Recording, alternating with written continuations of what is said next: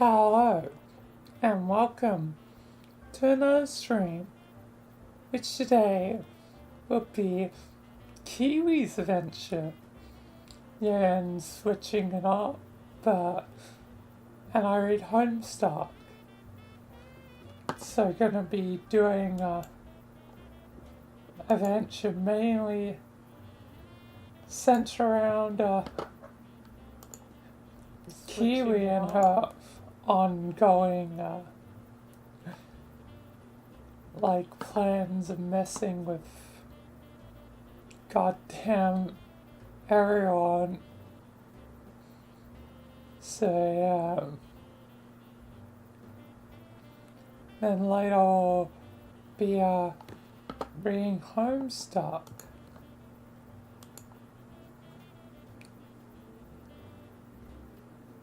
Either way, yeah, time to just get into it.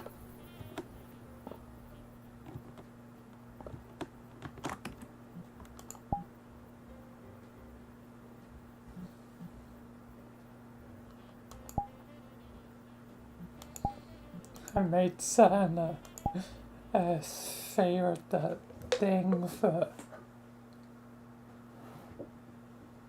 use, future use.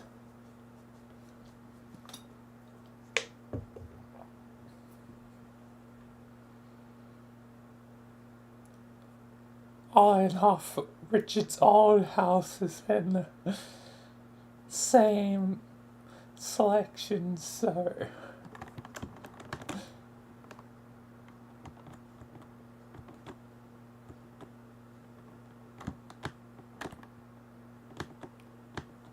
are there more floors?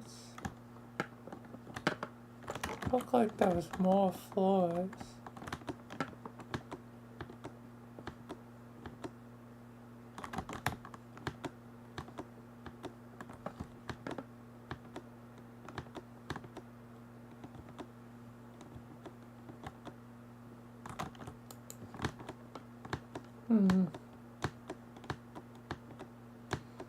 But maybe it's just the illusion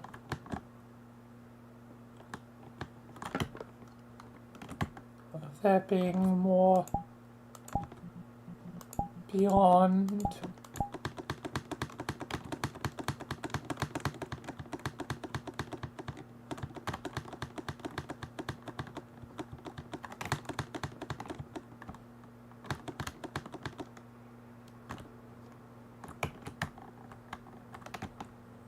Yeah, it has not really anything near floors.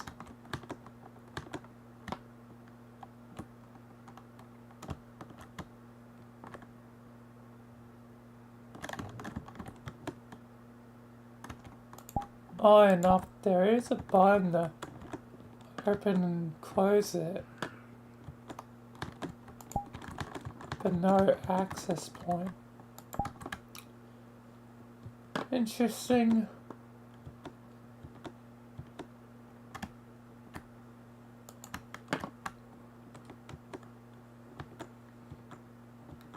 Anyway.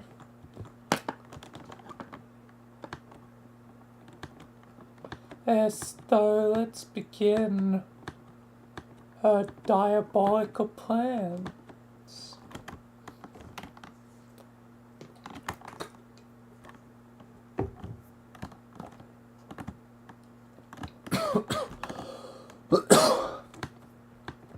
Goddamn, I'm dying a bit, excuse me.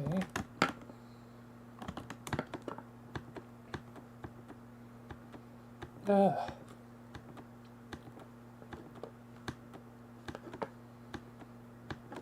Anyway, let's go.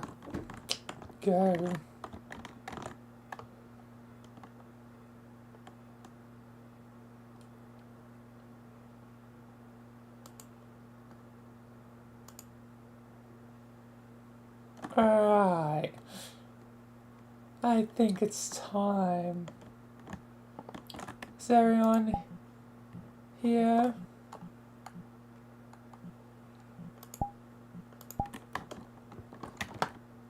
Ran accounted for. Good to see you gone. Marcy. Hi.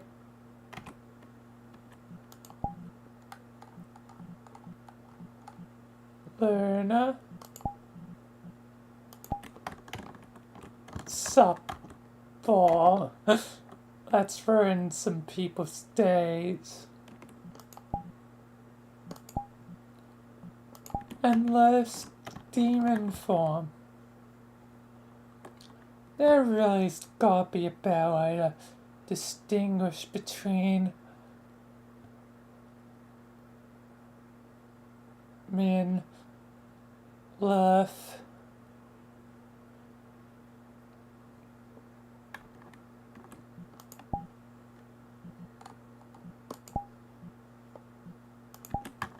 True. She's the nice one, the angel form. Maybe she should just fully embrace the nickname and become Lily while you stay as Lilith. I guess we'll worry about that later.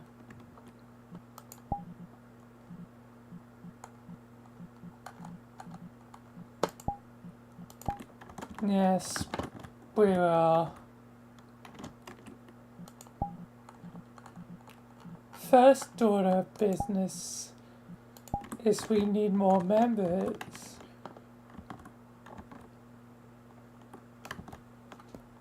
To really take a foothold.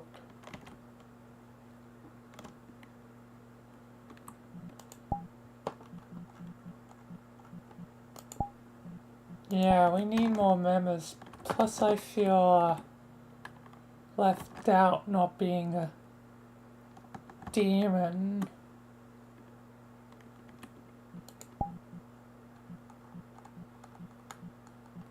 I guess a ritual is needed to make you demon as well as you know what you already are, chaos. So, anyone know anyone that's good at rituals?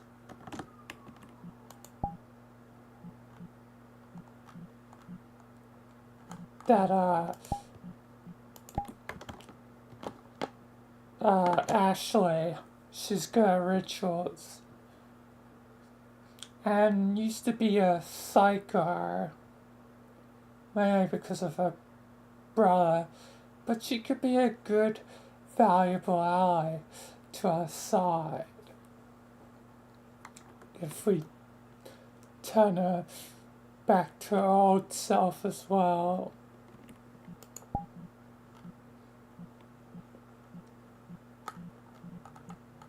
Brilliant thinking. And then we shall,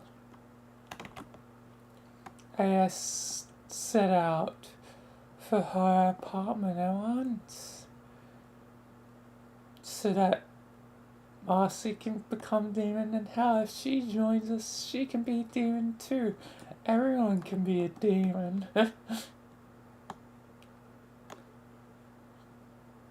And then we'll worry about seeing who else we can corrupt.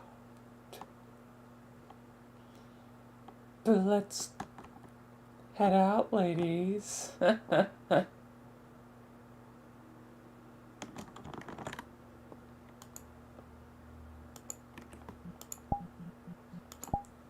Right.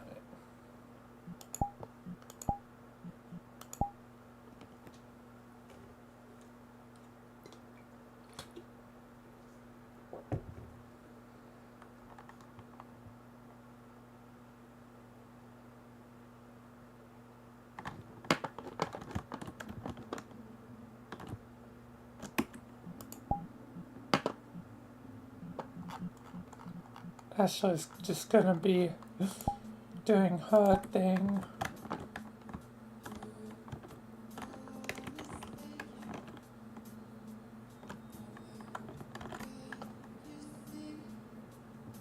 yeah, better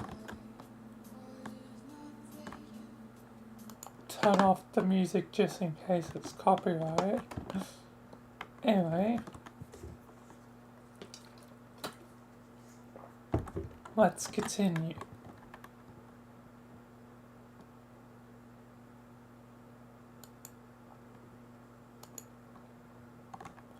Alright, another day.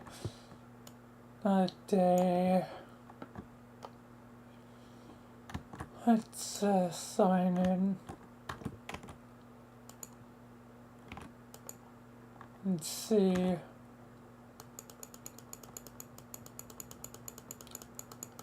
I just gotta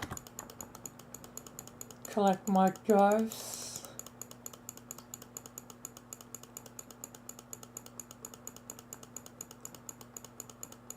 Is this really a thing for exchanging souls? Probably not.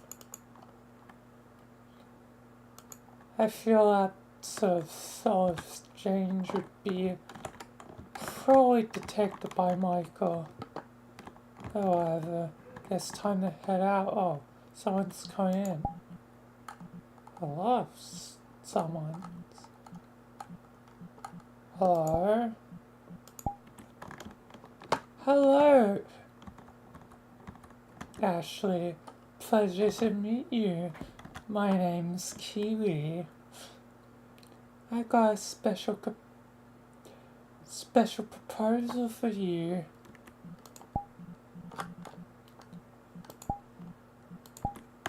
Sup, Ashley? Hi, Luna. Again. What the heck is going on? God? Marcy? And Love's demon form? I heard that. Oh God. You've come here for me, aren't you? I don't want to be my old self again. I was too obsessed with my brother and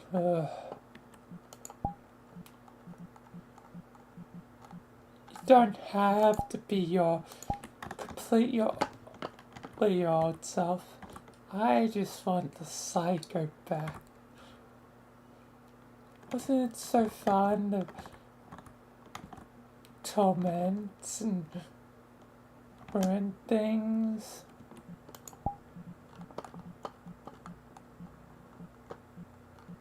I mean, yeah, but I don't wanna do that. You no longer be driven by one innate desire. You have more free will now to do whatever you want without the shadow of your brother. Come on, join us. Be a part of us. You know you want to.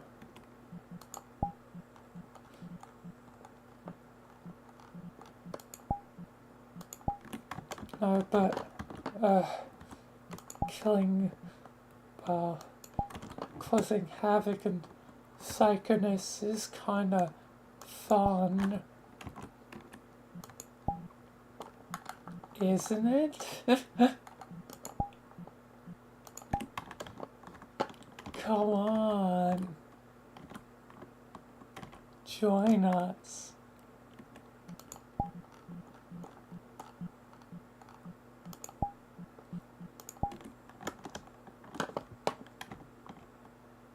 Damn it. Fine. I'll join you.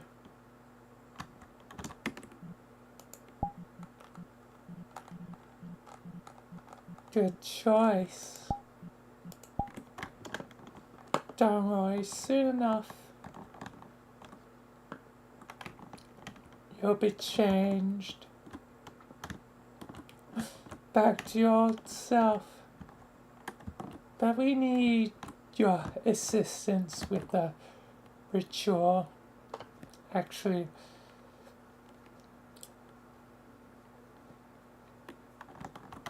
well, we need you to make her a demon.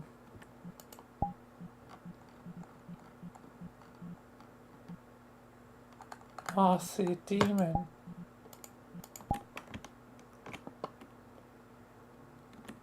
I'm only a chaos, so your help would be much appreciated, Ashley.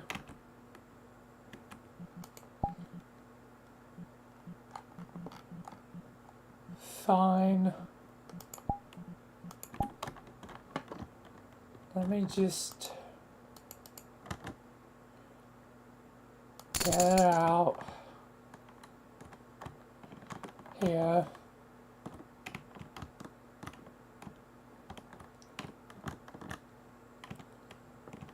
Bye.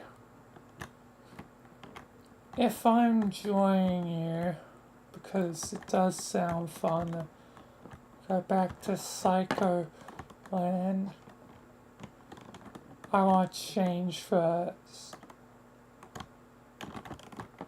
I don't know how I feel if it's still me doing the action.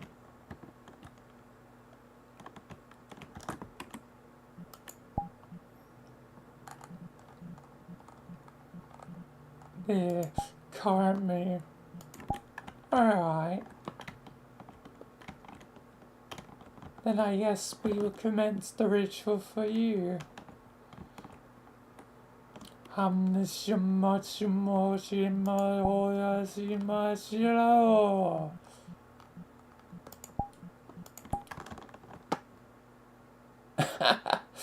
Oh, I'm my old self again.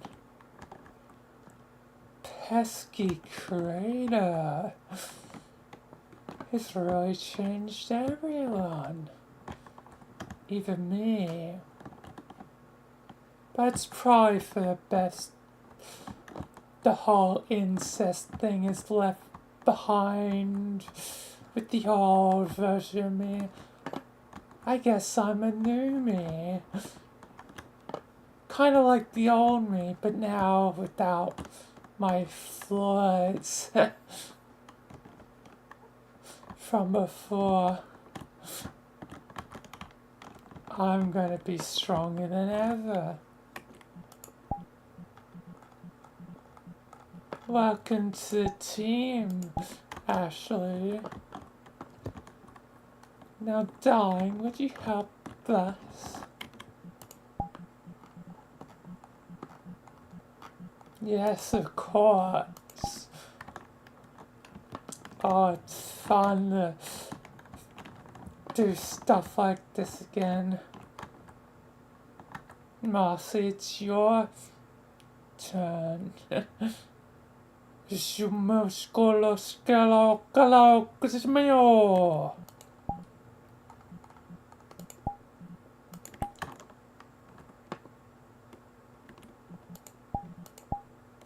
I feel the change. I'm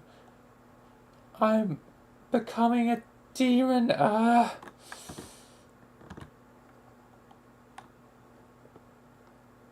a demon.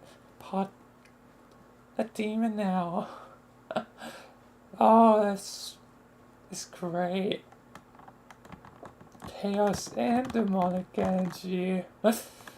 Oh, what a combo. It's kind of making me excited.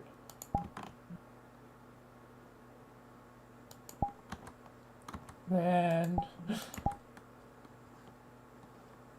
a little lustful.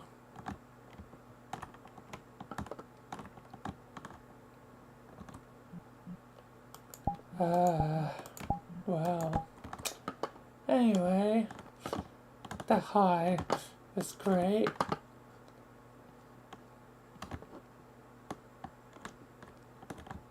And now, boss.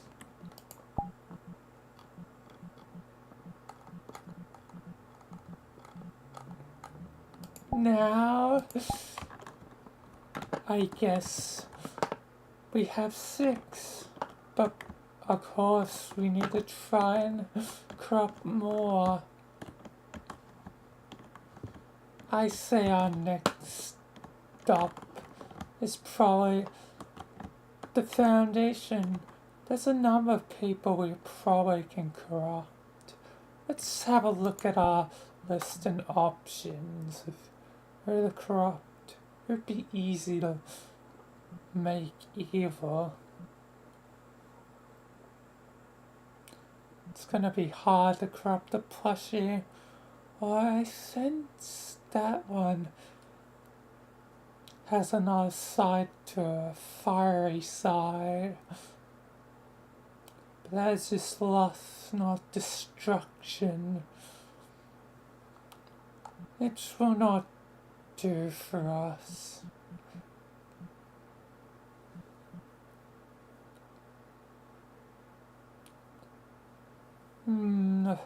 Fast group was filled with anger before.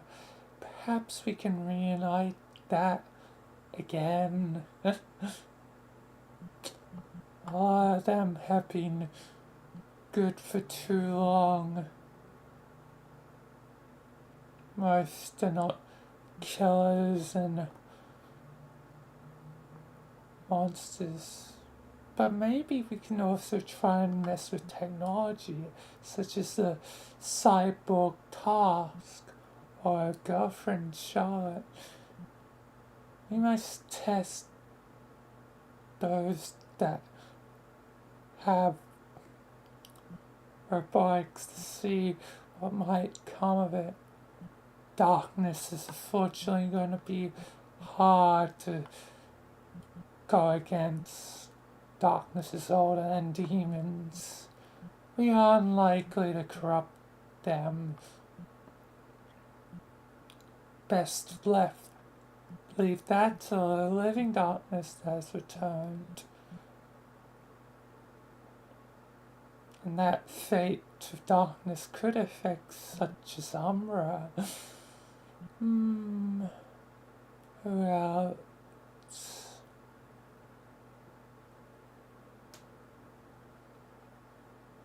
Another form of Foxy, her inside that Wendigo, something that hungers for flesh.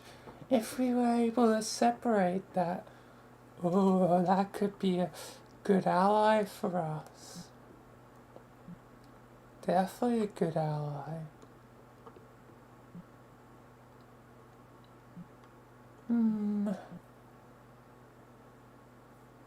Unfortunately, I do not think we will get the chaos kind of sister of Marcy.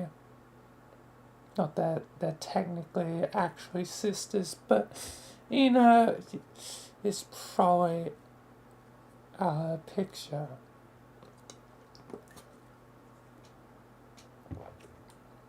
So I say we have 4 targets. 2 from the FNAF. 2 from, I guess, technically a foundation. Where should we have first? Foundation or FNAF?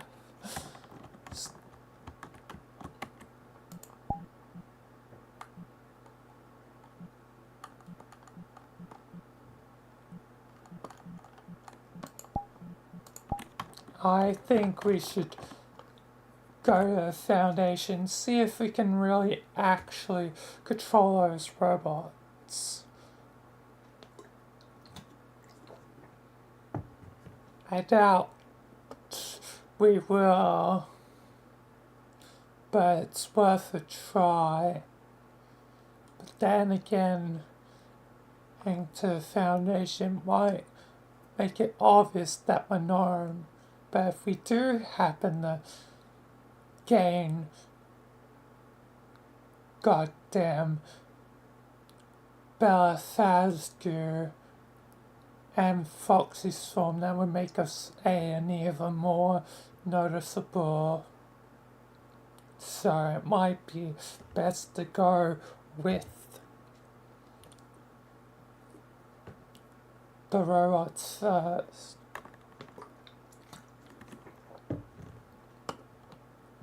Fair enough, Luna. You make an excellent point. So I guess then we shall head to the Foundation. But they'd be probably expecting me.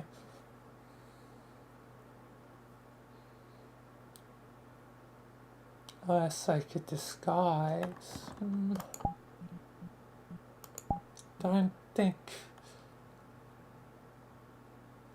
anything could really disguise me. Well, actually, let's see what I can do. Outfit change plus on glasses. Have glasses like a nerd. And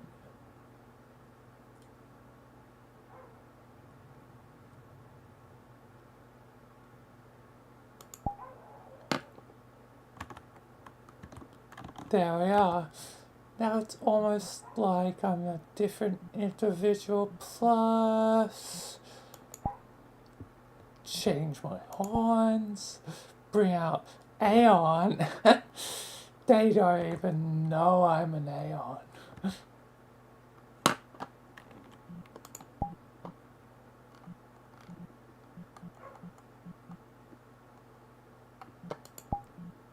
You're an Aeon?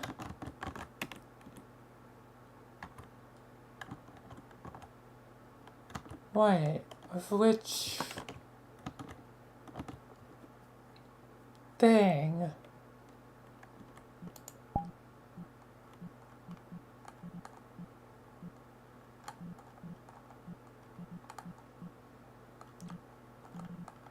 I think it should be obvious by now.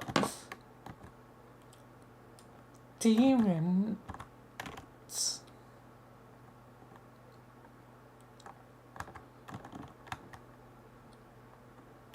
And well, let's just say lust, not sex. That's a different group has that one.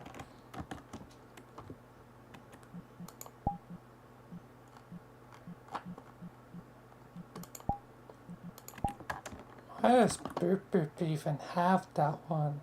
Bit strange. But at least you're disguised. But they already know some of us are under your influence. Except our newest member, Ashley.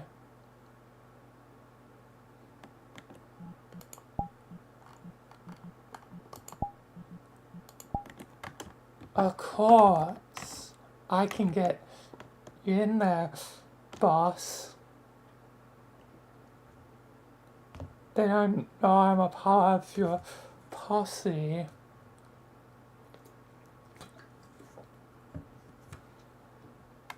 And plus you're unrecognizable.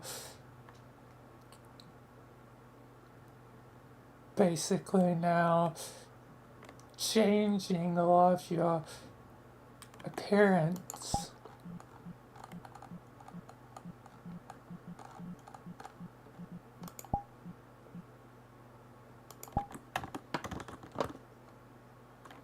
Yes.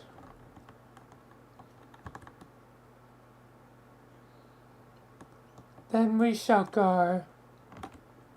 The rest of you four will meet up later at the FNAF Things place for me For a moment now, me and Ashley are going to the foundation. So see you days later.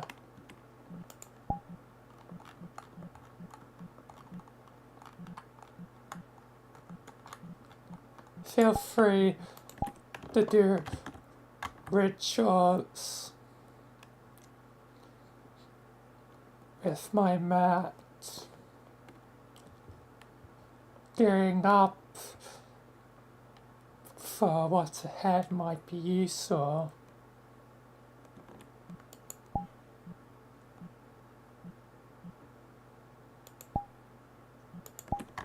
I'm sure we'll make good use of this ritual mat.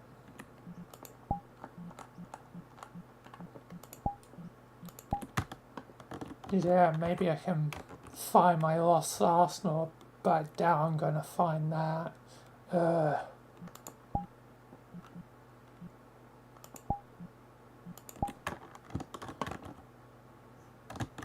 Guess we'll have fun seeing what this can do.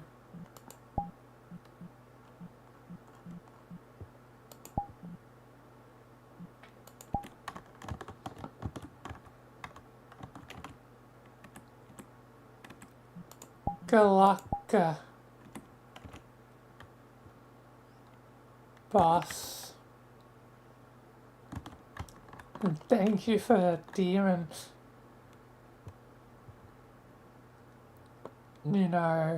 ness of me.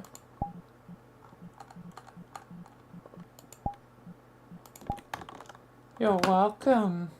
Now, let's head out, Ashley.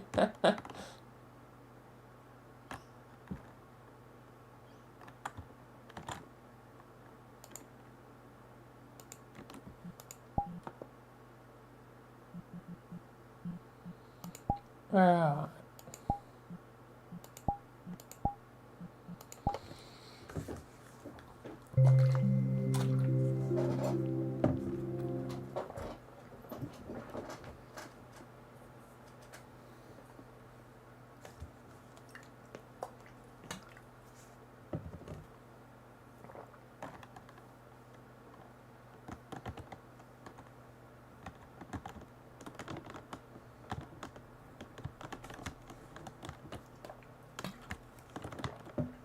anyway,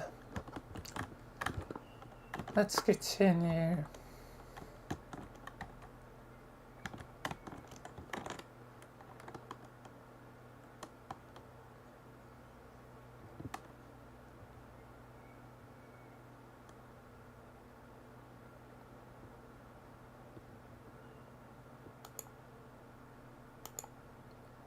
Alright, we're here.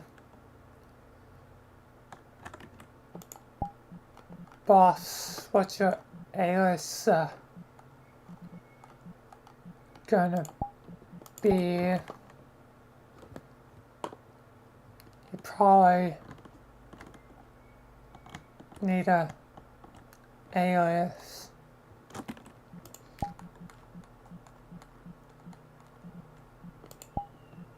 True. I'll just be Sarah.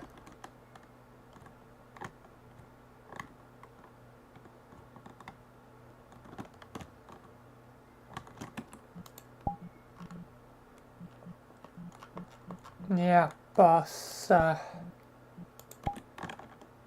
they'll be curious about you being an Aeon. There. What are you gonna say you are?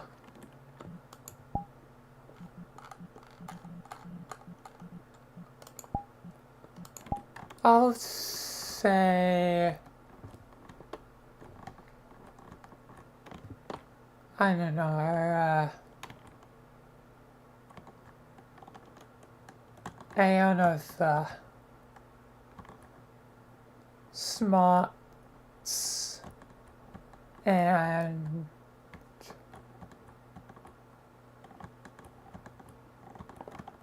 wisdom.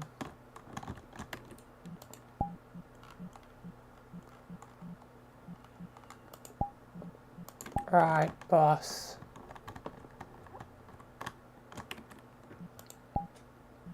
There's the first guard.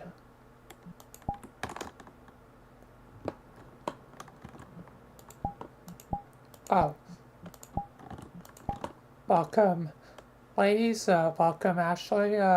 Who's your new Aeon friend? This is, Sarah, agent. I, found an Aeon, and, thought I should bring it to, the attention of, Flane and all that, Cassandra, how it goes. Yes, indeed, ma'am. Well, welcome to Foundation, sir. Yes, pleasure to be a part of something grand. See you later. See ya. Let's just get inside. Or one thing I should say is, if we see my sister, I should hide. She knows. My disguises. But nonetheless, you should get on to that thing of making herself Lily versus Lilith. I think that'd be hilarious.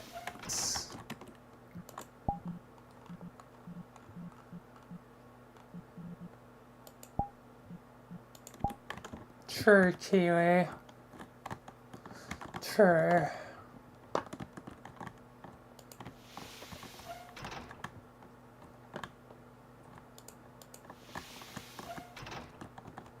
Oh, there's Cassandra.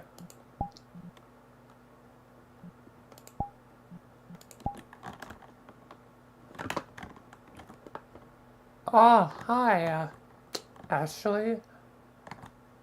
A new Aeon? You found an Aeon? Ashley?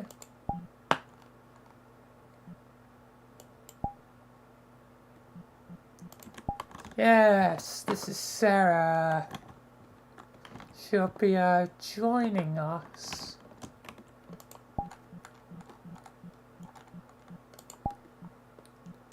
Yes, pleasure to meet you. Very much a pleasure.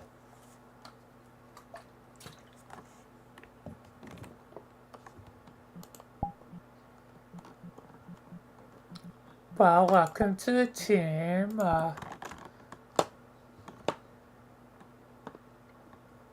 Welcome. I have business to attend to, but I believe Lena should be somewhere around. But yeah, good luck. Yep, good luck to you. Oh boy, I can't believe I was friends with all these people. So boring.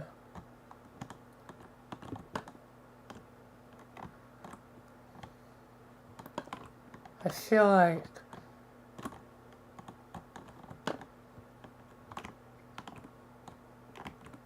the Toss and Charlotte probably be at the computer's room, but let's probably down here, stay up here and don't get noticed. Kiwi.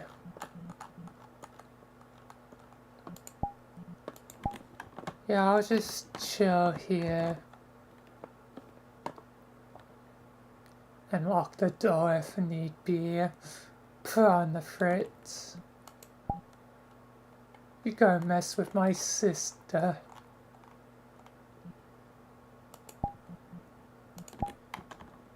Yeah. Ah, yeah, there she is. Hey, Earth, Angel Earth, Lily. You should stick with that name. Yeah, I guess it is a bit confusing, ain't it, actually?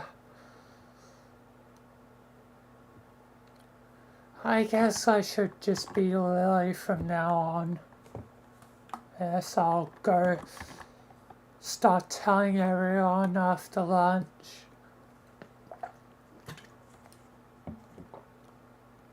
That way there's no confusion between me and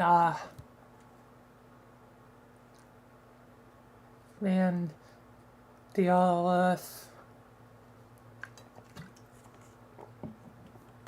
Yes, she's the real me, and I'm just a copycat.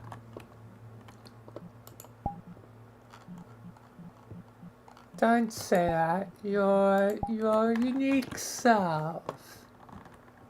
Anyway, I've got some business to attend to. I just want to check up on you with, you know, everything that's been going on. Yeah. Thanks, Ashley.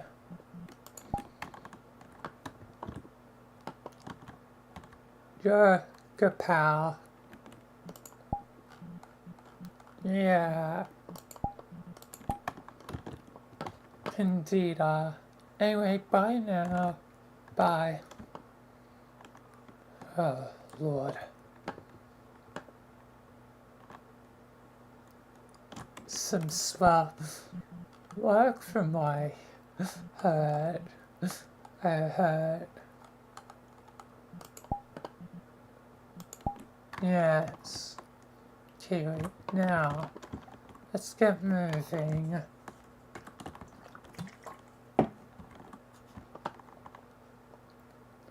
And see if we can mess with some robots.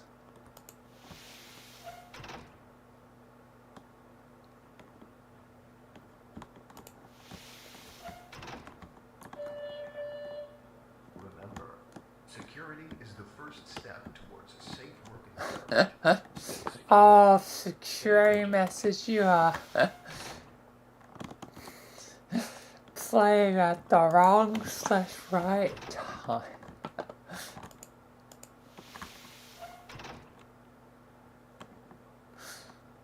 I really am just sneaking under the nose.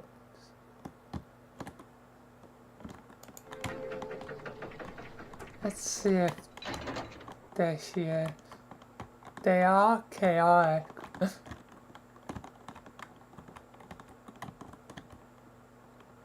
Yeah, the things in the damn amphibian, there they are.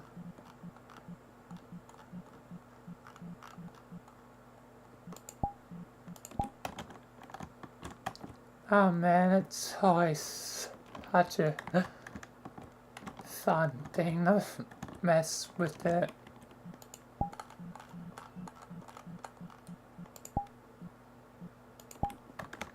Yeah, shame Ray's not here. I think they're helping set up technology elsewhere. I think they actually are at the FNAF games place.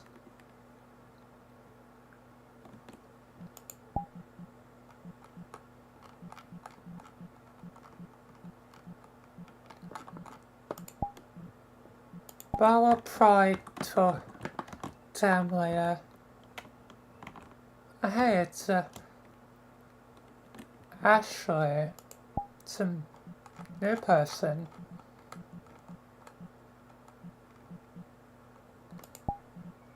Yes, I'm Sarah. I'm a aunt of smarts and wisdom.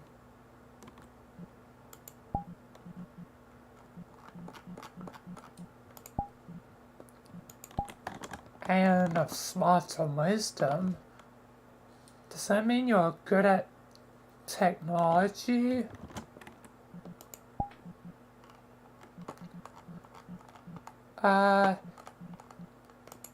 Yeah, you could say that. Do you want me to upgrade you guys?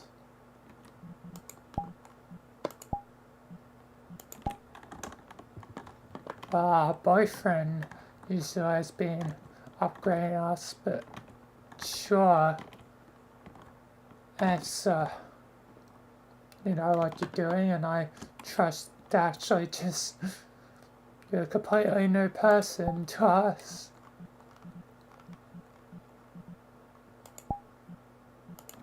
Don't worry, I think she's chill. She seems to be a real smart cookie.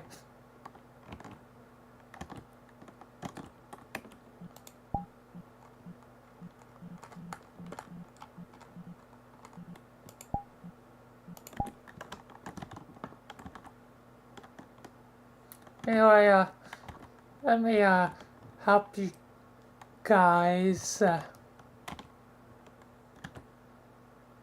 And there we are. Must obey the queen. Must obey Queen Kiwi. I bow to you.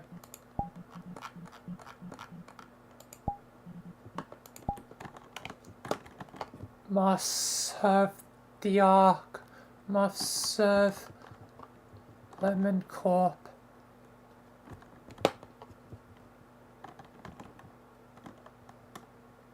Must serve Kiwi.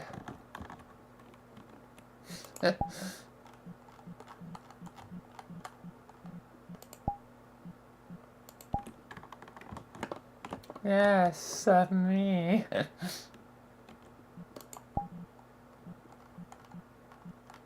Wait a second. Do you actually own Lemon Corp?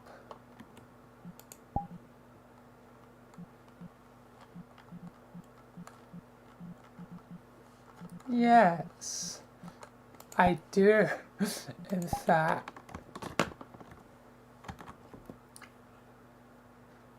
It's just another thing of mine, something I acquired with my influence.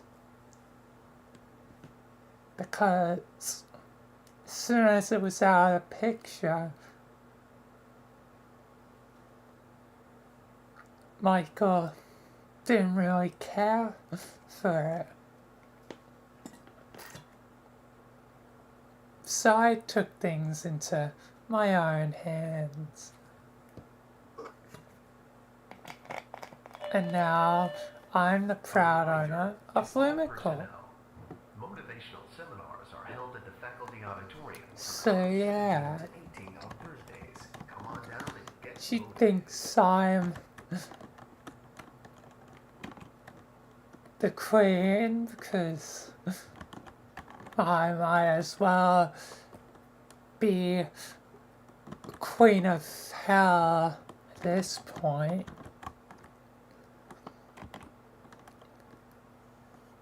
And she'll follow me.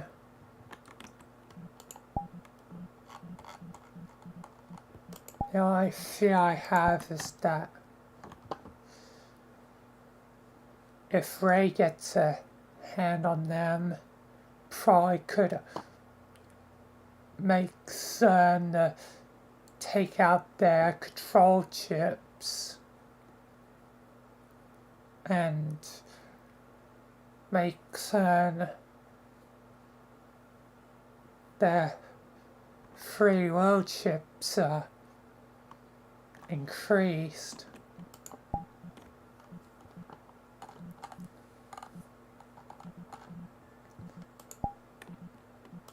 Yes, well, if we lose them, no problem. Our true goal will be to get the Wendigo Foxy and Bella on our side.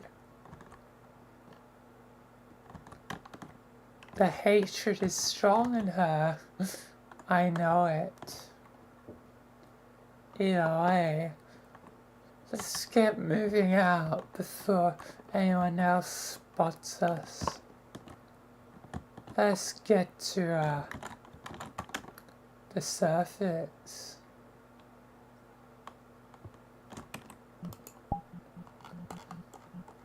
Yes, no, indeed. Let's get out of this place before anyone notices us. And yeah.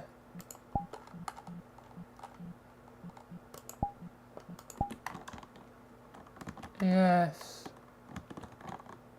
Oh.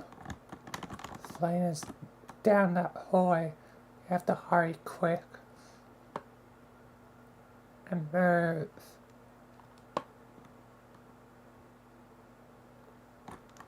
It's not like a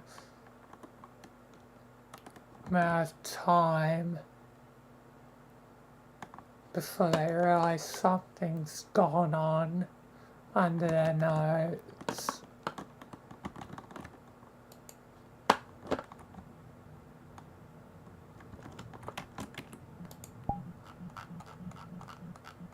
Hey, please, hang out. Yes, Agent will hang out, see you, later. Yep. Let's go, Kiwi. Yes. These two work invaluably.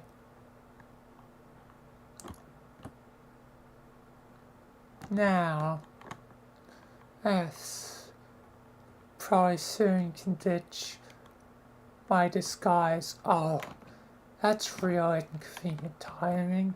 MTF adding town. And I can't exactly ditch my disguise if there's cameras there. Whatever.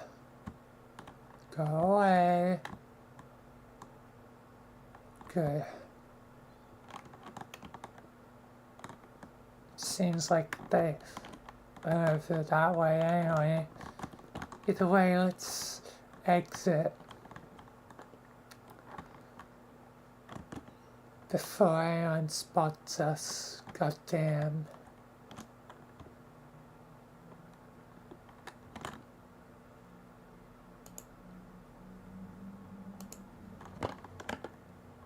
Alright.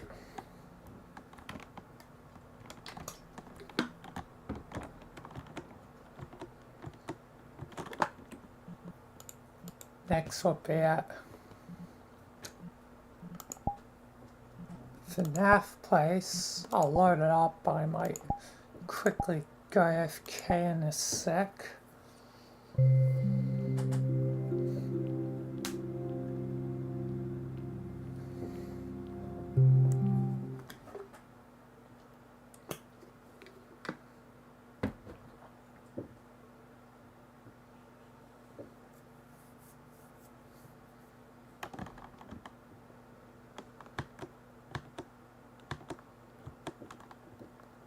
better go do the music thing. Oh, there's no art on the walls and stuff.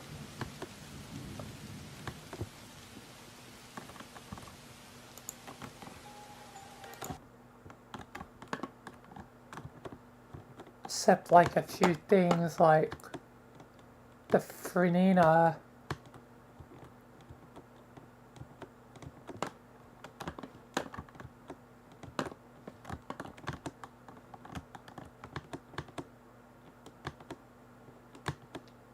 Damn.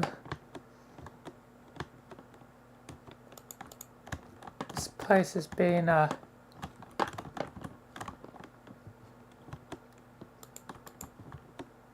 stripped clean of the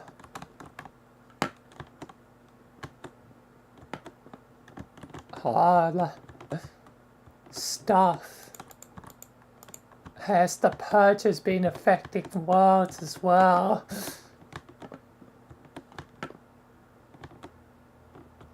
There has to be, even the worlds have to be more safe for work.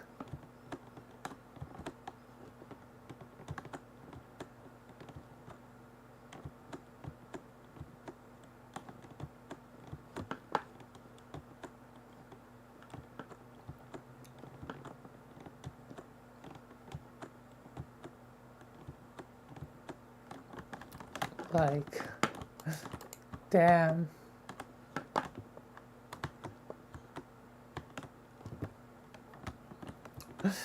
Anyway, I'm gonna quickly go AFK,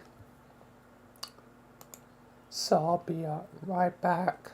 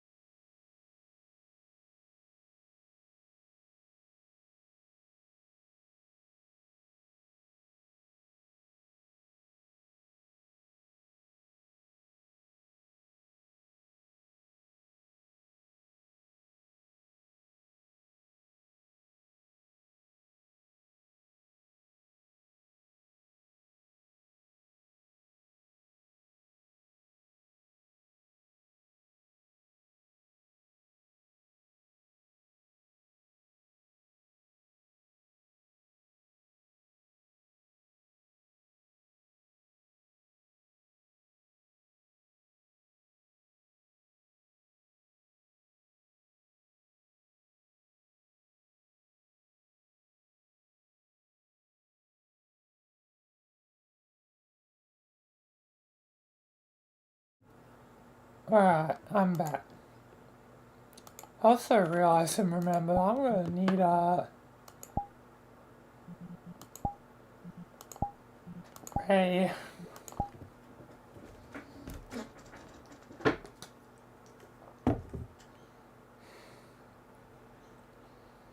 so actually I'll have to reload the FNAF word in a sec.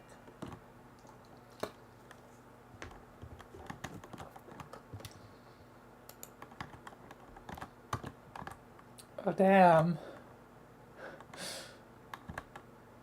I've visited this world 365 times. Essentially I've spent a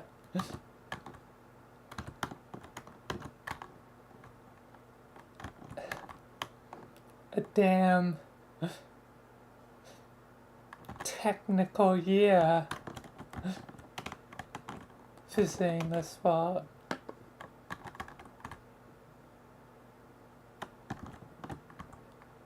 Damn, Kiwi's actually kinda pretty like this. But I also have an idea with the actually the Sarah thing.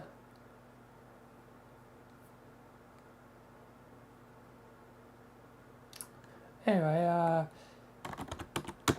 emo damn hang. I think that's correct. Yeah.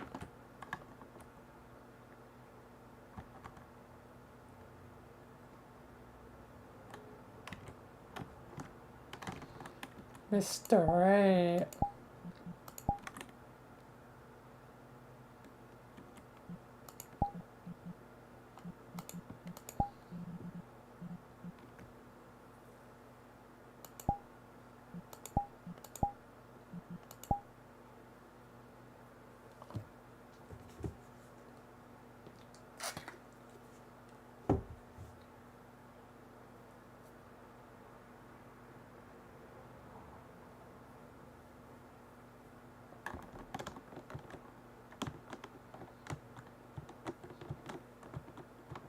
I think I also have a good reason now for why all the posters and all are basically down.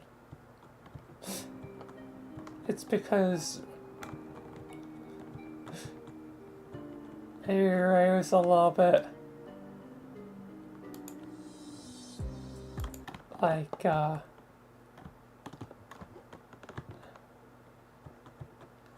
uncomfortable and requested that they were taken down, so the gang, you know, did so for the most part. One or two still around, but yeah. Anyway, let's continue.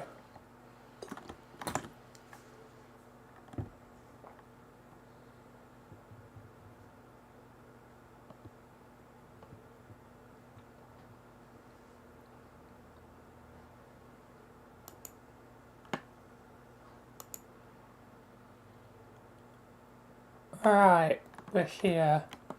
I can finally ditch my disguise.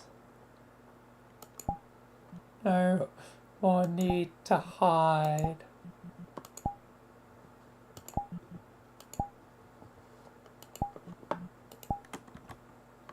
There we are.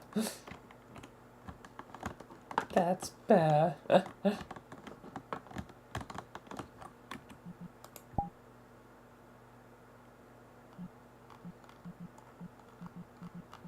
Yes, the others should be arriving shortly. There they are.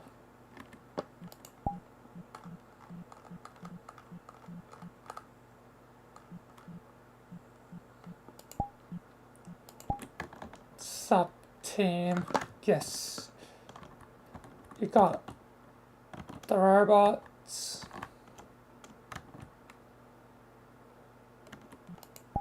Yes, we did. Did you ladies get with rituals?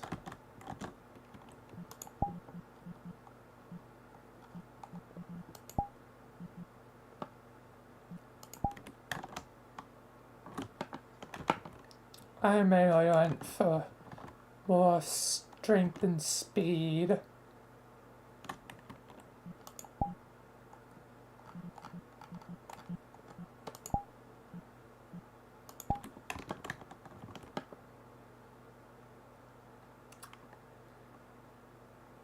I went for something like, like, where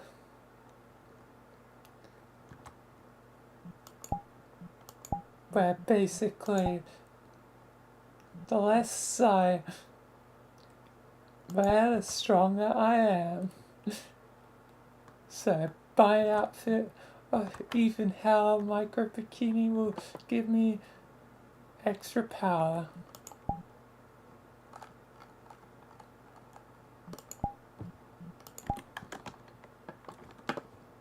Alright, just one problem.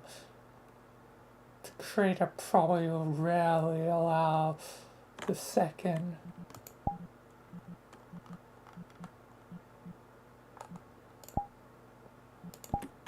One problem at a time, we'll deal with them.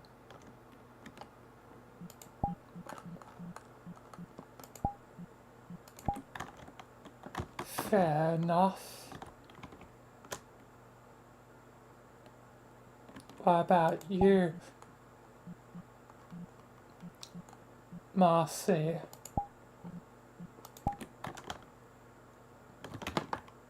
Mainly did a ritual so the demon energies and the chaos energies would be fully compatible, so there isn't any conflict between my two sides. I'll worry about more in time. Yep.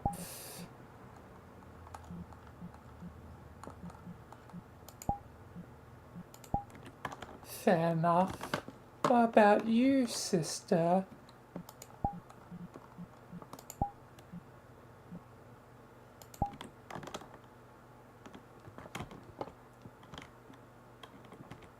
Nothing much. I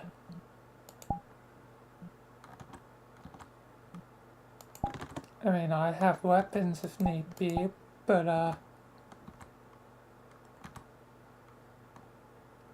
nothing much other than ability to slightly change myself to embody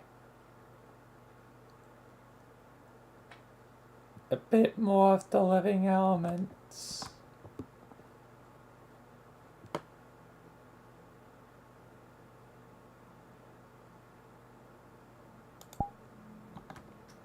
So yeah.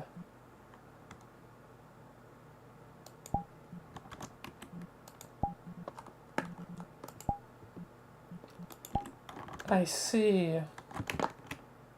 Let's get in there. Two robot minions could definitely be distraction. But let's get in there and get some more on our side. Isn't this place supposed to have cool sexy paintings or whatever?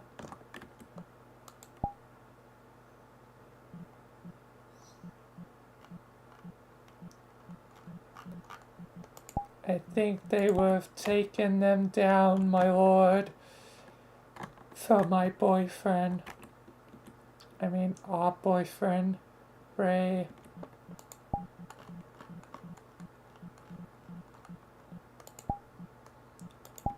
Close. Well, at least one's still up. Classy. Anyway.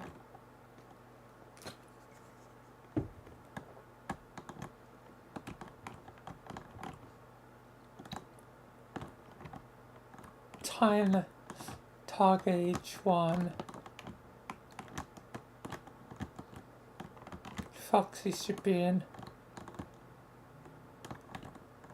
this way.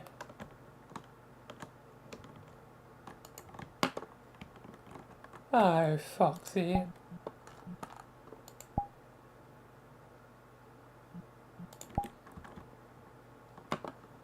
What the? Oh, you're Kiwi, aren't you? Little sister, not to mention the others here. What do you want?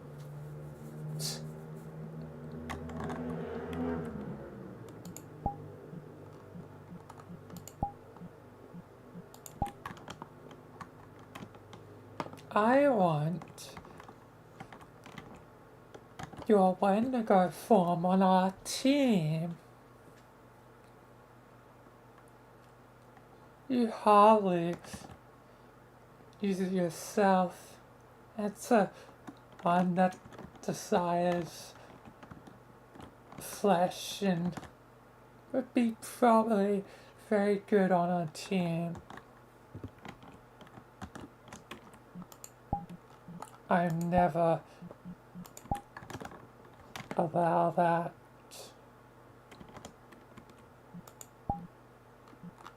Well, I kinda hold the chips here, and I have 2 bargaining chips. Shot toss.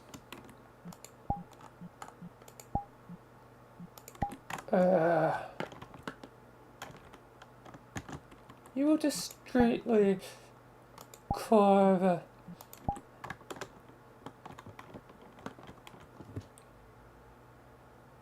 Bella and no one else. Am I understood?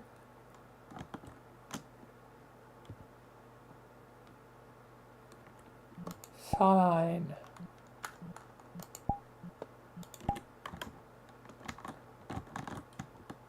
Bella,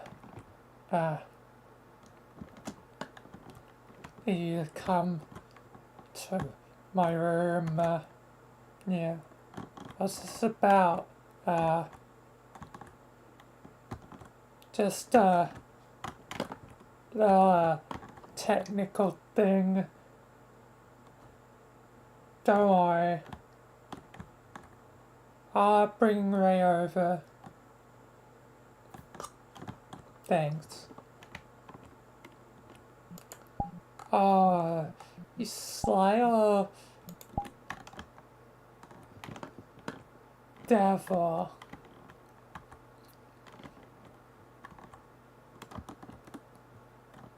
But before she reaches here, I'm gonna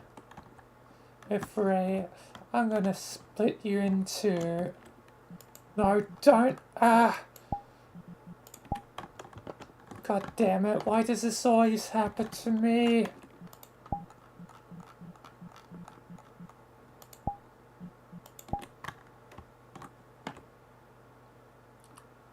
Bendigo form, you're separate now. Would you like to join us?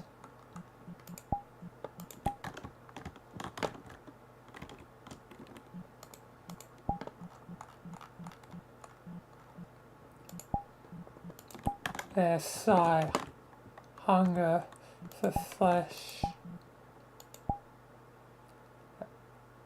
Guess I should shrink a bit.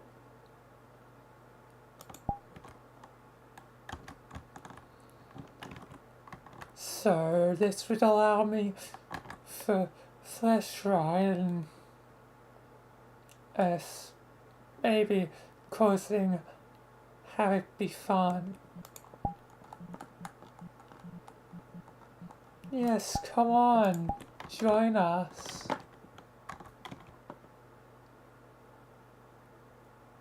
Alright, I'll join.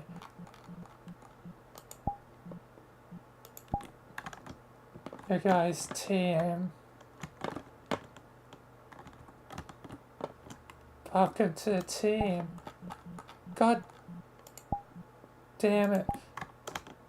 I mean, Wendigo one.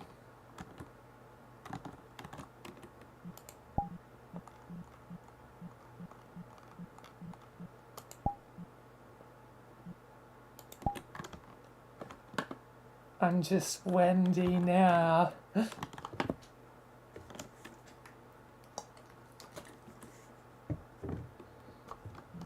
Oh, haha, you're gonna mock me. Oh, thank God. Bella, you're here. What the heck? There seems to be an army of 9 different people. We're outnumbered here. Yeah. I'm gonna try and call the odds. No, damn it. Why did you have to throw that, Ashley? Sorry, that thing's broken now. I know how to hit my target. At least Ray's here. What is going on? Toss? Charlotte? They're not free. I need to free them. Now. Someone stop him. Stop right there, Buster. No, they're fixed. Damn, you are quick. What happened? Get out of here, you too quick. Well, we're under the control of her. Yes. God damn it. I'll take her down.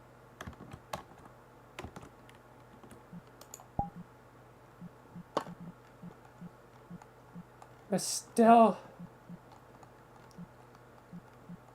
kinda slightly outnumbered here, guys.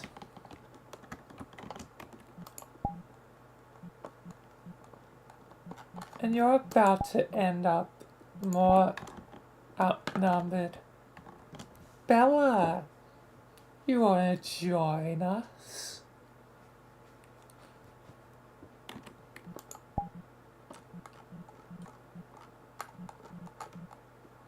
What do you mean? Join you? You have hatred in your veins. It's a knack for revenge. I know you wanna show you're more than just another technical foxy.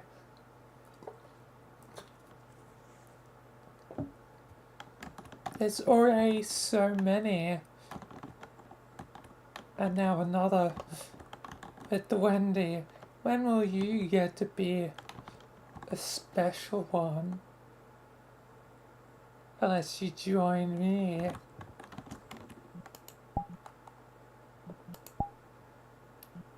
I'm done with being a horrifying amalgamation.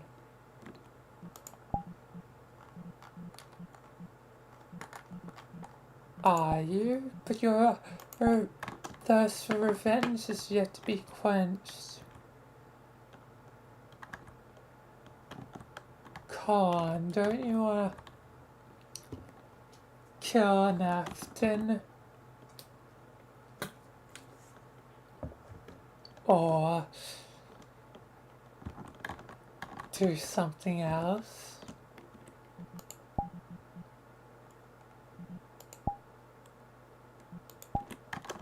I guess, but I'm happy here. You know, I have goddamn Bonnie.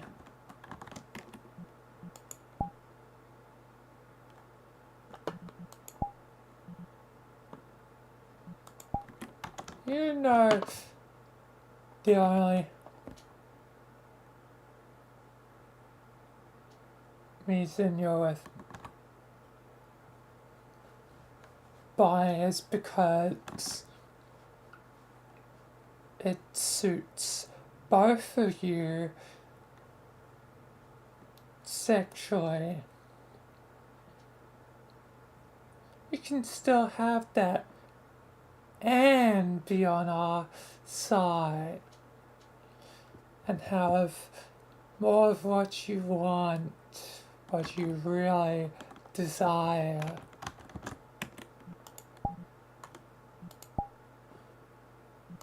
I don't know.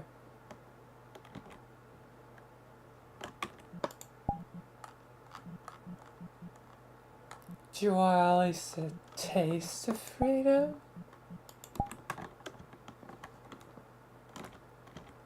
Yeah, please have this. I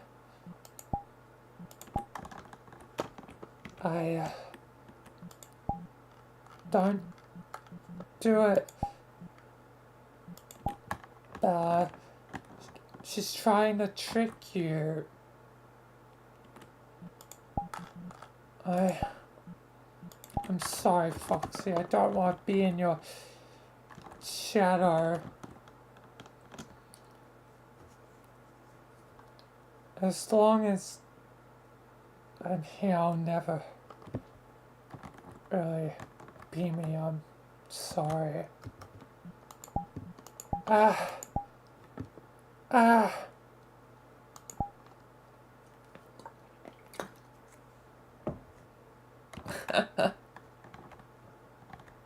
Oh, yes. Oh, it's good to be free again. How did I ever think that being nice was gonna serve me? It means nothing. It means nothing to me anymore. Damn it. Bella, we're outnumbered here. The others are probably doing their own thing.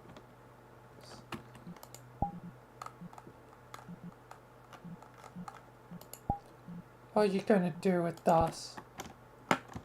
Don't worry, I'm not gonna kill you or anything. Besides, remember whose elements you hold. I can, yeah, again, mess with you ladies easily. Now, but besides, again, I don't need a kill. I have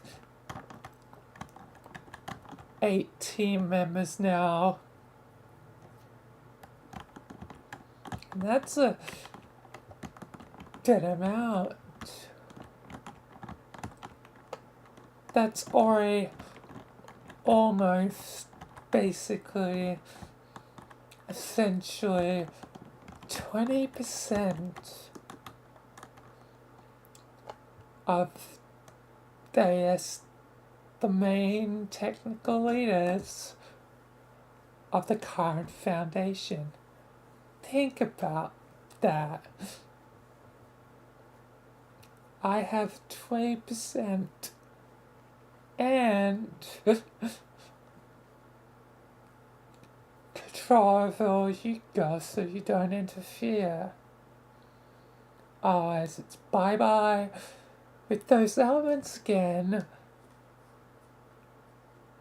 You're lucky to have them. So, don't mess with me, and I won't mess with you. Yeah, again, I've gotta follow the rules. But doesn't mean I ain't gonna fudge a little. Fudge around the rules.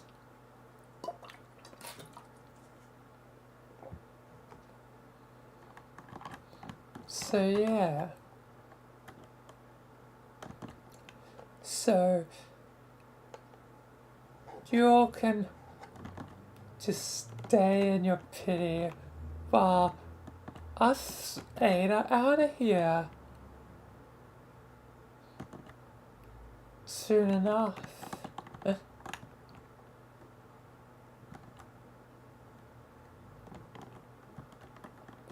Bye bye, I guess.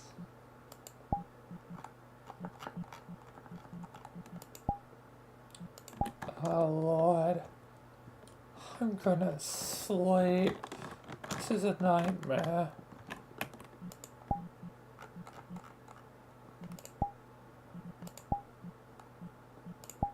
We need to stop them somehow.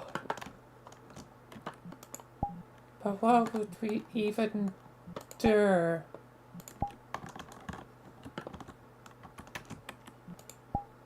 Let's just regroup and tell Felina. I'm gonna spend time with you two now. I don't want to see you gone.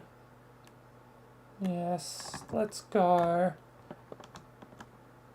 Still outside. What are you doing? Just having a pizza. Let's just go.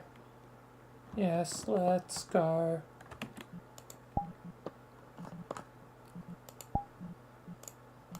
Look at them all while I wait.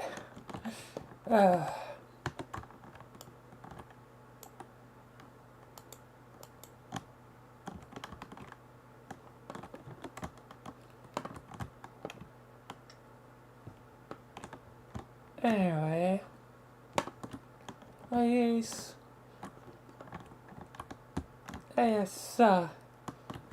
let's head out.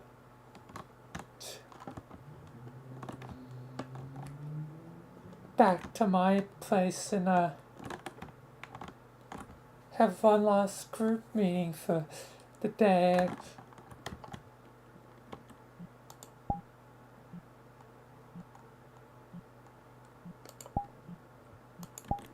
Yes, sis, let's head out. Hopefully there's other three, my boss.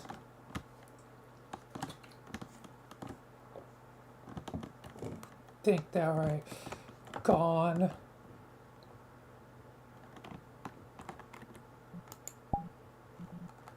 Yes, indeed. Let's return home and have one last group meeting. God damn.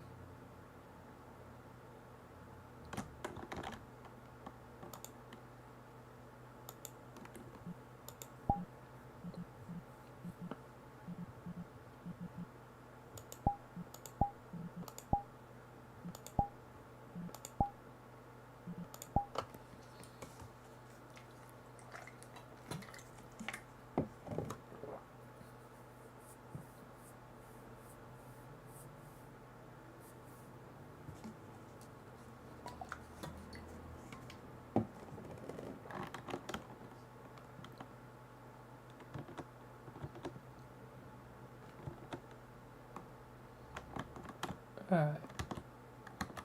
Yeah, let's continue.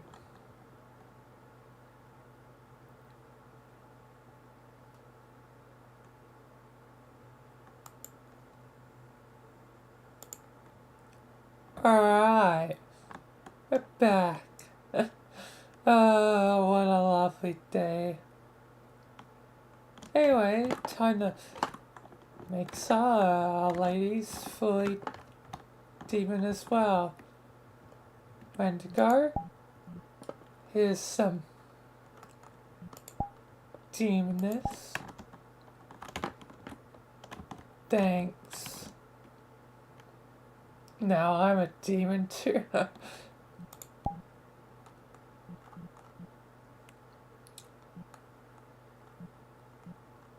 Same with our dear Miss Bella Fasker. Thank you.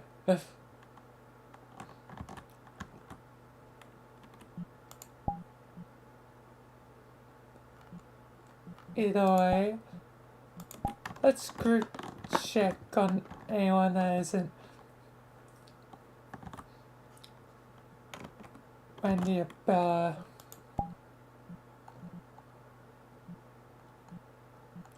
So, Luna, you good? Yes, indeedy. Sis? Oh, good to go.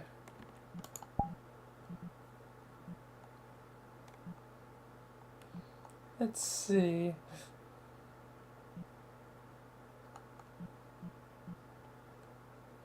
Marcy?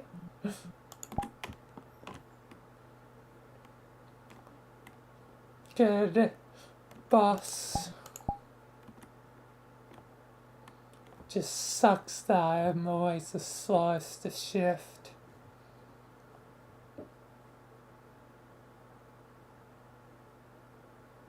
Yes, indeed. Anyway, God. I'm good.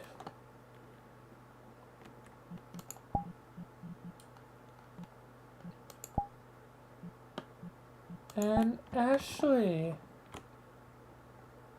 I'm also good.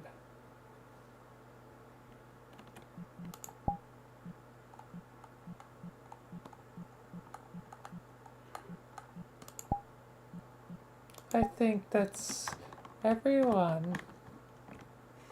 We have 8 now.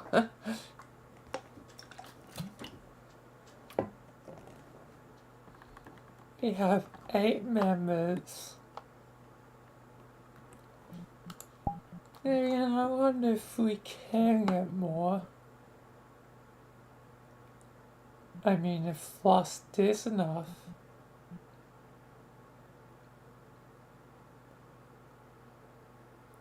Casey would be on our side. But it's hard to make someone pure evil or chaotic or demonic.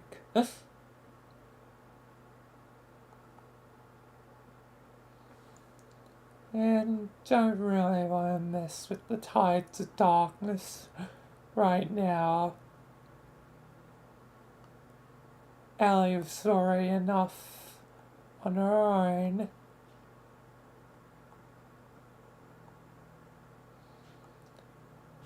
So we really don't have anyone else. Well, our roomie is part demon.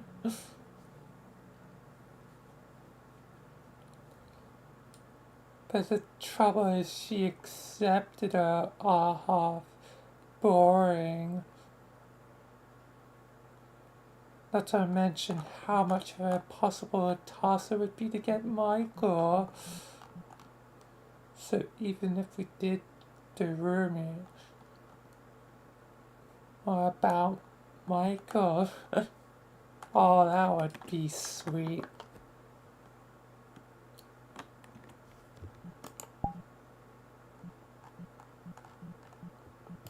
No way in hell getting Michael. But we shouldn't close off the option of ruining Casey in time. But the 2 of them would be up to 10, and that's definitely 20%.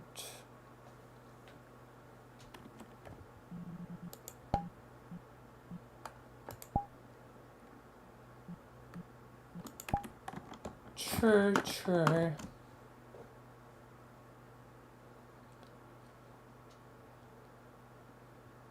I just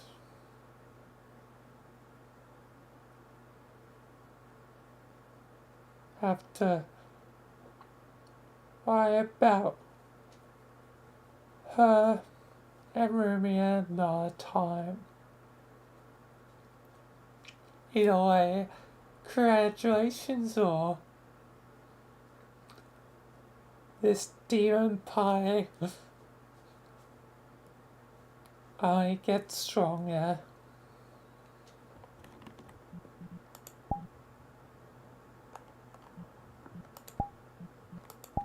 If only we could have help from someone like the Scar Queen herself. Oh, that would be great.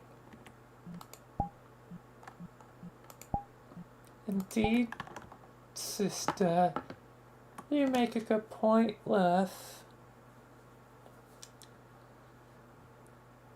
If we could find her, who knows what we'd be able to do. But alas, we do not know.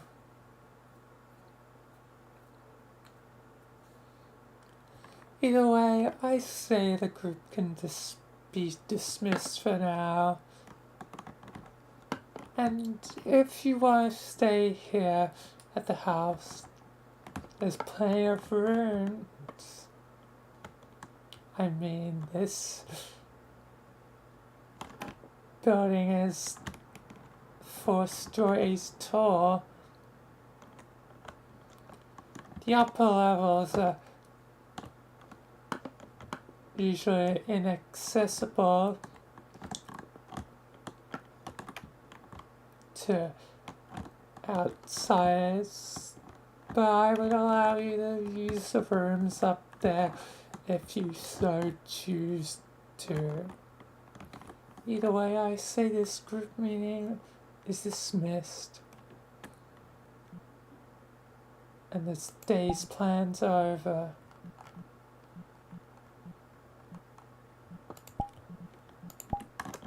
Alright. Kiwi boss.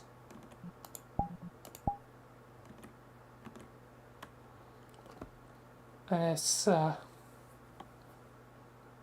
thanks though for everything.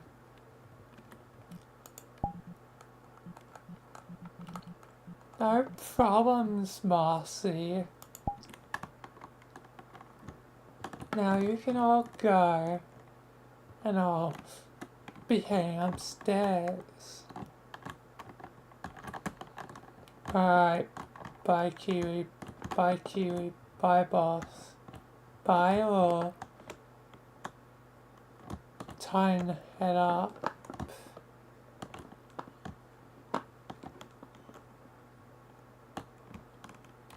You know, they'll realize eventually. Shush you.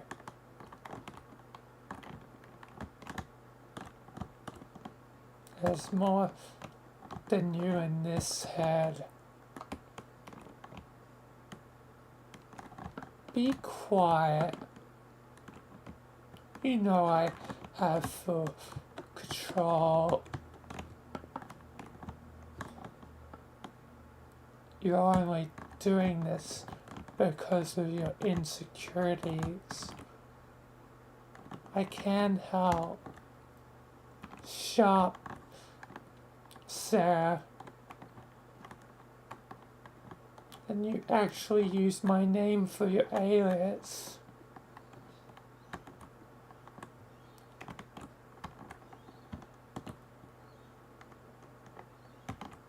You're not me. I am you. You just don't want me to be quiet. I'm going to sleep. Whatever you do, you. I'll be here. Waiting for my turn. You are so annoying. Anyway, time to sleep. God damn.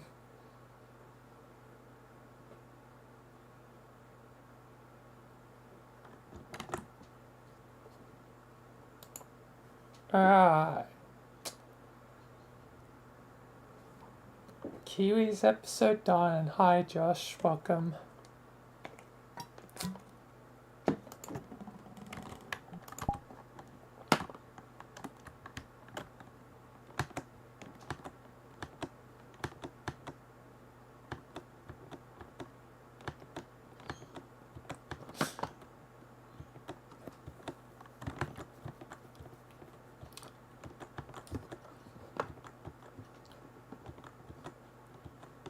So yeah, I guess now it's obvious that Kiwi has two sides.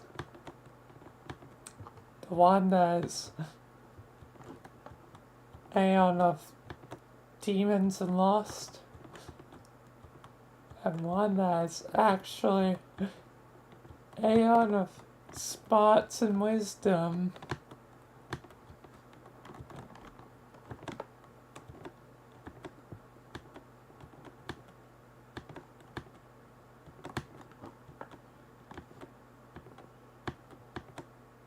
And despite it's technically the other side, there's the smarts and wisdom.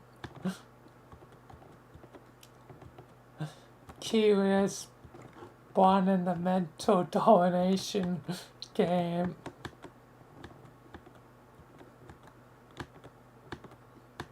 Sharon just shows how damn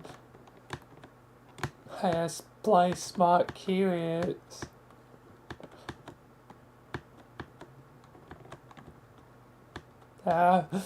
Mind games are strong enough to influence many people around her.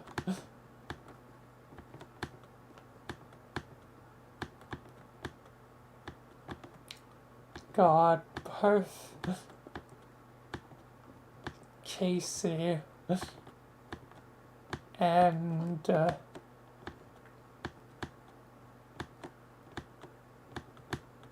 goddamn Rory are probably gonna fall at this rate to her side as well.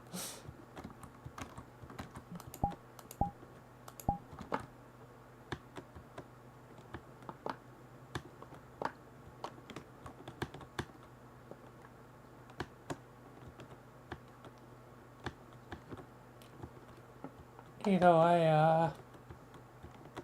yeah, that's the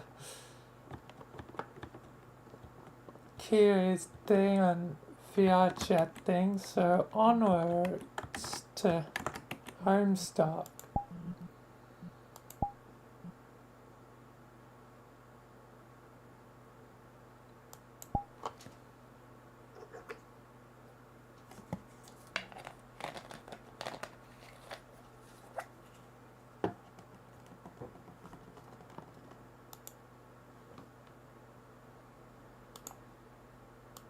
And best set the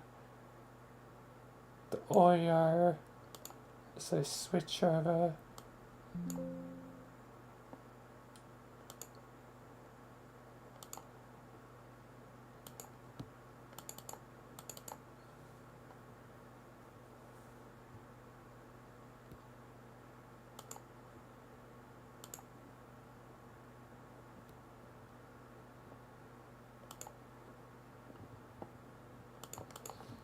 Alright.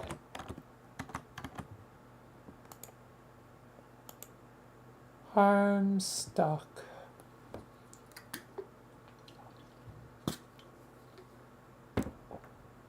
So, mature themes ahead, epilepsy warning, and yeah, I'm gonna go for 150 pages.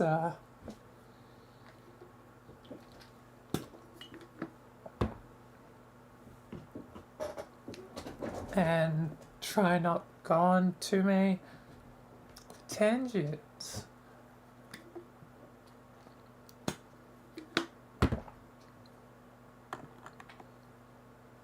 Anyway, let's continue.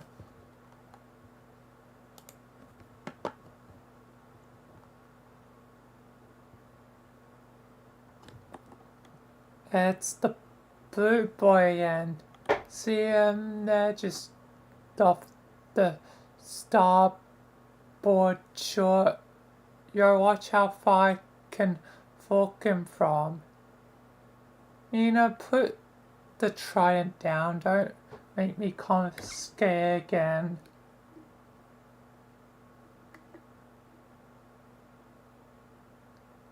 Confiscate.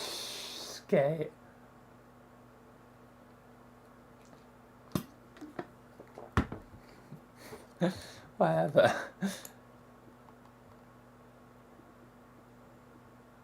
Hey, it's John. Frisco, is that you? Yeah, get over here. Alright. Oh, great.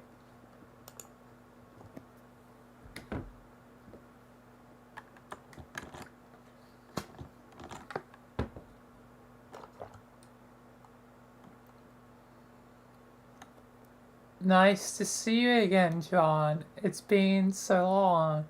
It's been so long since last I seen John from Homestuck.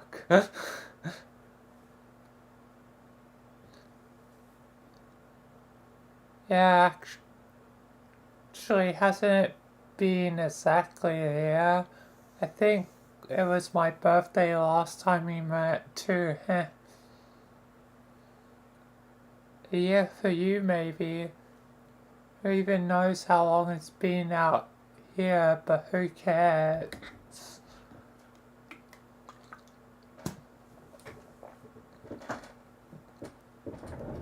The point is, as you can see, the plan I described to you before is in full swing.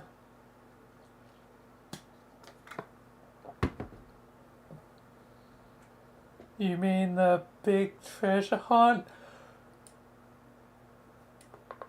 With all those black maps? Yes, but they aren't black anymore, not totally. Everything's gone exactly as I intended. English taken the bait. Hook, line and sinker. He's been chasing a extended pie along the ring, blowing shore up with his monster breath, thus revealing the path to the treasure in the process. I gotta say, for an evil mastermind, the guy's kind of a dope.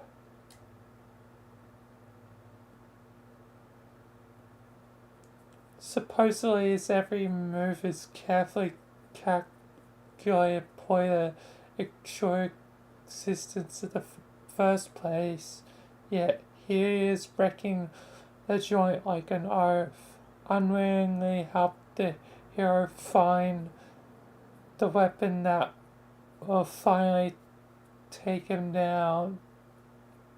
And we're almost there too.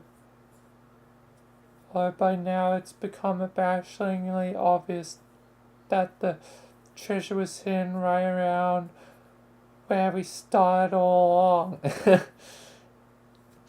Damn, that sucks. Like, the treasure was where you started the journey all along. It's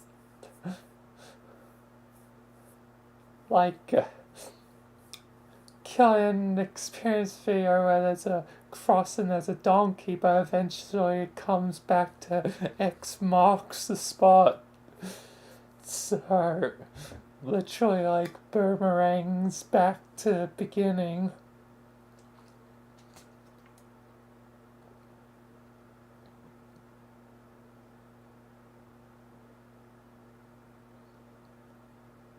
These maps have just been let us all in a big stupid circle.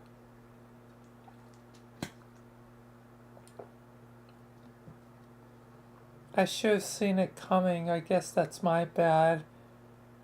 In terms of bonehead moves.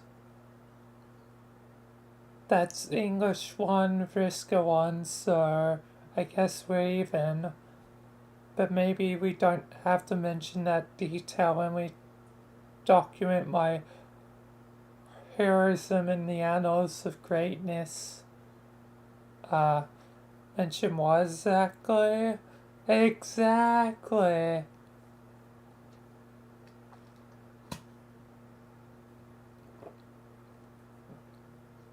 I almost forgot how deceptively quick you are on the uptake, John.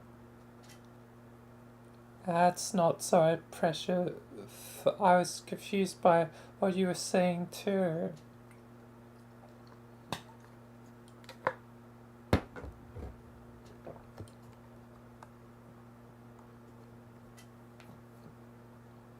Tavros, if you're going to interrupt, don't mumble. Even then, don't. Hey, I really don't mind the fact these cryptic treasure maps have led us on a wild honk bird chase. Honk. Honk honk. That's the goose. I never once complained about a good long treasure hunt, and I'm not about to start now. Besides, with the way space-time works out here, who can say for sure we would be able to find the treasure at all unless we trace this exact part?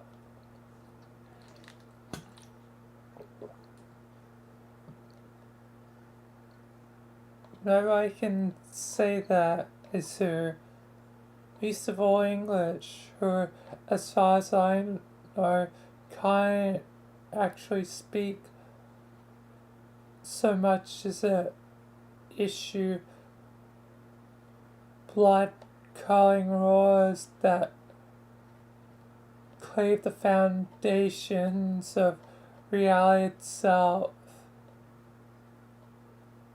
You're of course welcome to join us on our adventure for as long as you're asleep.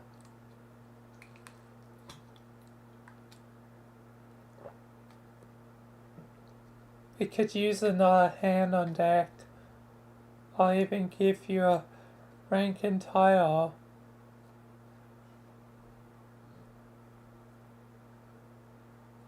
You get to be lower than me, that's the fairest rule. Wrong, Taros. Who's the captain here? Last time I checked, it wasn't Swabby Nitram Poop Master Extraordinaire.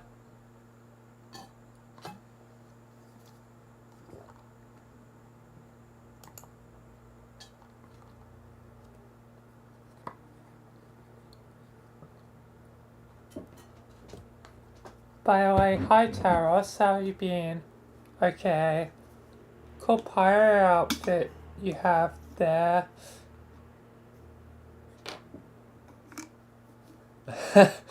Socks just has goddamn 2 eye patches. I mean, he's technically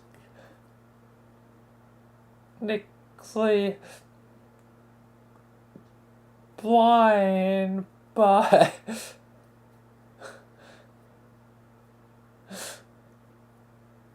that's a bit ridiculous.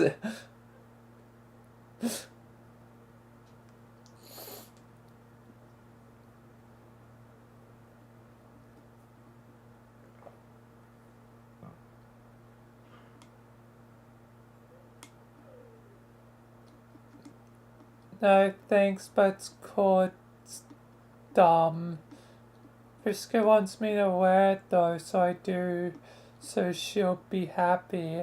Don't ask me where my pants are.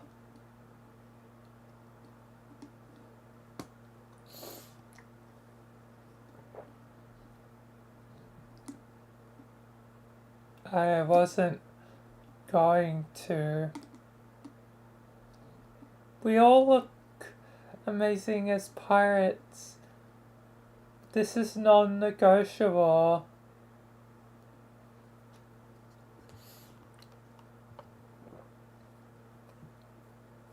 No argument here. What about the rest of your crew? I remember her, the plunky one who always likes to stab me with a spear. But I really hope she doesn't want to do that this time.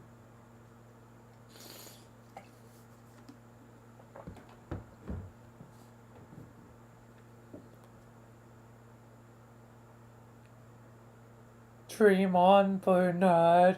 You're in my crosshairs, sucker. Got you right where I want. Just biding my time, biting and biting. Gonna hunt you till we both die dead. You're my obsession, little bluefish. My shrimpiest of whales. My Mobius of dicks. Call me Fishmail. Stop it. But I don't know the one who looks kinda like your sister. What's your name? Anna. Hi. What about those two over there?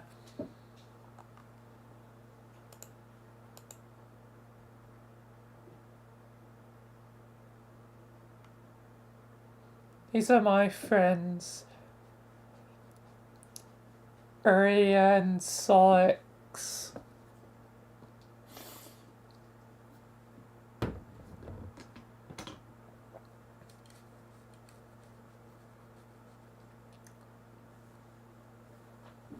I have recruited them for this expedition as specialists.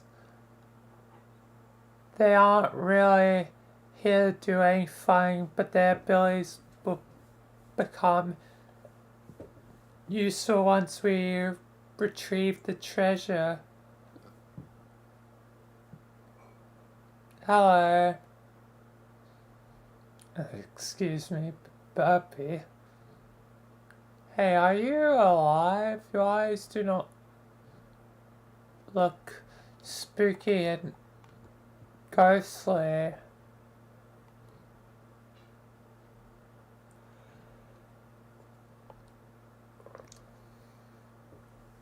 Thanks, yes, I'm alive. Yeah, apparently she intends to stay that way, hence her principled, if somewhat lame, commitment to pacifism. But considering our heroes together, I'm willing to let bygones be bygones. I'm happy to have her on my crew, whatever capability she likes.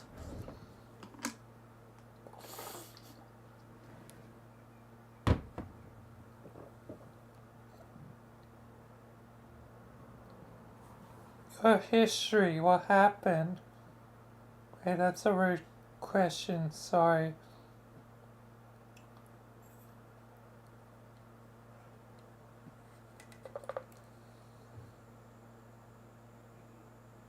Frisker killed her too. She used the guy there tragically as the death weapon.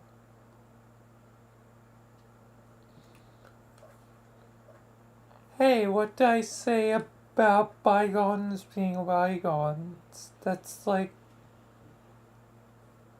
rule fucking one of this ship.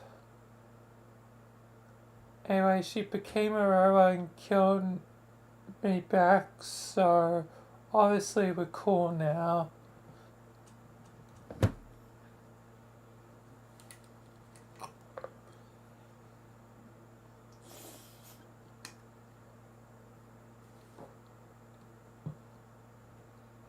Jeez, why does everyone always die so much?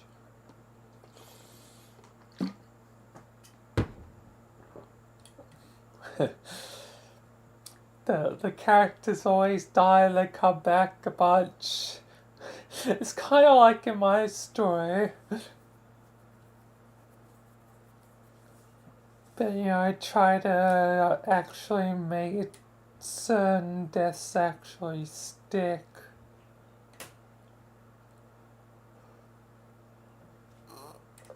But still, even the really important ones tend to reappear sooner or later, even if it's just for a scene and a cameo basically to move the story along.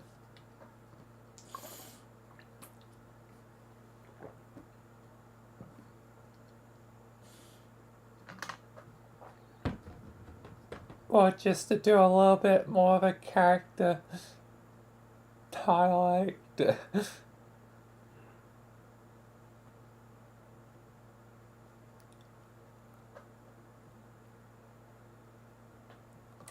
So yeah.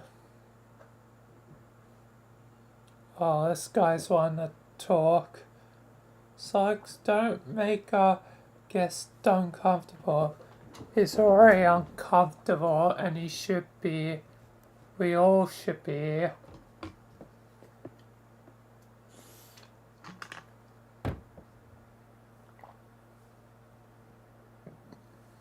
I haven't thought about any of that in a long time.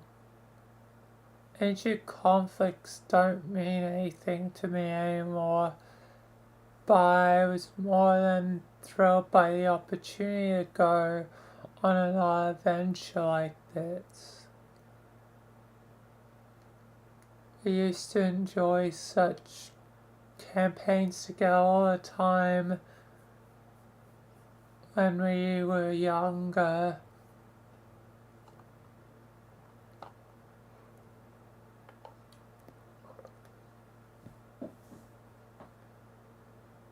Of course, now the teams are all different. Yeah, man, those were the days. How about you? What do you... Why do you have double eye patches?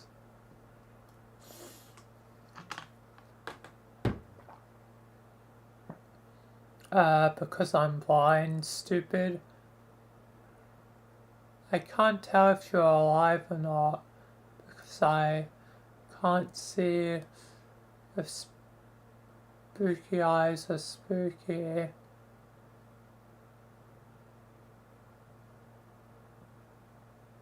They're spooky as short.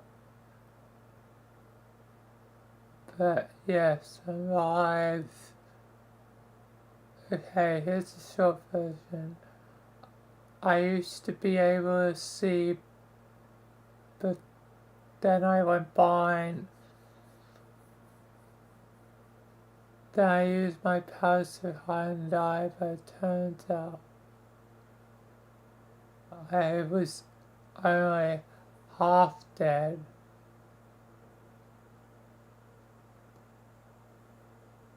Half dead? Let me finish so the ghost half of me could see again. So I'm only half blind.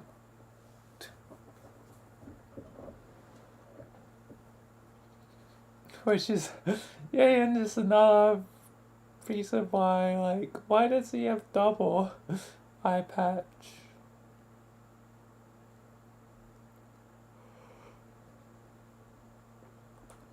If it's only half.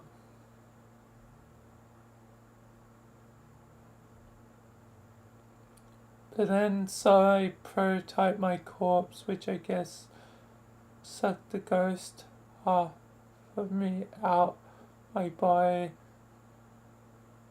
to make me fully alive again.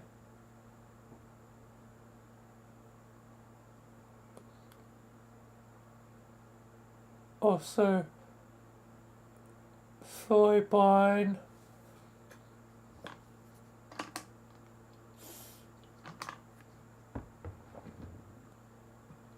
Now the ghost part of my soul is sharing a sprite body with forking Eridan, of all people. Who's Eridan? It's the douche who blinded me in the first place. It doesn't even matter.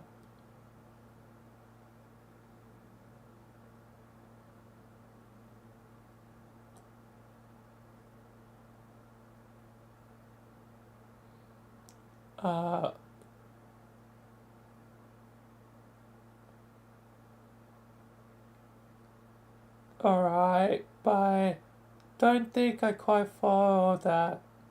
What does being half dead mean? You know, forget.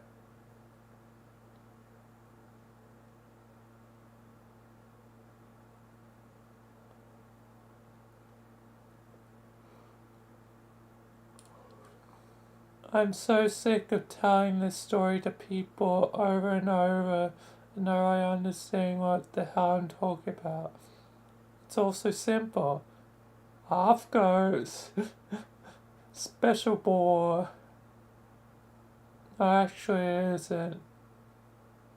It's a fucking stupid story that makes no sense. Yeah, that's a problem.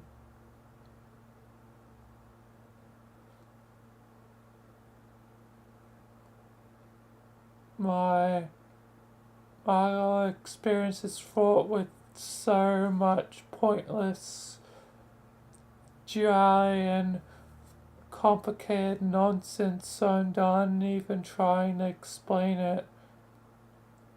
For now, I should just wear a shirt that says, "Don't ask about my disability or my immortality." Then everything would be fine.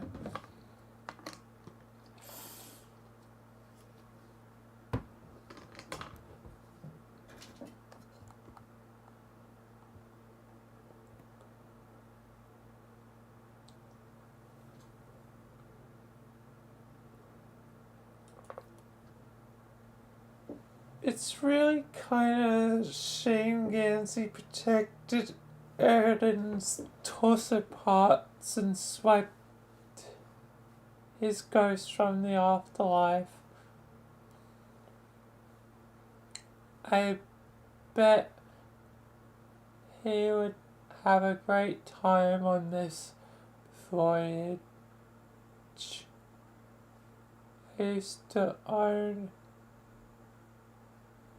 him during our nautical campaigns all the time.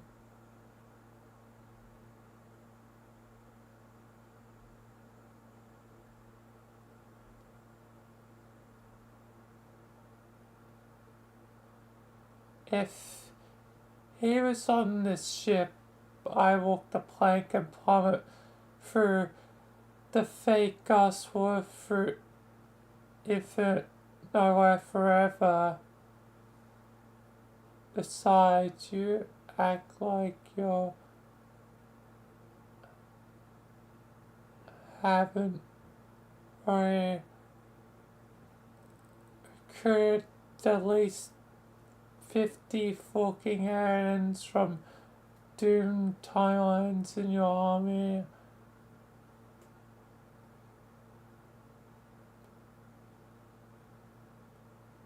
You really are shamefully prejudiced.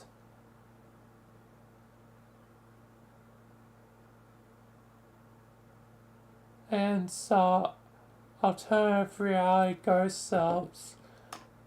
They're just as real as we are and have the same emotions and everything.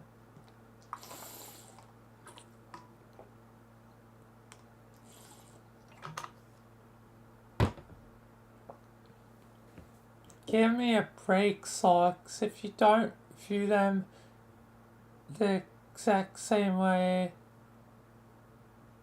you got real Aaron. And they're pretty much a whole bunch of pretenders out there. They're all real.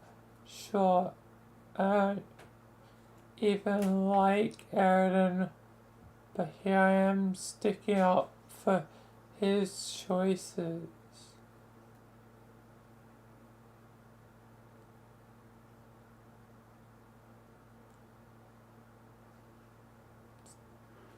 Standing up for, sticking up for his copies.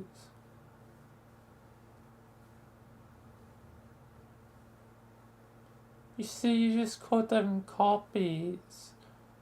Even you can't avoid accidentally using a problematic slur which reveals that no matter what you believe you about your morals, deep down, you're always gonna favor the original while viewing all the others as duplicates of lesser value.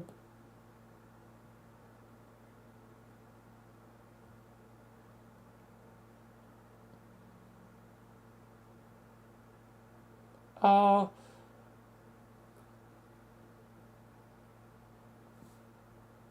whatever, just whatever rationalizes the crowd down to your army all you want. And to think before I joined our party, I heard rumors that you might have even changed, like, to be a bad person or something. Yeah, right. Oh, please. I hardly think I'm a bad person for failing to give a short bad billing meanest dead pairs, do you? Oh, you're not a bad person for that particular reason, I guess.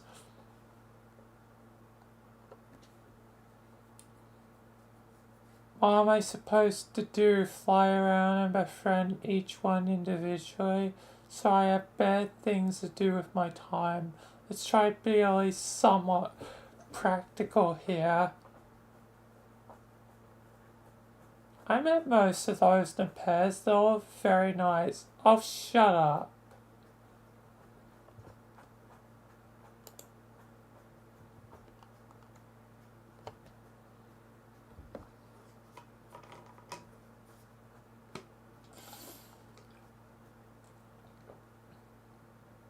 What about all those ships up ahead? Are they part of the treasure hunt too? Of course, that's my army. Cough. Okay, I mean army, but like on boats. It's an army of boats, usually called a navy.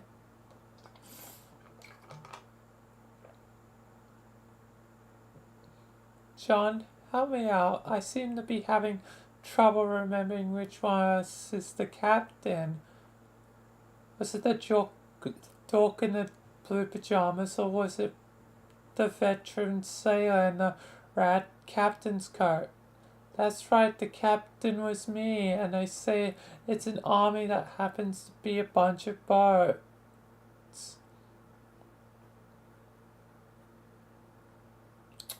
Yeah, that's just a navy.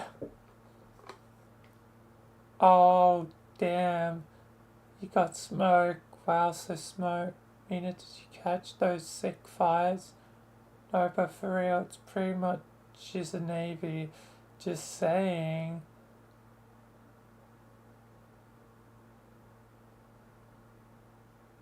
Who's in the army? Thousands of ghosts, primarily those of old friends and acquaintances.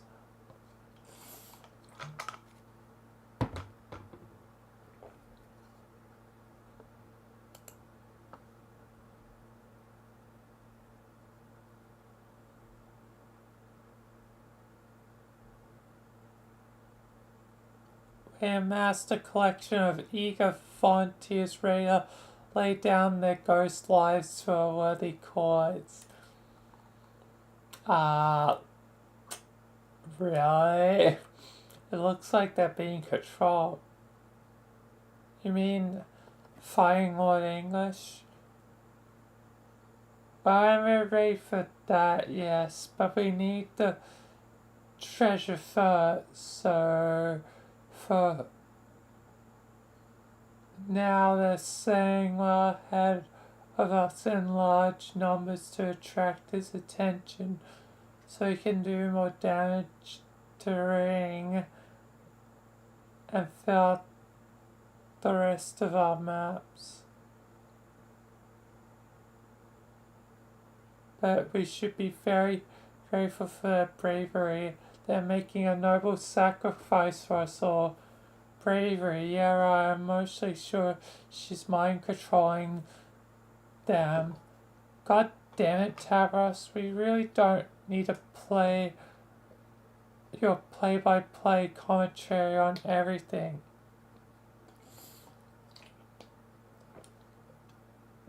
Wait, you're mind controlling all those ghosts?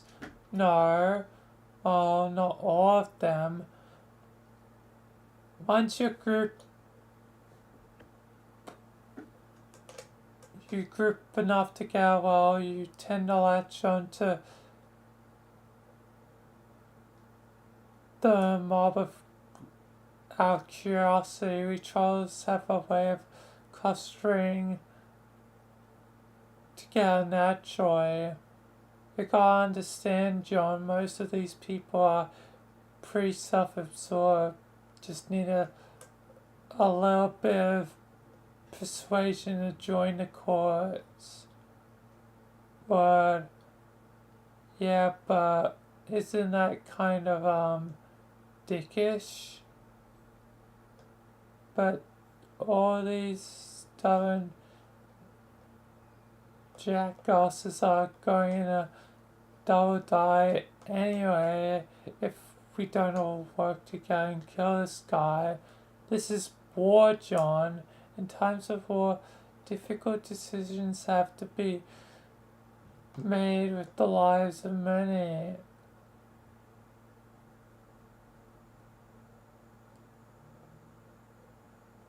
Just think of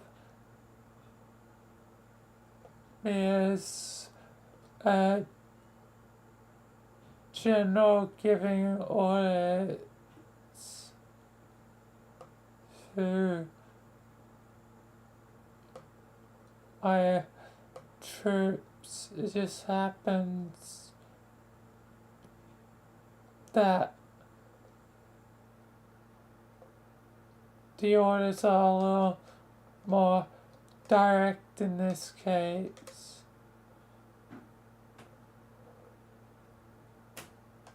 Hey, Circuit Juice, let's not lose track who's actually in charge of this short. MK.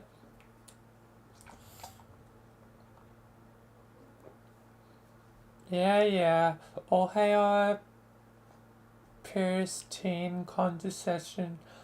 The freshener, face of tyranny, supreme Admiral Pisces. At this time, I would like to motion for a 15-minute bowing break so that you may demonstrate our reverence for this bold, spunky leader. Yeah, tell us stop bowing. That was a joke.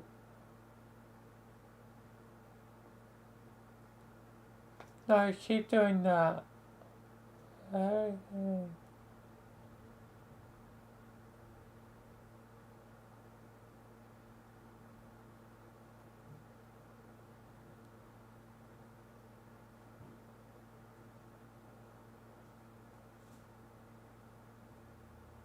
I just lost track of where I was reading.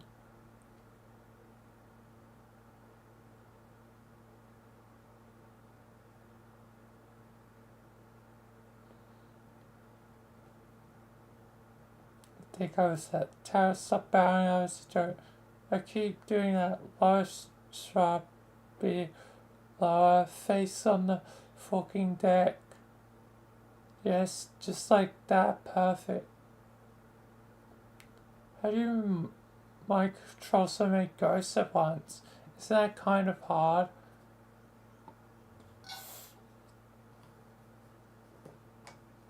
But I do have a little help. John, did I mention my ancestor? She's the best. She is. I have to admit, I was not in favor of the idea at first, but Friska made a strong case for using our combined powers in this way. In a perfect reality, no one would have to get hurt, but the stakes are too high to be shying away from such matters. See what I mean? The best.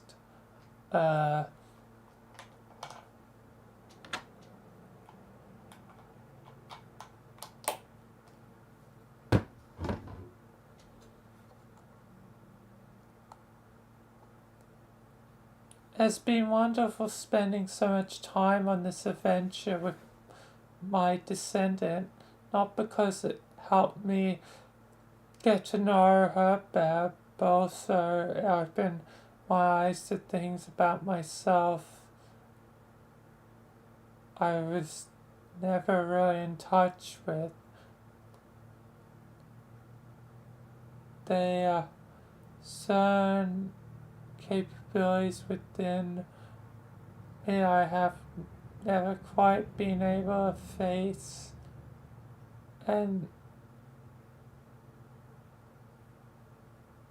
she helped me realize I've been hiding from them all my life and beyond. It must be true that they used to say on my world that if you really want to know who you are, look to the legacy left behind by your ancestor. I think the wisdom works in both directions. I'll put Marquis. I always felt the exact same way. Puke on my club. That Cirque Twins being adorable again. I shouldn't get your mop brave for swabbing up all this vomit coming out of my mouth. Ew, no. Can you two stick a fork in the sentimental carp? Maybe pretend you ain't hit off so good. you even stop and think how this makes me feel? There's no reason to be jealous, Mina. You know, nothing has changed about our friendship. Jealous beach, no.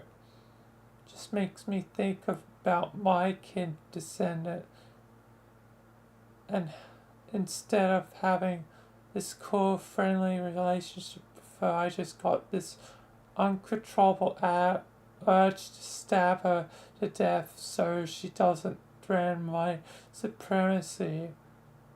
Just shame, cause she's so cute. God damn my royal blood and the crazy junk it makes me have to do. Oh well, maybe someday I'll find an heiress who my genes don't instinctively make me want to murder on sight. Then I can teach her the baddest ways of being a boss and short. God, trolls are so weird.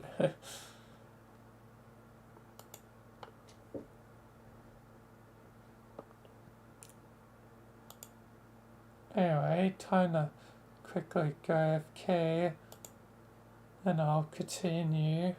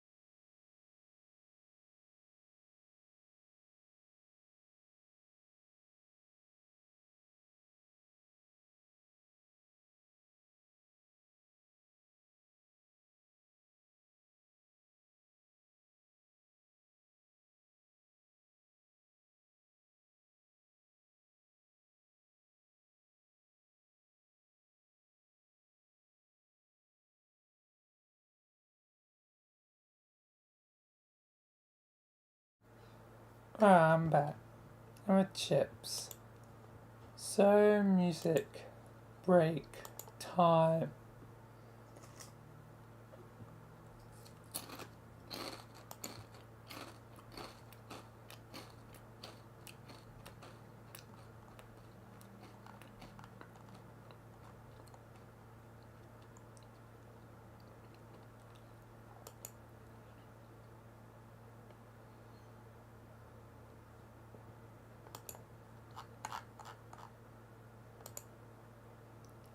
Right.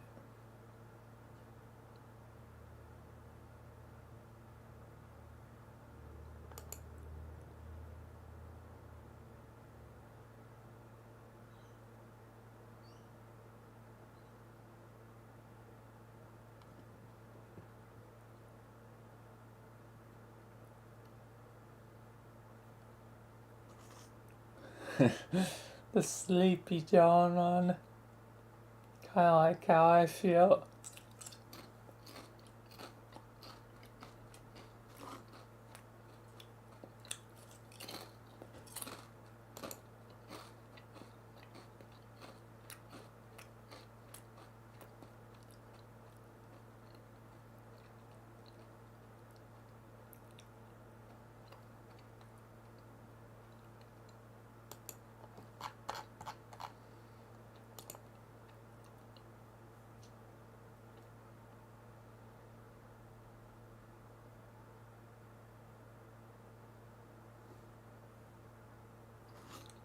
Hmm.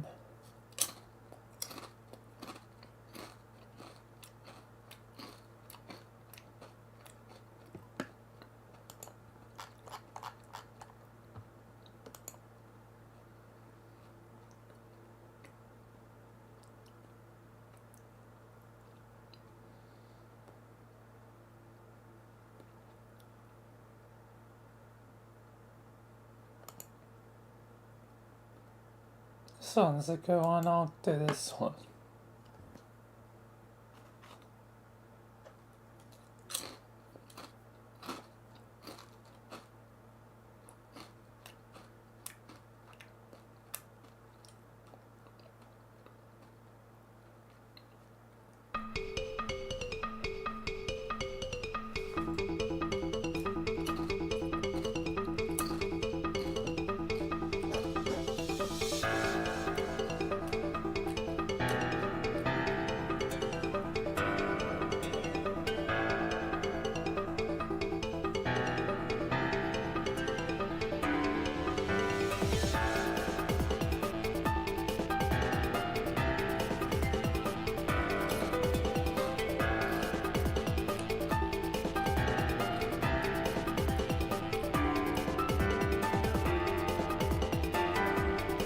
Ba-da.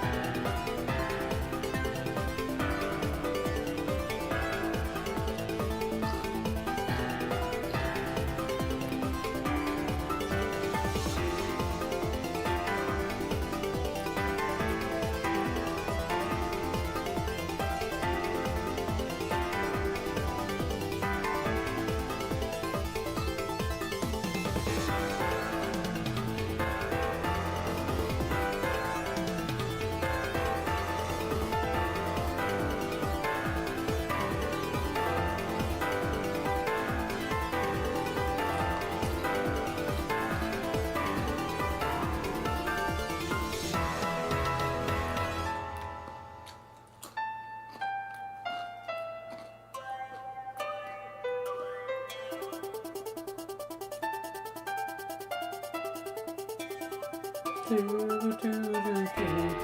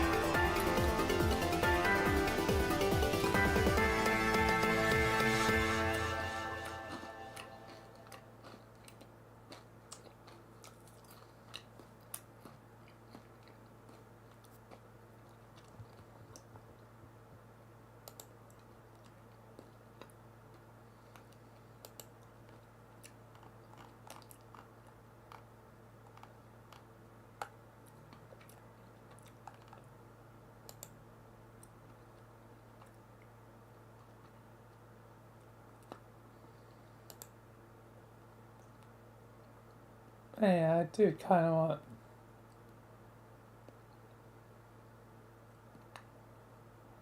Listen to this one again. The other kind of one that's close to black.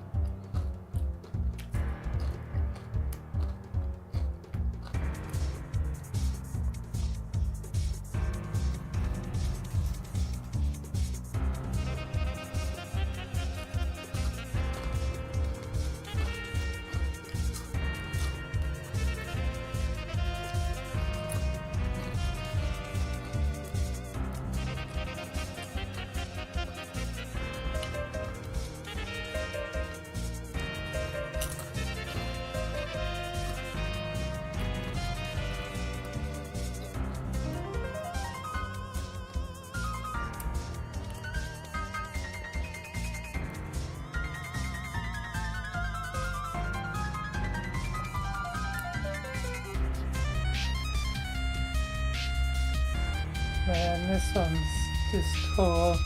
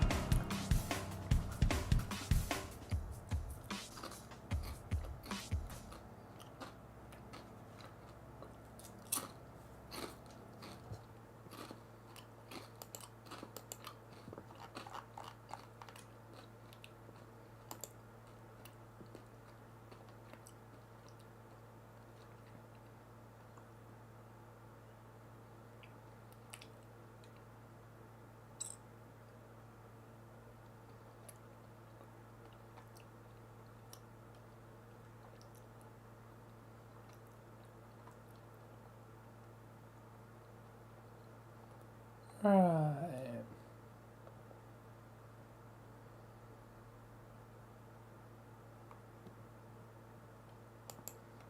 Can't tell.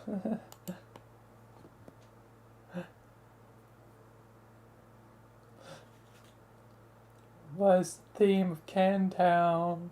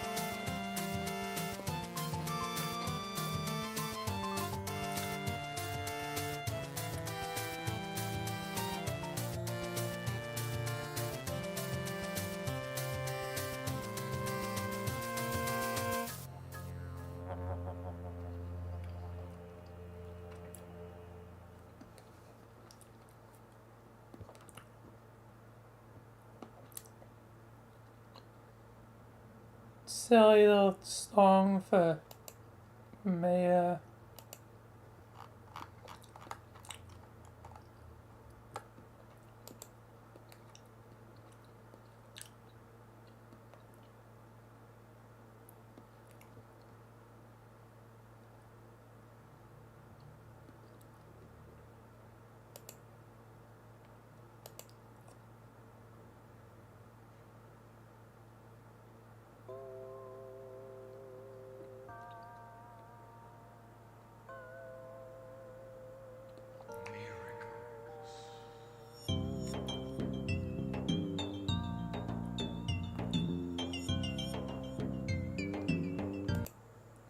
Trying to remember the good ones.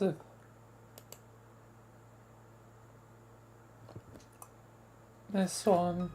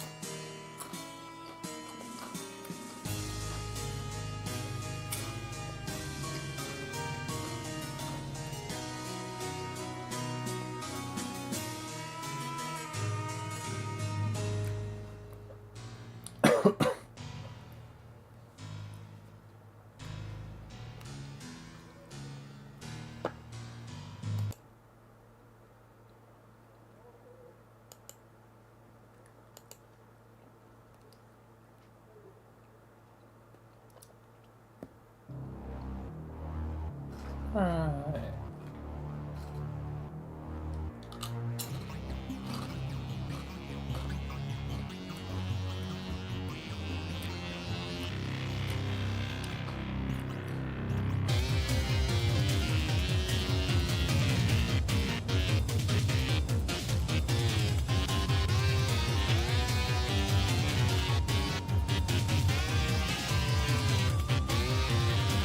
Oh yeah, this one's pretty intense.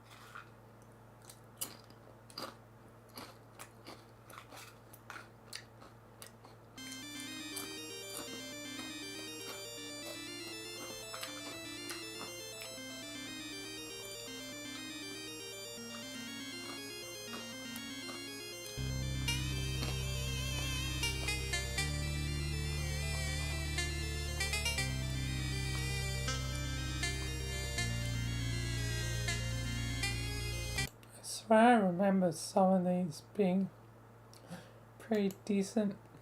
This one's always funny.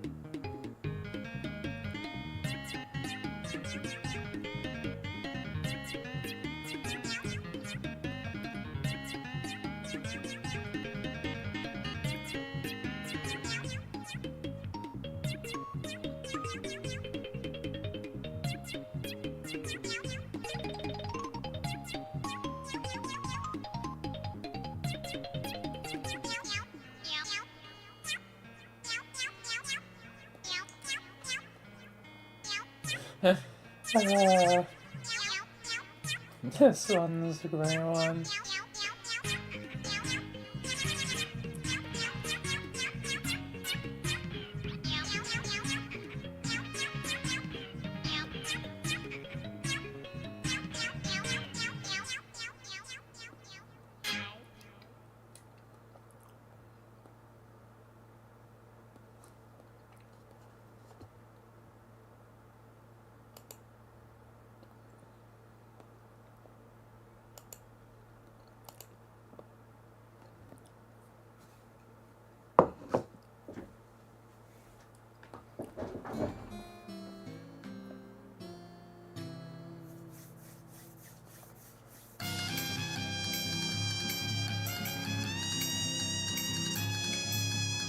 Oh yeah, this one's like pretty cool.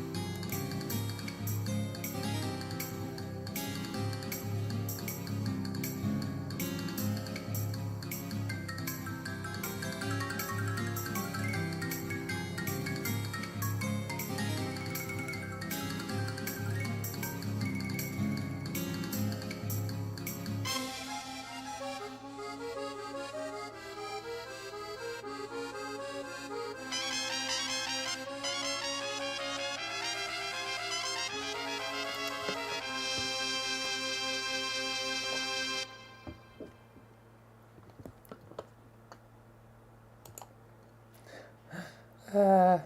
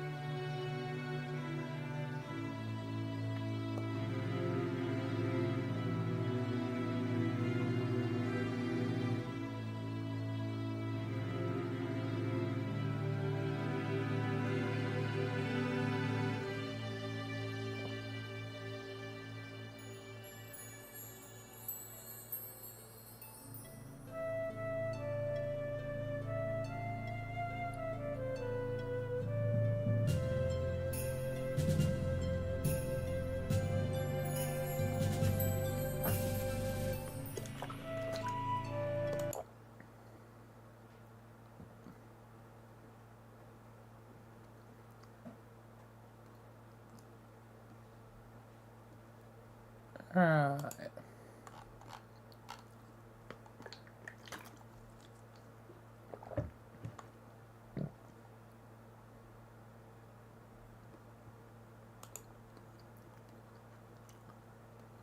Yeah, and this was where times on my side was.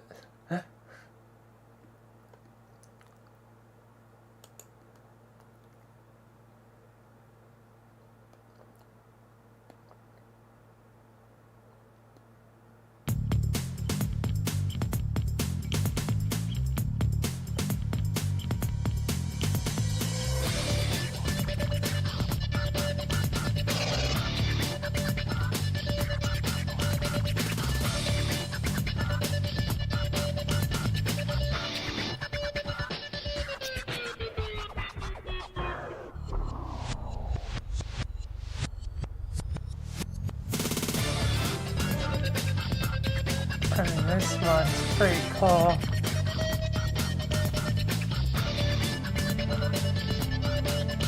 Ironically, it's even used for the goddamn Dave.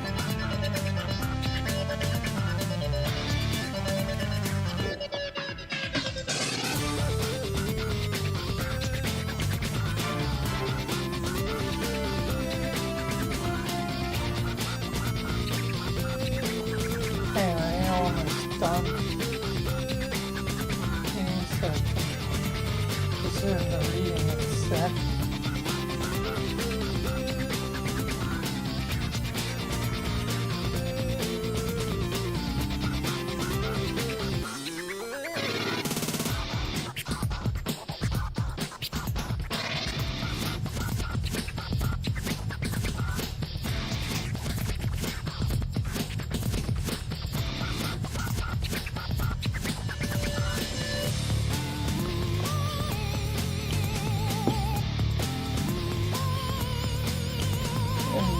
And liquid viscosity motifs. Nice, nice.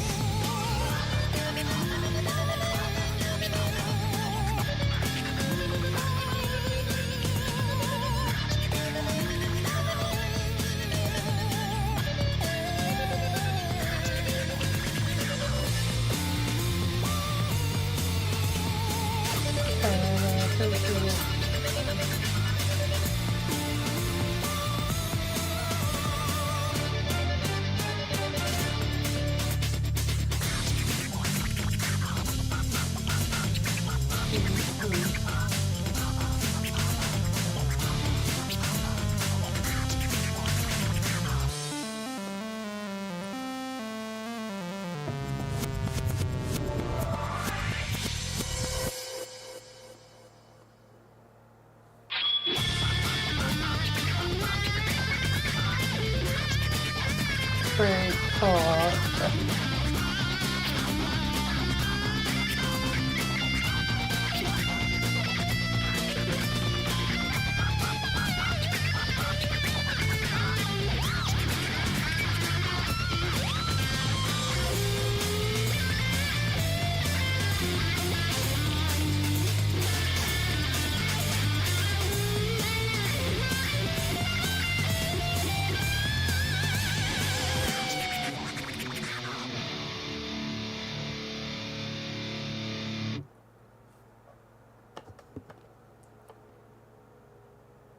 Alright.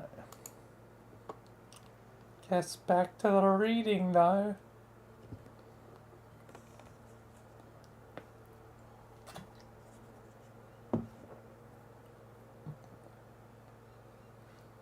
John just said trolls are weird. He said quietly, but I heard him. Hey, you snitch. Yeah, but aren't we? Our story is Blue Kid is a dumb nerd, but he's right when he says stuff.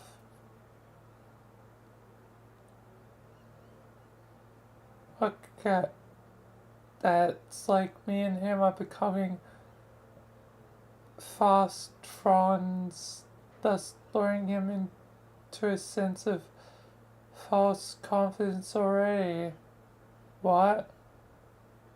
Soon, my little whale, soon.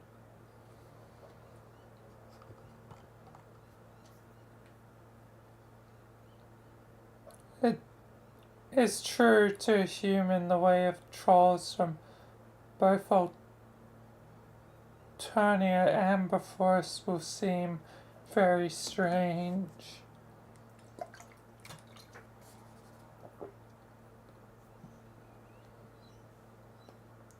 In fact, prior to uniting the afterlife, even the two groups of trolls were reasonably alien to one another.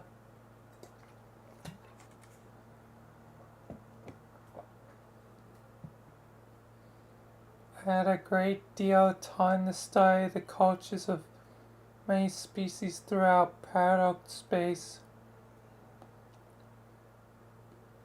no matter which race you belong to, you can always find another whose ideals pose a challenge of comprehension to even the most open-minded. And though the ethical standards of those from Alternia may seem unpalatable to you, rest assured there are beings elsewhere in the cosmos whose violent behavior would be considered extreme, even to most trolls.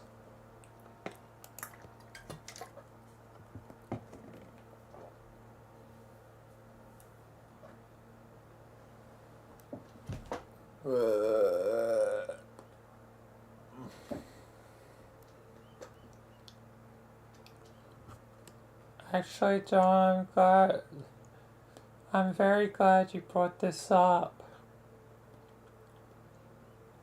because I was in the middle of a wonderful story about this very subject, which you interrupted when you boarded our ship. Oh, sorry. That's fine, really. I'm quite pleased you did. That way I can start over from the beginning.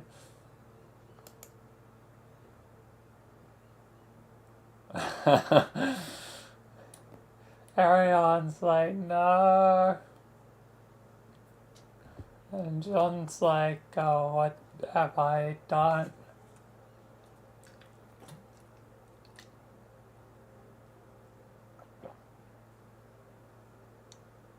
There was some rough patches in my original time which I could go back and fix. This time it'll be much better. Okay, what's the story about? It's a tale about a mysterious alien race called Cherub. Let's begin. Once upon a time.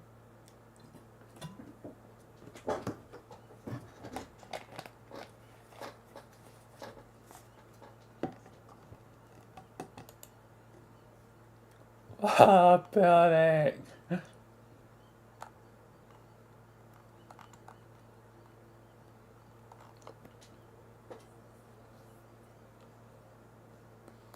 There was a very mysterious alien race called Cherubs, and I thought you'd fix the shorty parts of the story.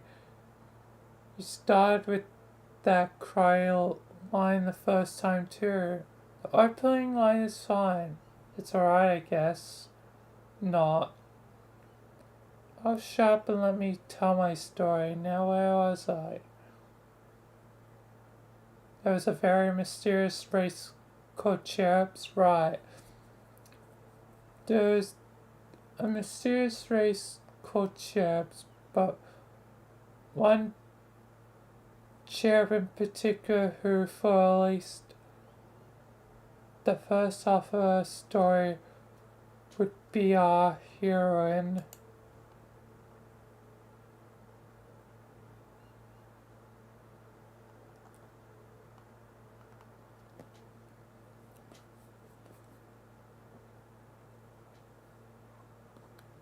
She spent eons roaming her galaxy, completely alone, but the time had come for her to find a mate.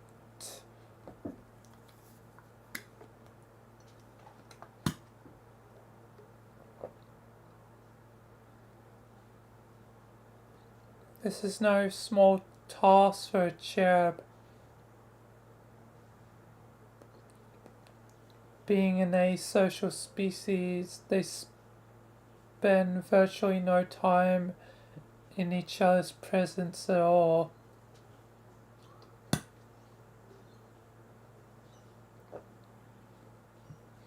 Aside when it's time to mate, they may go their entire lives without encountering another, and so they scatter their numbers throughout space, each taking a territory spanning many light years.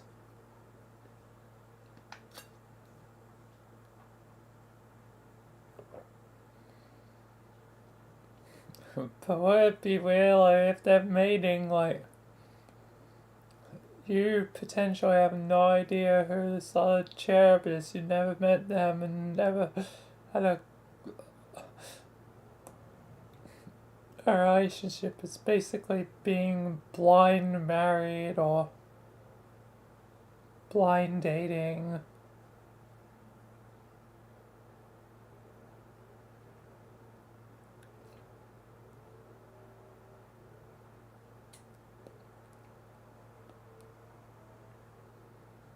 But like a prey is able to track the scent of its prey, the cherub can sense the presence of another nearby.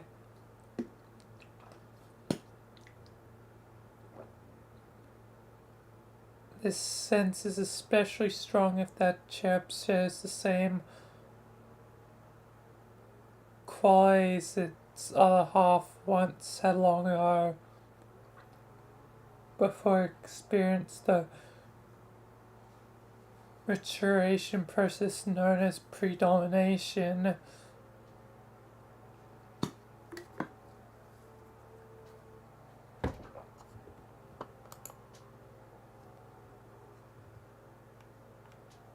Two parts of the spiral, red and green.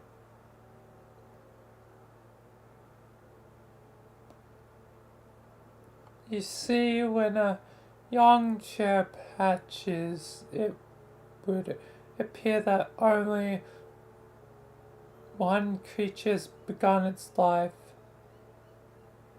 but the appearance is not to be trusted. The young cherub actually consists of two completely distinct beings, male and a female, each sharing one body. The two halves are endowed with polar opposite predispositions as well. One proposed towards malevolence, another towards benevolence. Good or evil, if you prefer to deal in simplistic terms, or at least those which are convenient for the sake of this story. I prefer to view the dichotomy as a kind of moral alignment, like an attribute that dictates the choices a character makes in certain types of games I used to play.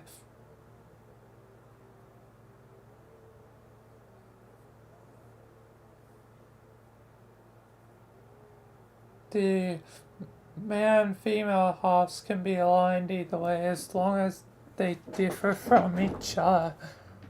The resulting conflict between the two personalities is central to the life of the cherub, both before and after predomination.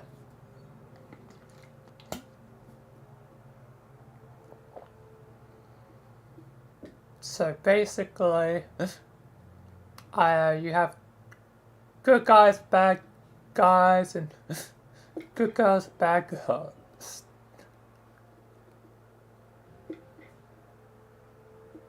It's just kind of ironic. It's literally, Kiwi, a good half and a bad half.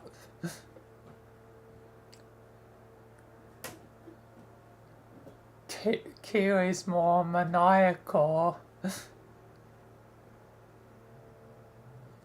Whereas Sarah's probably a nice part of it.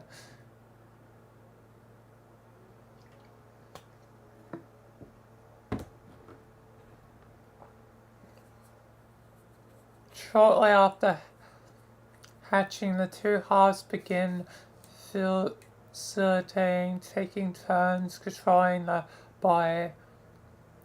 The only physical differentiation between the two is the coloration of their cheek swells, which indicates alignment.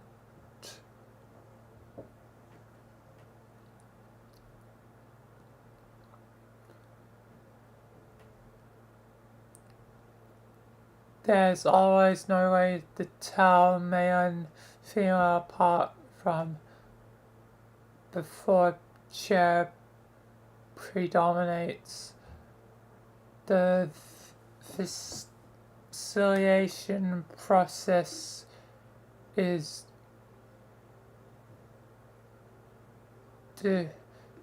carried by sleep. When the male goes to sleep, the female wakes up.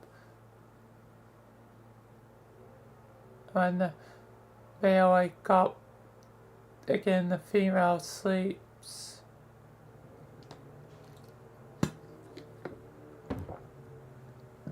So it goes back and forth like this as the two identities vie for dominance over the body, but ultimately parent control over the body. They grow to detest one another and develop a view of social interaction centered entirely around animosity and confrontation. For good cherubs, this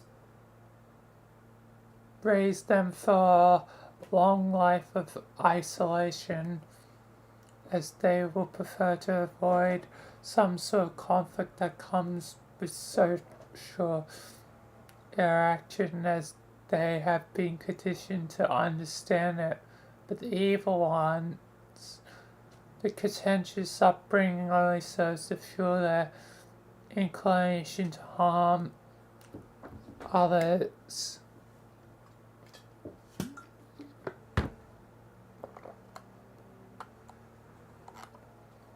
And notice duality makes for a tormented childhood. The inner conflict it creates is an extremely important part of a young cherub's life. The defining part, actually, is the struggle a cherub must overcome to mature, and this process culminates in predomination.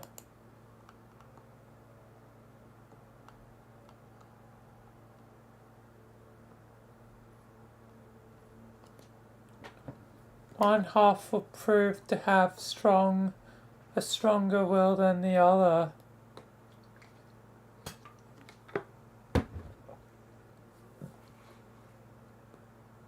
The less dominant half will then weaken over time and will eventually come clear to both that they will not survive.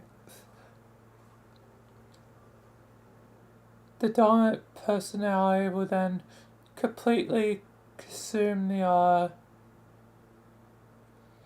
integrating it in such a way that only one is left. The cheeks will become solidly colored,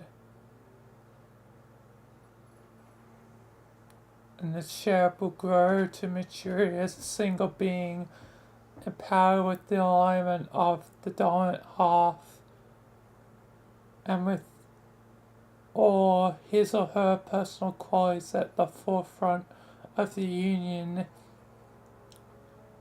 In the case of our heroine, she was the good half, and the day of her predomination was in a sense the day her brother died, and though it would be to her benefit and personal growth because of this loss, she would always live with the sense that something was missing.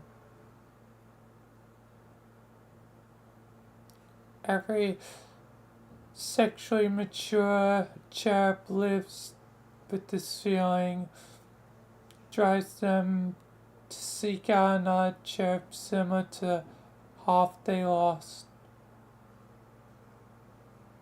a part of their being which they grew up in perpetual conflict, the desire to travel the universe in hopes of reuniting that conflict is very important to their species. It's the force which compels them to procreate.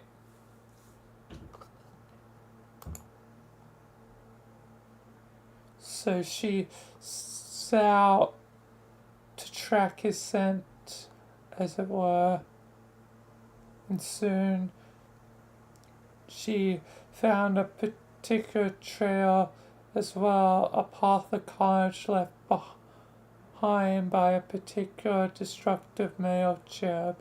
She followed the debris from civilized worlds and star systems he left behind, as if to mock her, to make it clear he knew of her pursuit and was all but paving her with the dead. His brutality made her even more furious, thus setting the mood, so to speak, for their imminent courtship.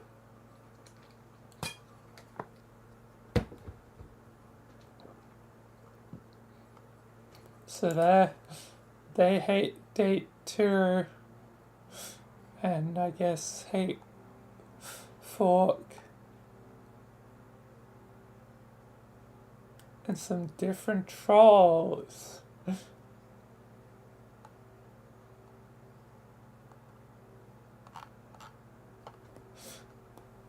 Unique different trolls that aren't like the main damn gang.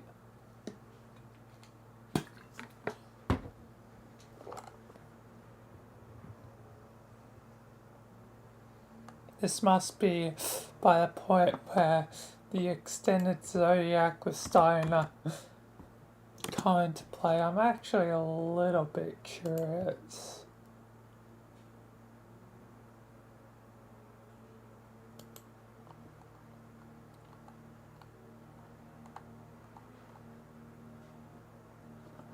For each one of those.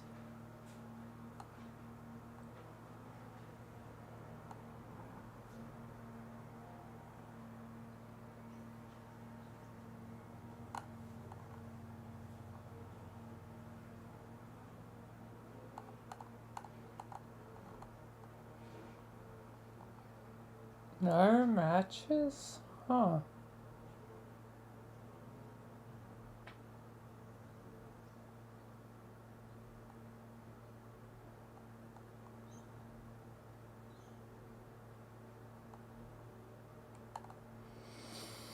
Okay, those are completely unique ones.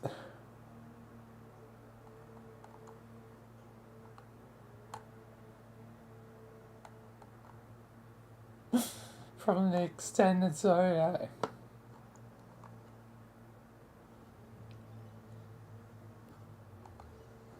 Just to quickly show.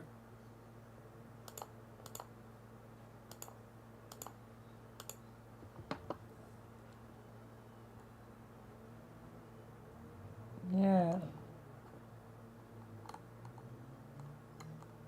Completely unique.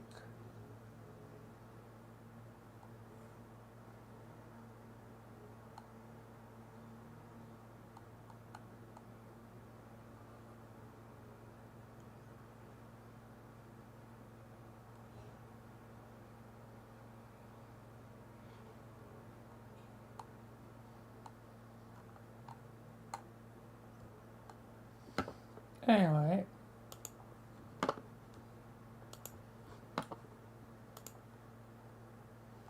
A cherub of his alignment seemingly motivated by a little other than to conquer and destroy.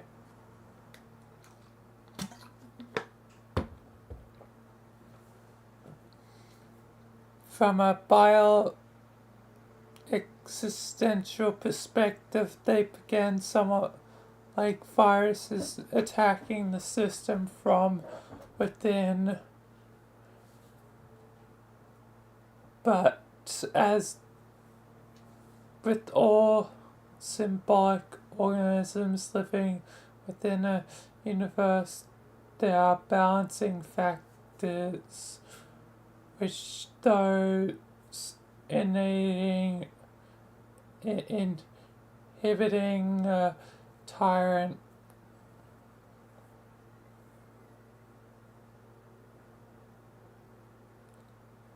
inhibiting an evil cherub's territory will regard it as an unpredictable tyrant. Those in the territory of a good cherub will likely come to view it as a protector waiting quietly for millennium deep space ready to attack any approaching threat. In a sense, they are not unlike cells in a universal immune system.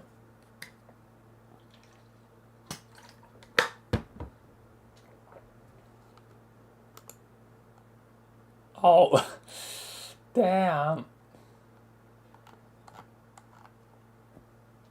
Damn.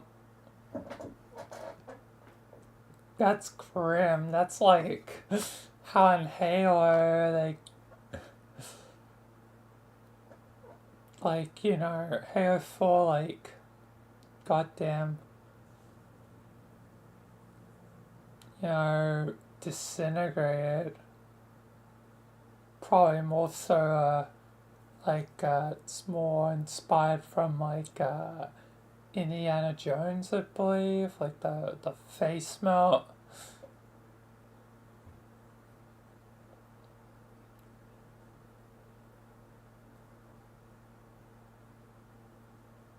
This balance of forces allows stability such that life in new civilizations can blossom and thrive within a universe, thus assuring the possibility of its own elaborate creation process.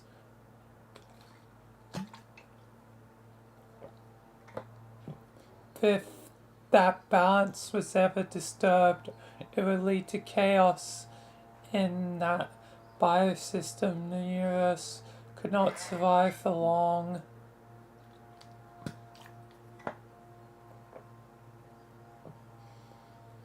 And if by some means a cherub with such destructive tendencies were to achieve unprecedented power, the resulting imbalance would be catastrophic for paradox space itself. Another heroine of our story could have no way knowing this is exactly what result from the pursuit of her nemesis.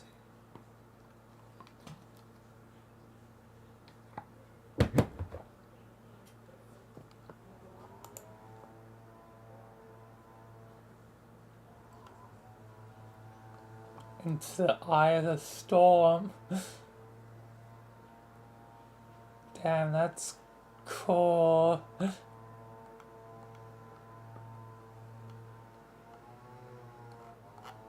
Like humans, cherubs perceive romance through only one quadrant. Unlike humans, their relationships are exclusively black, but their mating ritual is more violent than any practiced trolls would, or even practically could engage in. And though it is critical to the perpetuation of their race, the confrontations can sometimes be lethal to one or both cherubs, regardless of the outcome. come. The stakes are always high. The winner of the duel will assume control of the other's territory, while the loser will slink away to bear the offspring. So, as she toured the planetary record, she knew her quest for a mate was not just about the propagation of her species, but the liberation of billions from a monster.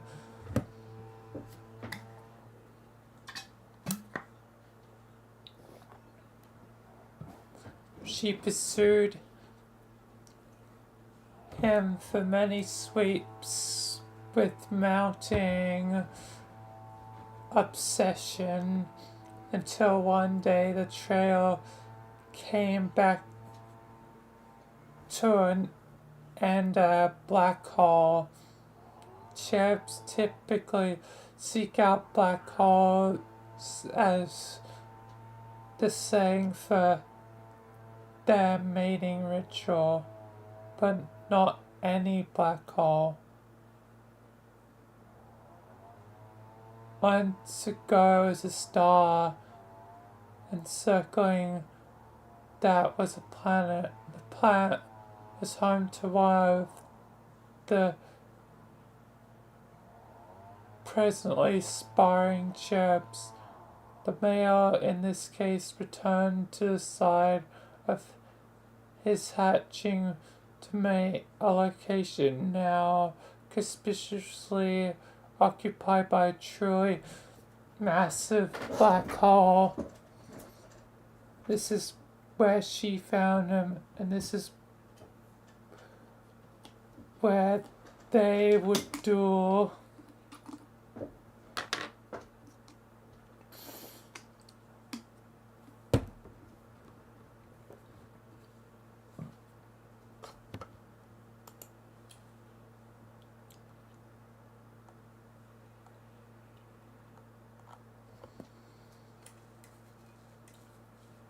While adult cherub is a fearsome creature and would be a formidable opponent to anyone. Its unaltered state. This is not the form in which they do battle with each other. The ritual is more extreme and physically demanding than any other kind of courtship or duel in the universe. The moment they meet, they will both undergo a dramatic metamorphosis.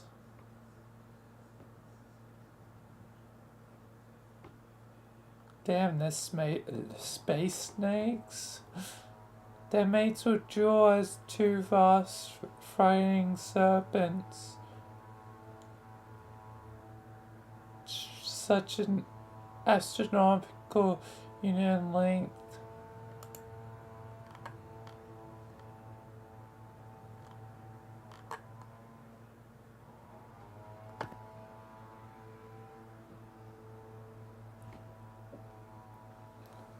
The tangled struggle between the green house is extraordinarily brawl and can last for sweeps. Our joins such a monstrous swarm that energy is inexhaustible. The transformation taps into the cherub's latent connection with the enigmatic forces presiding over all that is eternal.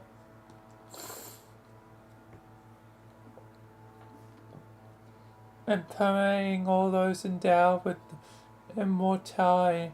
Not only this power is only accessible to them during mating. In this form, they are only able to be injured by one another and are otherwise indestructible. Hence, the ritual can never be stopped by an outside force until it is complete.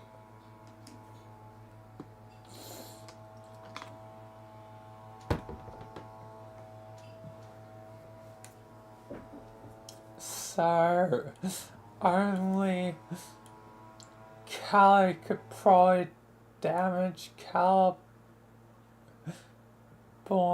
because good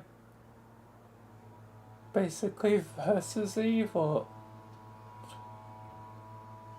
Essentially.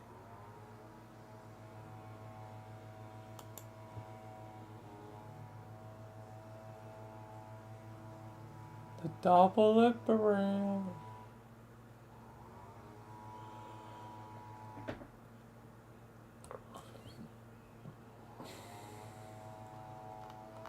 It should come as no surprise that in the story our heroine was victorious. Upon defeating her mate, she initiated the interlocking formation to complete the coupling, assuming the dominant position, a stance undetectable to all but the most astute observers of the zoologically dubious. Consequently, the male was fertilized with the young.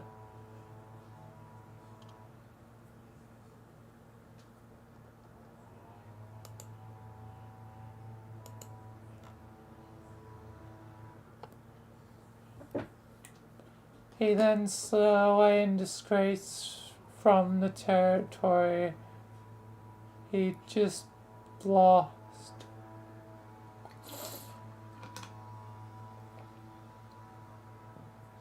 A cherub looking to nest will search for a dead planet situated near a massive dying star. The egg is deposited on the planet's surface, and the rising temperature from the expanding red giant will incubate the egg until it is ready to hatch. Later in life, the cherub will grow wings, assuming it was matured properly.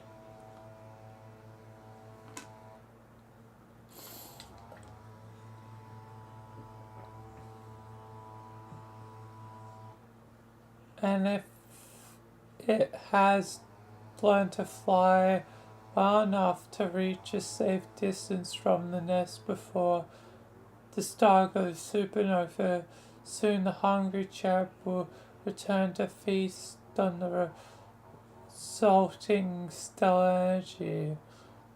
Doing so allows it to gain enough strength to travel great distances and claim its own territory.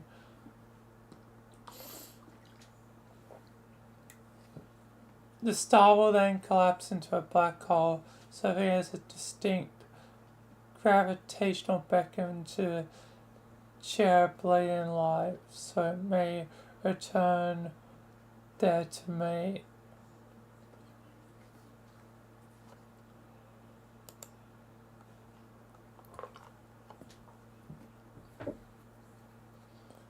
And it happens our heroine's mate discovered Earth long after it had journeyed to a new sun and long since new civilizations had risen and fallen.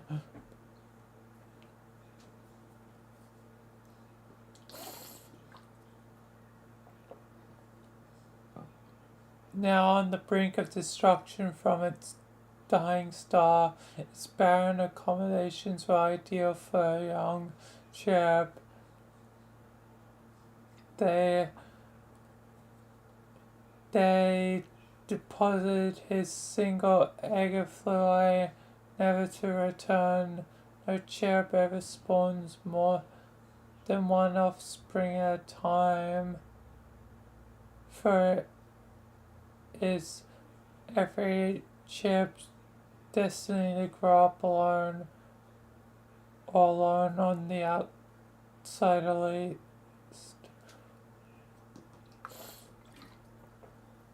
So if they only laid one, that means there'd be a diminishing population because two only birth one, so like obviously like say there's like 10 cherubs and it just happens to be 5 female, 5 male.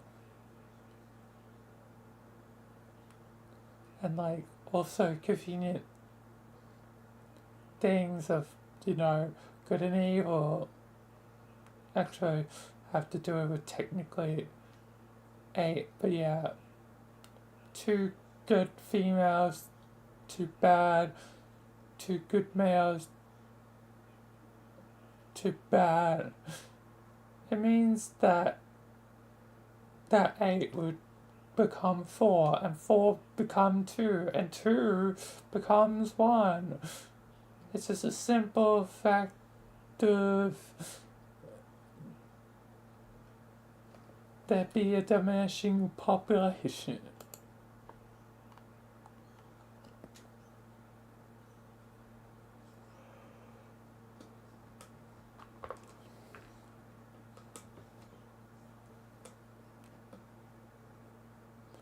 From the egg hatched one very special cherub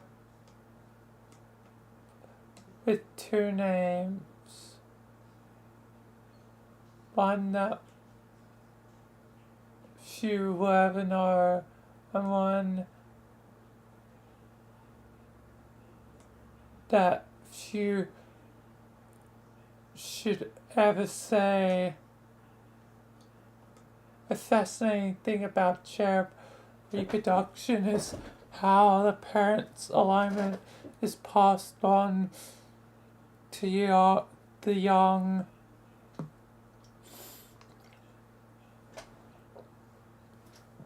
If the male lays the egg, the alignments of the child's 2 halves will be the same as the parent's. If the female lays the eggs, the alignments will be flipped.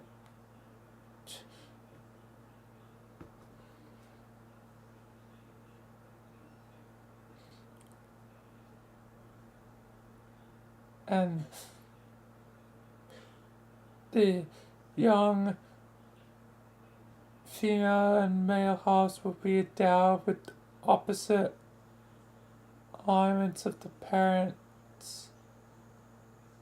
As such, the male half took after his father. Perhaps the son even exceeded him in violent tendencies. It's hard to imagine that there ever been a cherub more willingly, willfully destructive of a stubborn dedicated to conquest than the monstrosity he would grow up to become.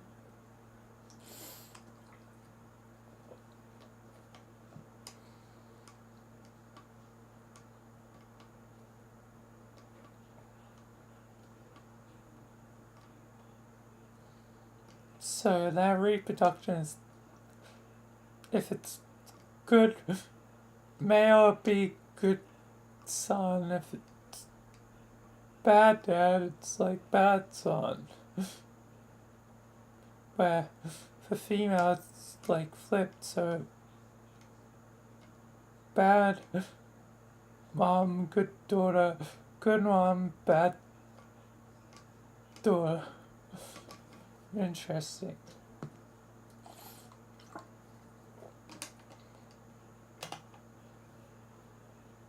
Yeah, if it was more like humans, it'd be harder for, you know, the chair females to relate to their offspring. Damn, that sucks.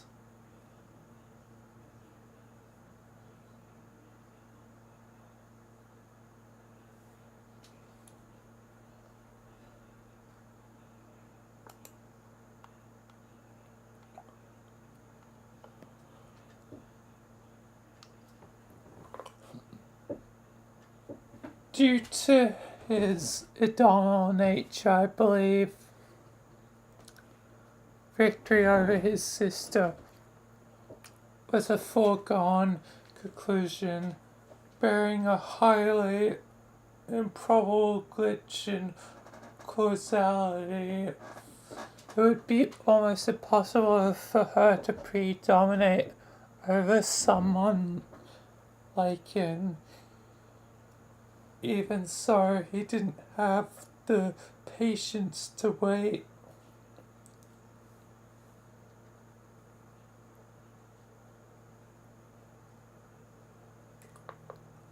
Unfortunately for everyone ever to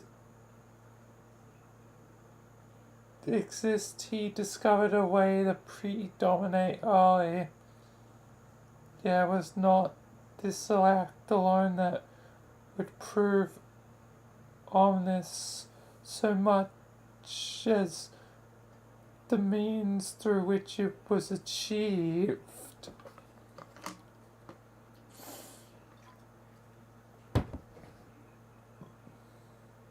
He was allowed to become the solo player of a game which his kind was never meant to play, and so it was with the predomination of her son that our heroine's story ends. The story of our villain begins.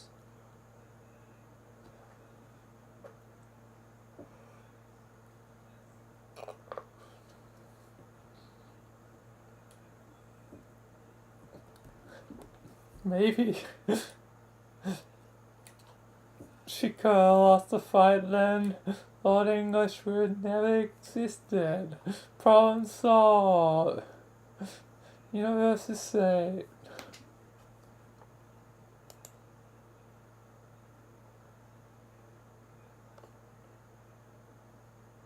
Hey Mina, where are you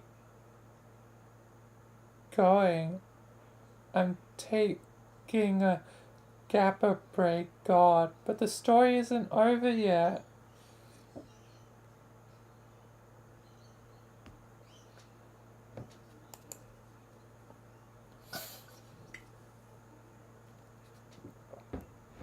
Girl, your story's never, and my black can't even deal. Just keep talking while I'm gone.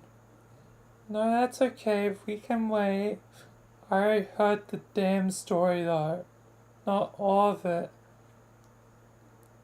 Glubber, fuck, can't you just keep yapping about snake sex while I hit the little grub's room already?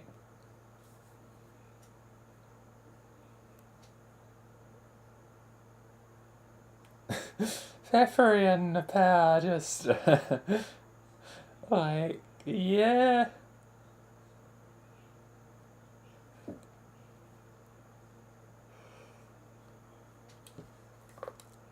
They are just best friends.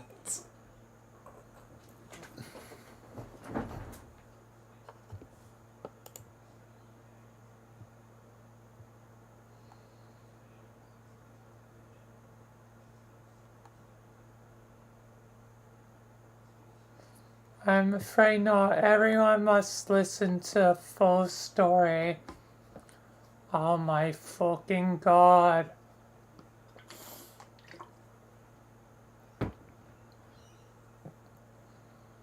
You really are turning evil, aren't you?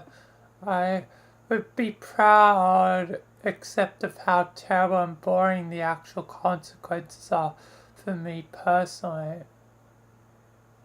Wait, does that mean when you're a ghost you still have to pee? I a business blue kid. That's so weird. I'm the only one who thinks that's weird. No, John, it's definitely pretty weird that ghosts have to pee. You get used to life as a ghost pretty fast, though.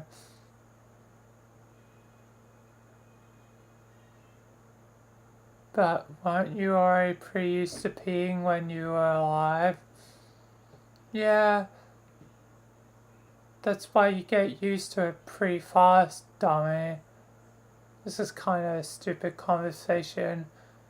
Can we hear about the snakes and whatnot? It was a pretty cool story. Yes, as soon as Mina returns from a visit to the Lowgaper. Holy mackerel, can you short folks just enjoy your space lizard porn while I take a fucking piss?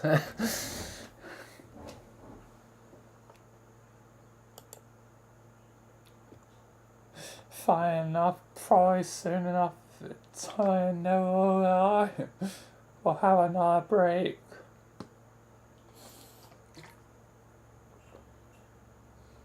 Why isn't a pet got living darkness attire?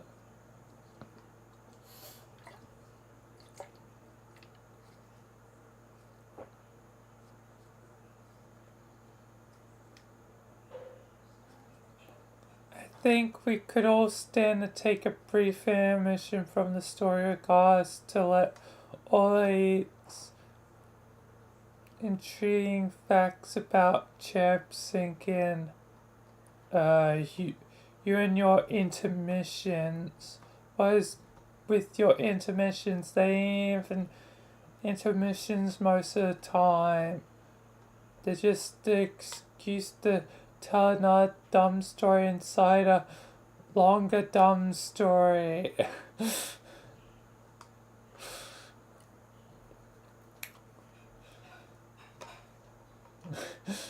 It's ironic that we're in an intermission. And it is really a long story. A bit dumb, but I guess that's kind of the charm. And why so many people like it. I just hope my story can even have a fraction of what Homestuck had. I mean, I made it pretty far already. Just I have a lot of ambitions. Anyway.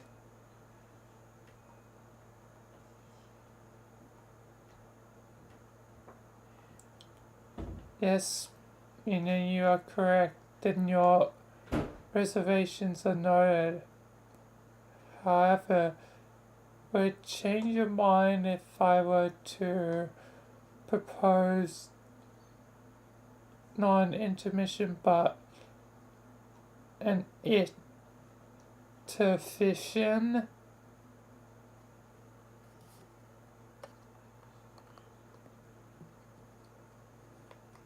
Fine, let's do the interfission thing you said, 'cause of fish.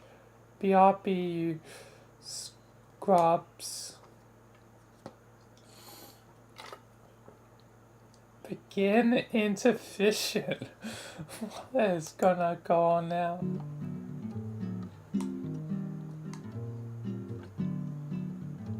Solix?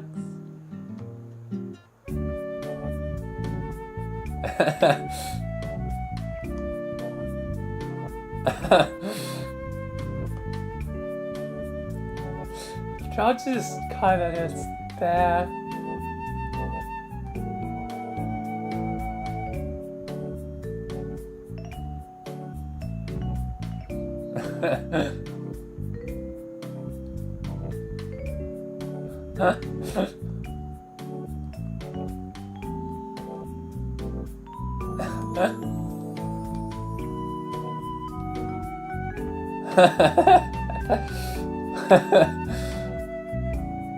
Eye patch guy, oh, like Captain Soa. What are we doing here? I see. Okay, bye.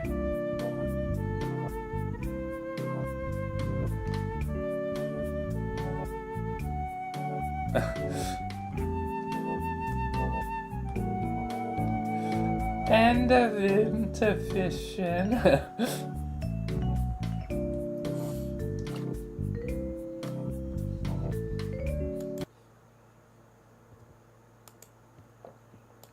Oh, another thing, oh my god.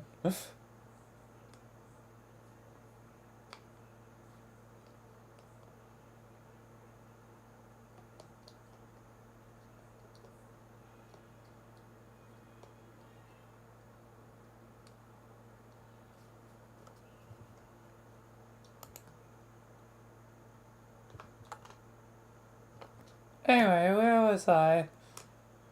The heroine's story ends and the villain's story begins, I think.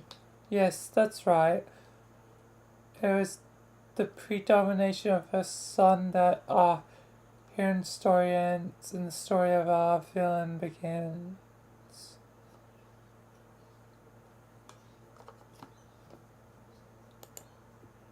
How's Gamzee doing with the egg?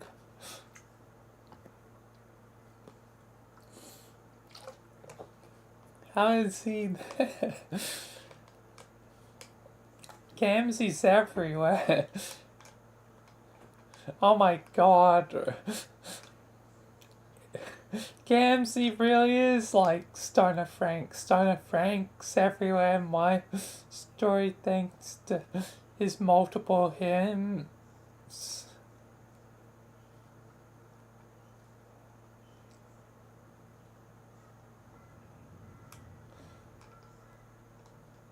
So, Gamzee is just another person who's just like everywhere. And this is why we be best motherfucking friends. He gets stoned, I have Fago, we're gonna have a party. As we all know, beginnings are not always so easy to pinpoint in paradox space. One could say his story begins with the day he claimed immortality, or the moment his being was inextricably confined to a juju, allowing him to access any realm in which his vessel would capriciously materialize. But for the sake of linearity, we will begin as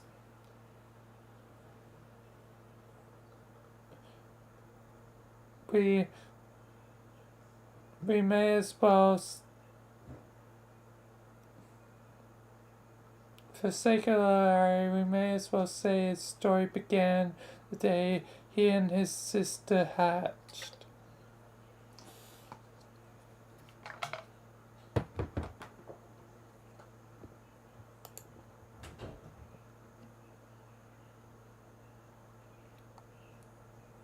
So like a snake is a baby.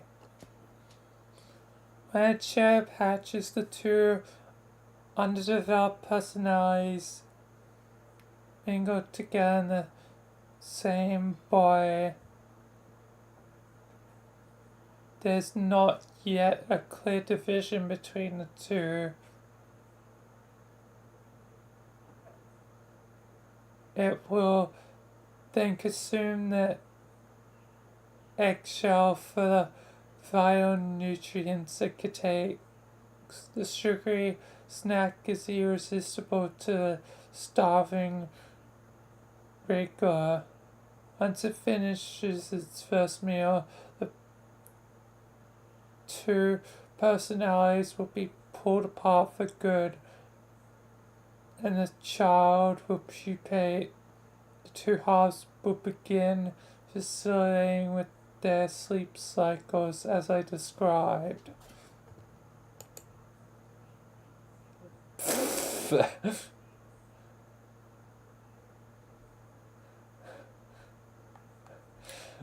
Little baby cat.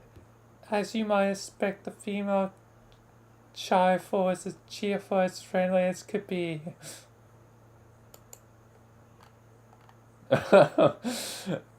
Oh, so wholesome. She took after Ma in every way, at least the way her mother used to be long before she was harmed by centuries of isolation and obsessive pursuit of justice.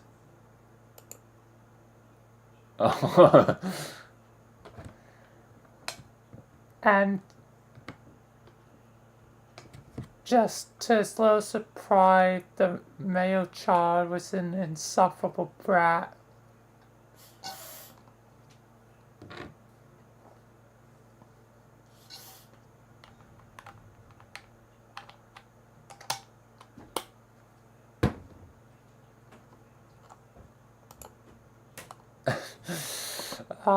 Gamzee, really. Gamzee's got lose a lot of blood.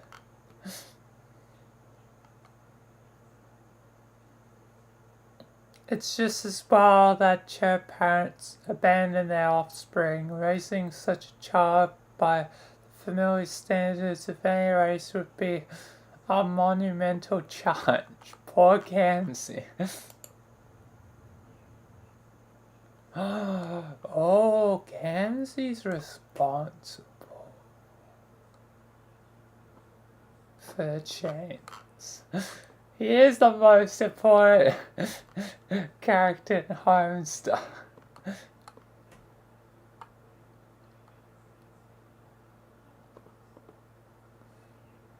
Anyway, I'm gonna quickly go AFK, so I'll be right back.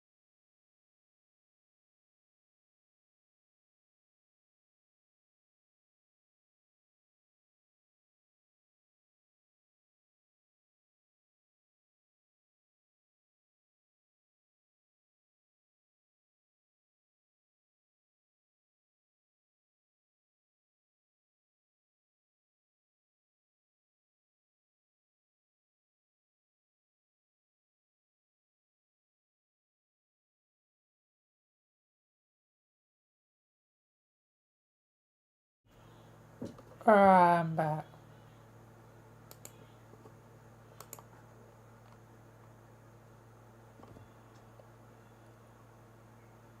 Time to continue. Nevertheless, it would seem there were those who tried. Details in my research suggest our villain had a number of acolytes operating in the shows, preparing for his arrival.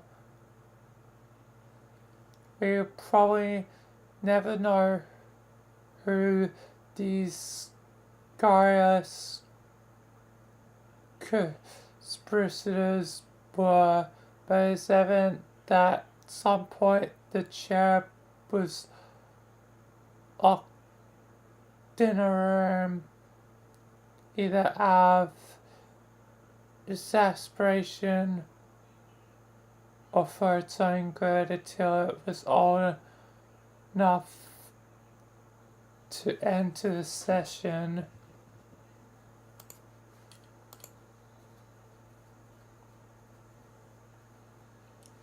Special Stardust Jubilants Fat Free Candy.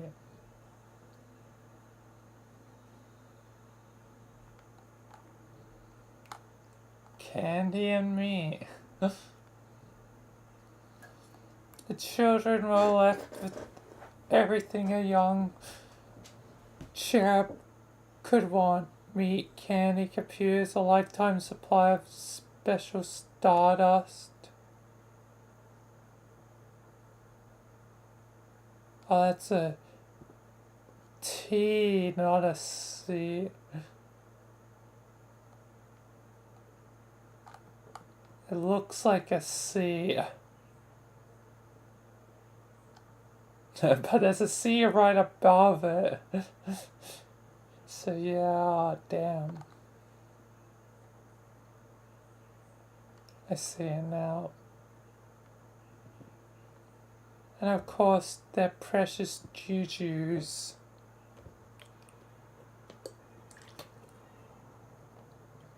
The acolytes had clearly gone to great lengths to harvest such items from all over the cosmos so they could lavish their young master with gifts. They may have been prisoners, yes, but if you ask me, these children were very spoiled.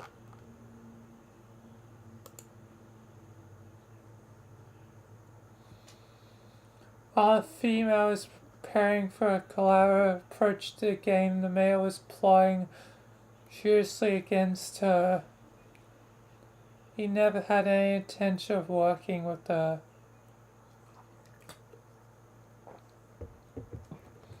As far as he was concerned, the game was his and his alone to conquer.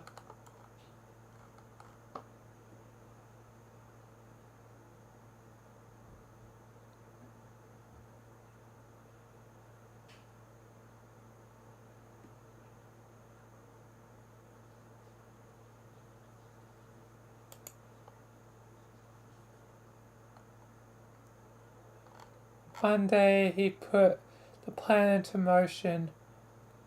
He had his sister's dream self-assassinated on prospect. The next time she went to sleep, she would never wake up again. And when her brother woke up, he became the sole occupant of the body. He freed himself from the chains and launched the session by himself.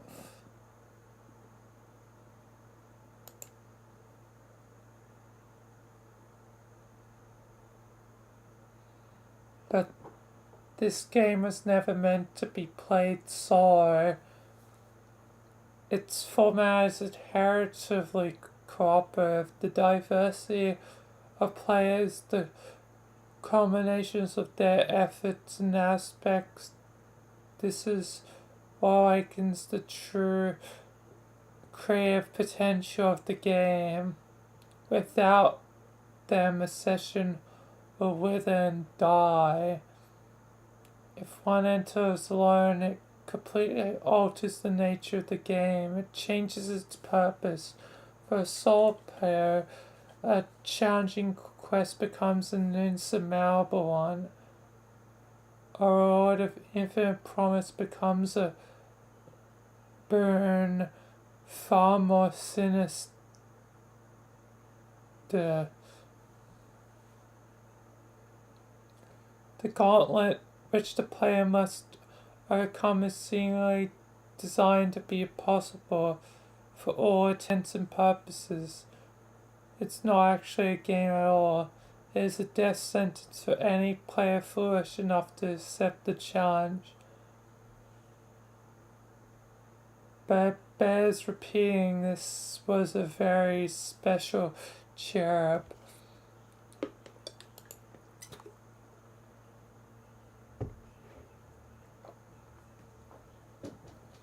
He entered what is called a dead session. This qualifies as both a null and void session, but is even less than either of those compared to a typical session. It is almost unrecognizable. Before the game begins, skies blow out with the dark layer of clouds. Its light is extinguished for good.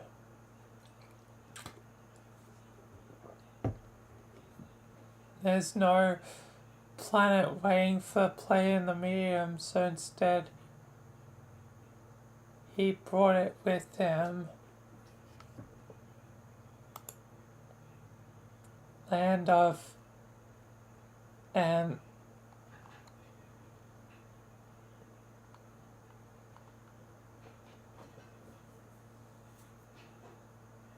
but when he started, there's no heroic journey for him to embark on. There was nothing, no sprites, no concerts, no underling. The land had no name.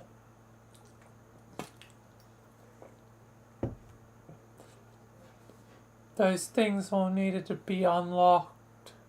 To unlock his true quest, he was forced to undergo a series of excruciating, tedious trials. Only then the way to the planet's core would be revealed. There he would consult his most monstrous denizen of all. And while such trials might discourage most players from even trying, our villain's response was quite the contrary. He was only emboldened by the mind-numbing chores. He took to them with gusto and performed them as if performing them out of spite.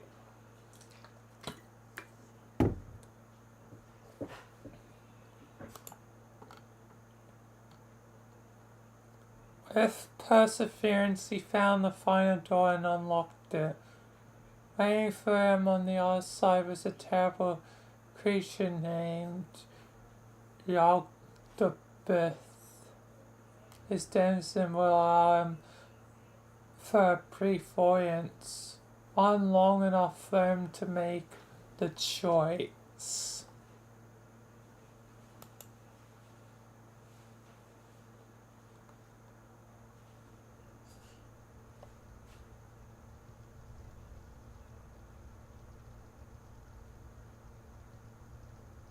Very bright.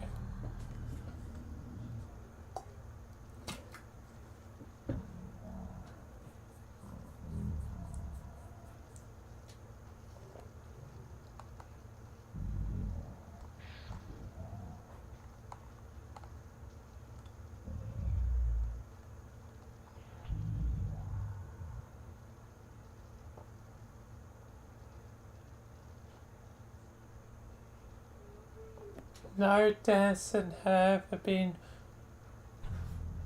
mistaken for pleasant company, but the self-proclaimed god of all monsters is notoriously inhospitable to his players.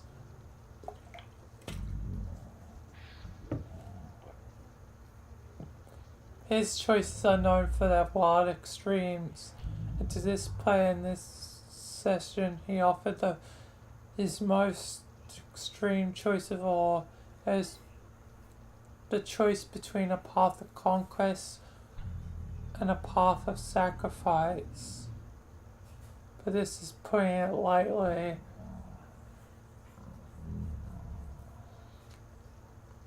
In a tongue only his player could understand, he described what the path of the Mara entailed. It sure involved nothing. The player chooses to walk away from the temptation of power, to surrender all ambition and welcome death. In exchange for this pledge comes a promise the player's sacrifice and assured benefit to all who will ever live.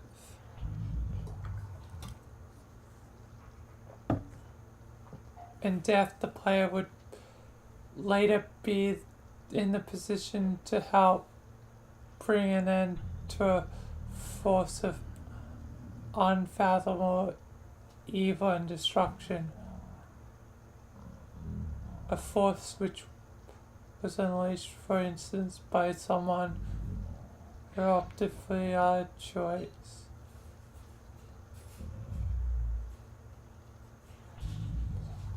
Then Yakubov then described what it meant to choose the path of a conqueror. It was a path for a more active player, to be sure. The player's metal as a concrete force would be tested directly and repeatedly. One by one, they would have to conquer and destroy another planet spawned from in the session. Each would be more difficult than the last. After destroying all of them, his true aim would become unlocked.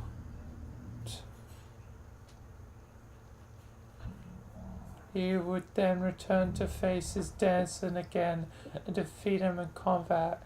If successful, his reward would be unprecedented. He would receive the boon of unconditional immortality, where resurrection would not be linked with the just or heroic nature of death.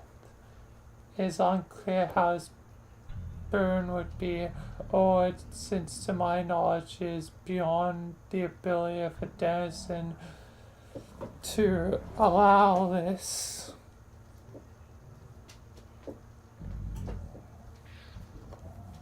But though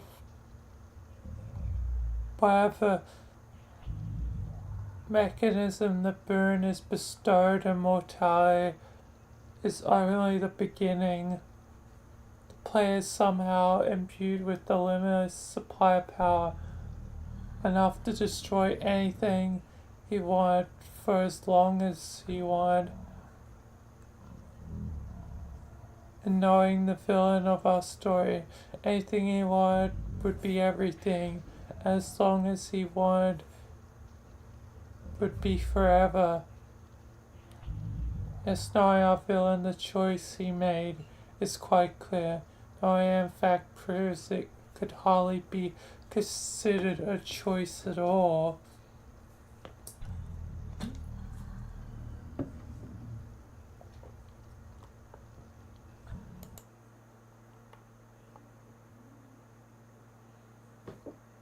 It was at this point the real game would begin. Sky would undergo a dramatic transformation, becoming even darker and heavier. Darker, yet darker. We go. Oh. Soon it would become a massive, very massive solid sphere.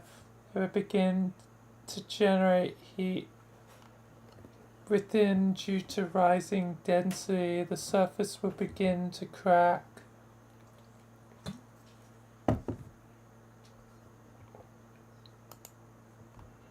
Well, where salting explosion is known as the first break. From the primordial blast would emerge 15 planets for the player to conquer. They would scan ricochet at high velocity before sailing into orbit in the medium. The break is a very violent phenomenon though. Not all planets will necessarily clear the blast before the sky and debris settle in its final state.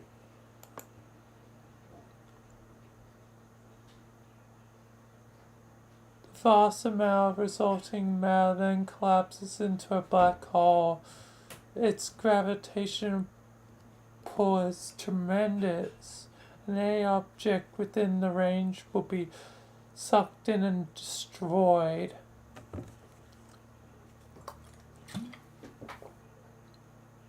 Those planets which sail into orbit will be safe for the time being. But in the case of our fill-in session 3 of the planets did not make it and fell into a black hole.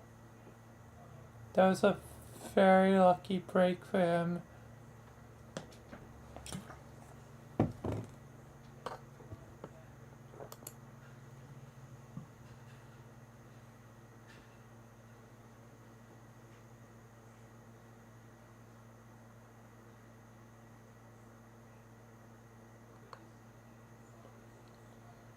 It's like a game of four. Yeah.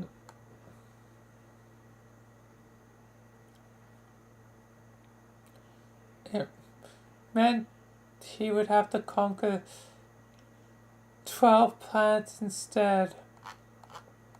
The bit of good fortune could have been the difference that allowed him to overcome a really impossible challenge. His task was to destroy all these planets in order, each within a time allowance that gets shorter with every planet. To destroy a planet first, it must be conquered. He would have to overcome all forces of resistance on the planet and ultimately defeat whatever powerful underling ruled there. Then, much like he did to unlock the quest in the first place, he would have to travel to the planet's core. Then he would retrieve a bomb and return to the surface.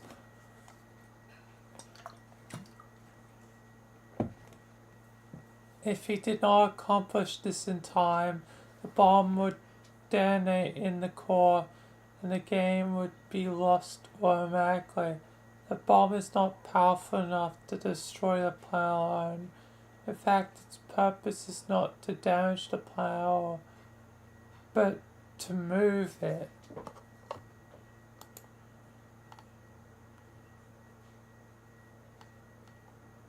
So he must bring it to a designated location on the surface. When it explodes, the planet will be knocked out of orbit and sucked into a hole. Of course, that makes sure he was moving on. He makes sure to move on to the next planet before this happens. So it really is just playing poor.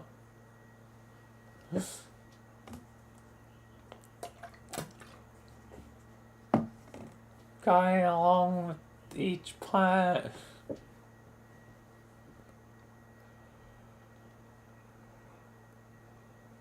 and trying to sync them. It repeats this process for each planet till they are all gone. There's one caveat though. He must skip the 8th planet. If he sinks that one before any others, it will result in the destruction of his entire section. His session. Thus it must be the final planet he conquers.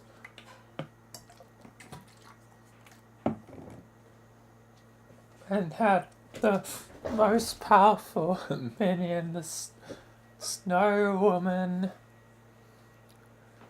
aka kind of the universe, aka I guess, number 8.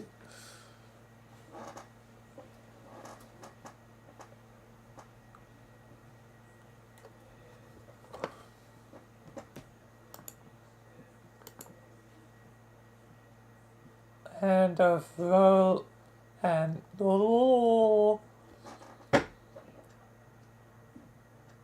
upon destroying the 8th planet's true limb will reveal itself. The dead planet will come to life. They must prepare for battle with his denizen. He may sharpen his combat skills, craft new weaponry, anything he can do to improve his chances against a very powerful endgame foe. Fortunately for him, he would not have to face the monster alone. But then he accumulated a pile of loyal minions.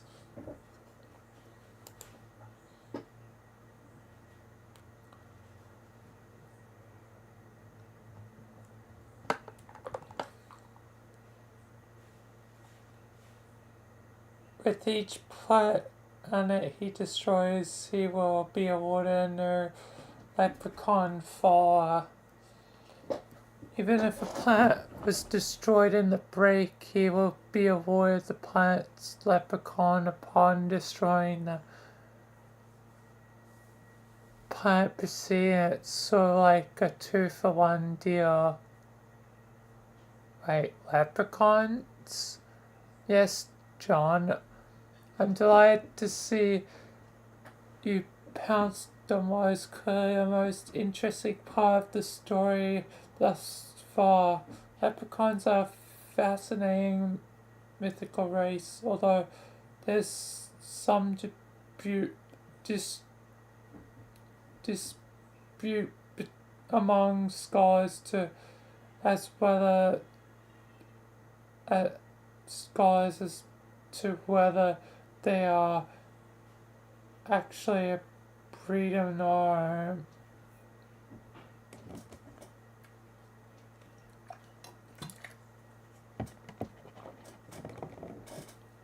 I can't say I blame you for being speechless. There are no doubt hundreds of questions swirling in your head at once about these wonderful creatures. Where do I begin? You must forgive me. I find it very difficult to resist on going at length about them. I just think they're so great. For instance, I can and have given lectures for weeks at a time on their marvelous and widely varying magical abilities.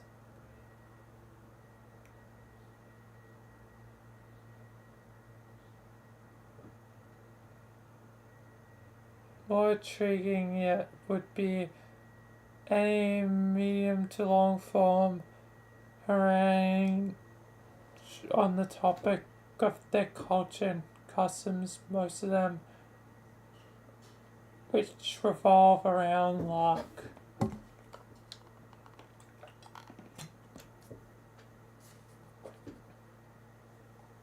But most captivating of all, and the subject upon I will now assiduously bound up will be the possibly scintillating subject of leprechaun romance.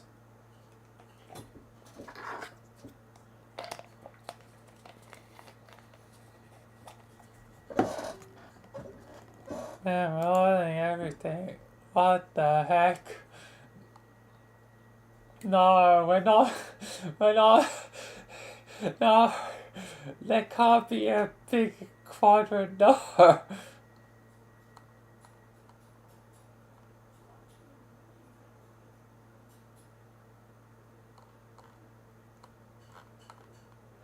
No. My God, how could that be a thing?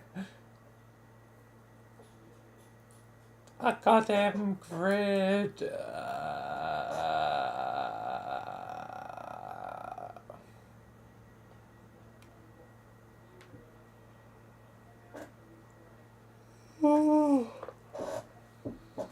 The problem is that when the subject of leprechaun romance is both of the obsessive troll intellects instantly assume the most ingratiating posture of admiration imaginable.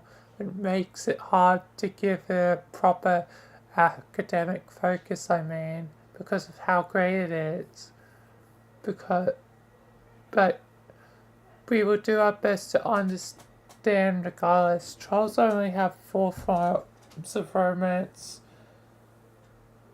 And though we consider a complicated subject spanning a wide range of emotions, social conventions, and implications for reproduction, it's ultimately a superficial slice of what leprechauns consider the full body of romantic experience. Our concept of romance, in spite of its capacity to fill our art and literature and to rule our individual destinies like Lilith, is still just that, a single quadrantary concept, a concept usually denoted by 4 symbols: love heart, yes, angry love heart, diamond, and kind of angry shock face.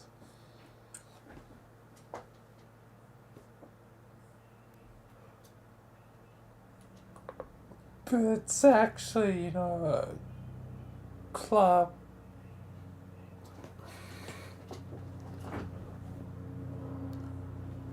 Leprechaun romance is more complicated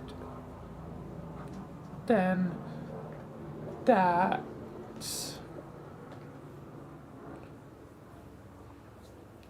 Leprechaun romance needs 9 symbols. 9 quadrants of leprechaun romance are considerably more nuanced than our quaint notion of romance, and certainly more alien.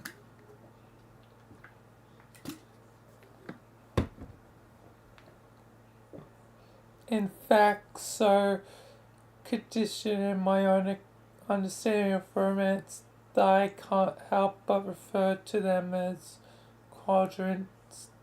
They, in fact, are not quadrants at all. They are referred to as charms, like Lucky Charms.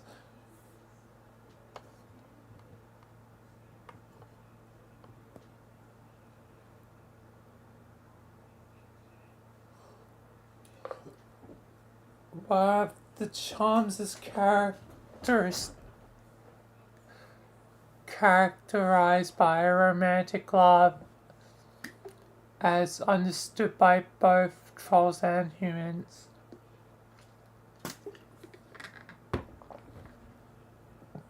But after that, all bets are off. There's no division between black or red, cuspidation or conciliatory. Instead, their charms comprise a spectral continuum of more subtle, varying types of relationships, most of which are established in mutual chicanery, some at the stage of pranks, coy riddles, slapstick shenanigans, and games of chance. Furthermore, Paralipcons is not limited to a single charm. A relationship may be defined by multiple charms at once. In fact, some of the most interesting relationships arise from erotic charm combinations. A stable relationship consisting of 3 or more charms is called a trove. These advanced relationships are often viewed as the ideal and result for romance, much the certain pairing rituals are for humans. A charm is specifically tied to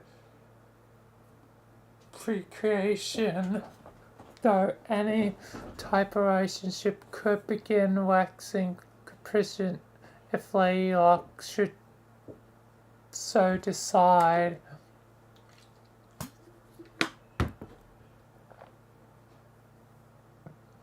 Certain charm combinations are known to be more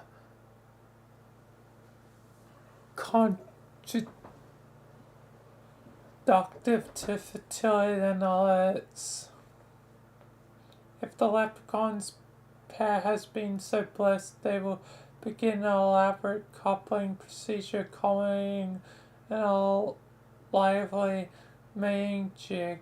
The jigs are specifically to charms of course, similar to how different kinds of music lend themselves to various styles of dance.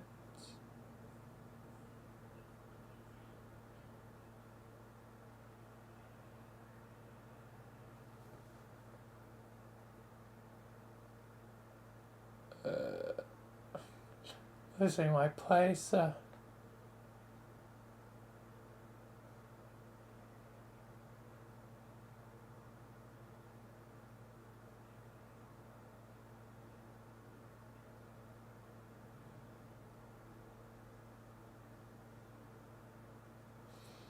completely lost place.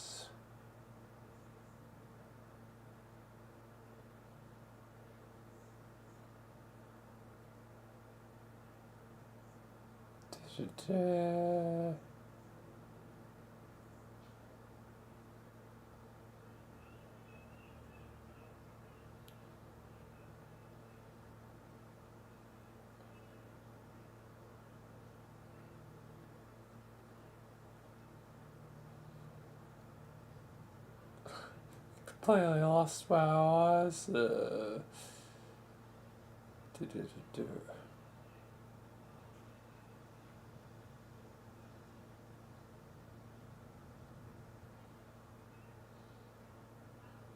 I'll continue from the Lady Luck thing.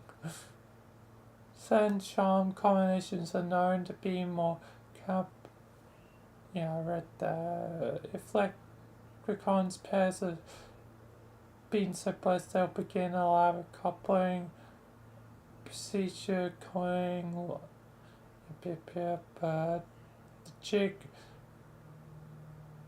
specifically to the charms, of course, similar to how different kinds of music lend themselves to various styles of dance. While their romance is endlessly captivating, leprechaun reproduction may be the most interesting subject for, particularly from a perspective of detailed anatomical study. I'll get, which I'll get to shortly. But first, it bears pointing out that while for humans, reproductive relationships are exclusively heterosexual, no, no.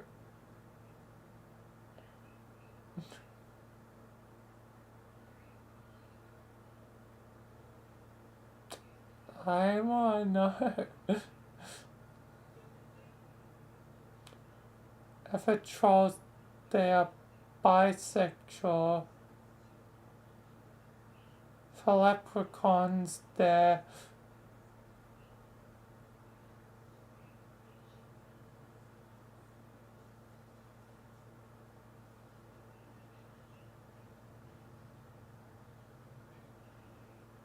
I mean, technically, sex needs male, female,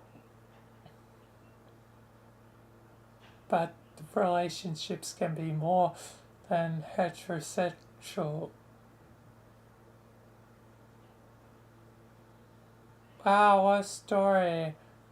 But I wasn't the story great, everyone? Wow. Yeah, you do kind of need to get back on to the thing of Lord English.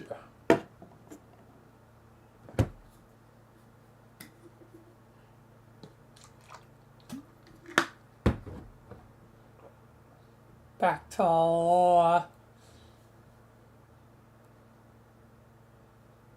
You really liked it that much, Friska? Hell yeah. Oh my god, that leprechaun stuff, so good. Right, guys?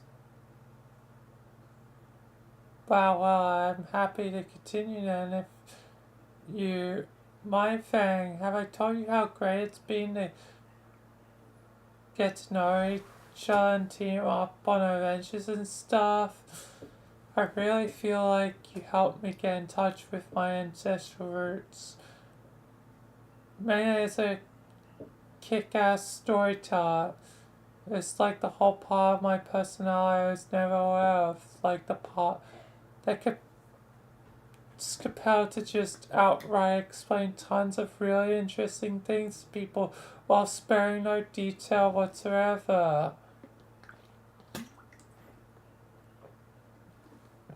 It makes me feel a lot closer to understanding my aspect as well as closer to you. So I just wanted to say thanks. You're welcome. I feel the exact same way about my time with you. You really helped me get in touch with the true pirate within. I saw you, the adventurous spirit I always wished I could be. You helped me finally understand the virtue in rationalizing questionable decisions and behaving unscrupulously for the greater good. Haha, stop. You're gonna make me start tearing up. Get over here and give me a hug, Alpha Sister.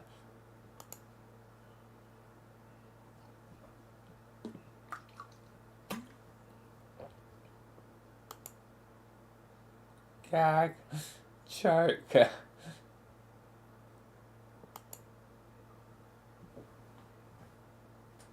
Wink wink.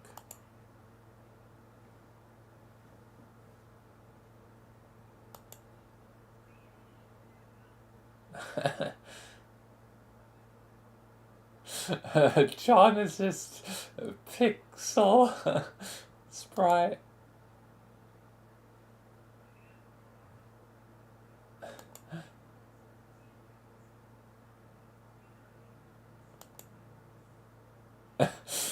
Your caca is like, oh,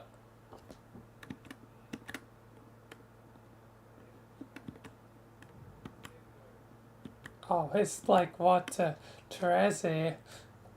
Hey Terezi. Oh, looking a bit a grand.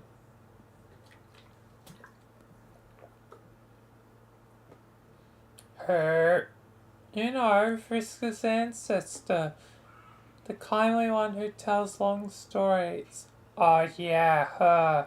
I don't know. I can't keep all these ghost names straight.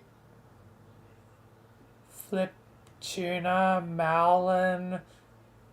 Wasn't there Carlos? Fuck it. They're all named Carlos as far as I'm concerned. Wait, except for Mina. She's alright. I love for it, but whatever. This isn't the point.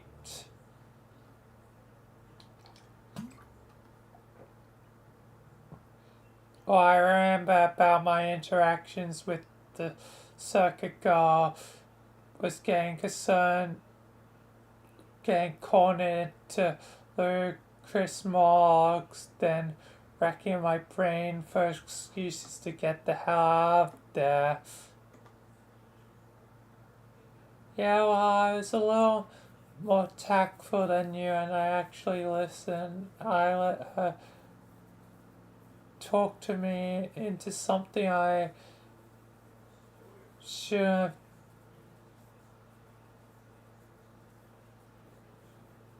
So she was just like perf, and suddenly your eyes were better. Yes.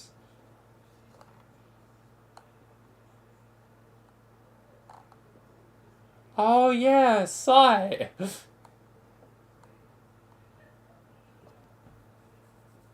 No wonder Carcat was like sharp.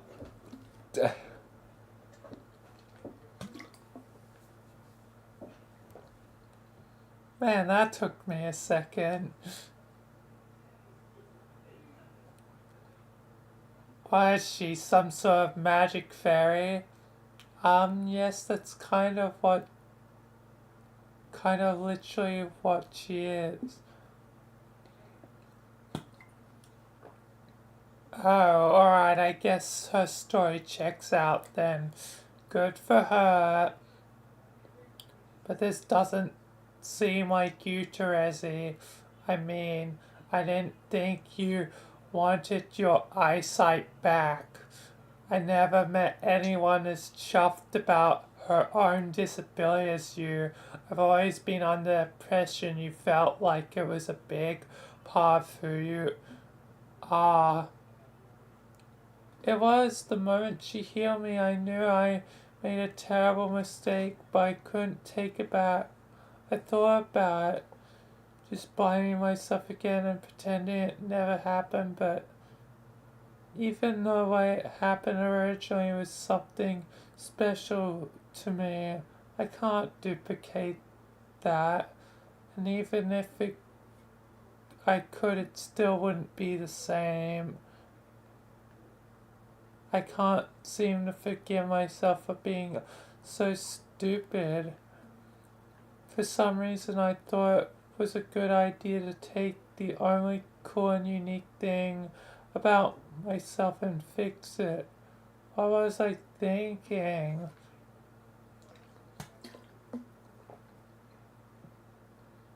Well, the only cool thing about you,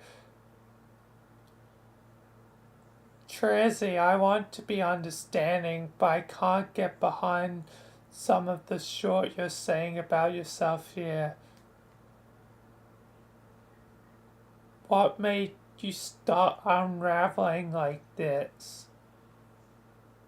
I think it was when we started meeting our ancestors and I thought they all cool and older and more interesting than us, even though they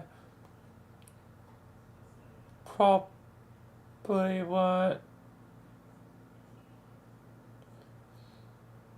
They had a lot of problems and insecurities too, but I guess the kind that older kids have, and when you're younger you don't really recognize them as problems. You look at those things as just part of what it's like being someone who's more interesting and grown up than you. Maybe since I'm not as young anymore, I guess I can see that now. But I was stupidly awestruck by some people who were not so impressive in retrospect. Then I made a dumb mistake.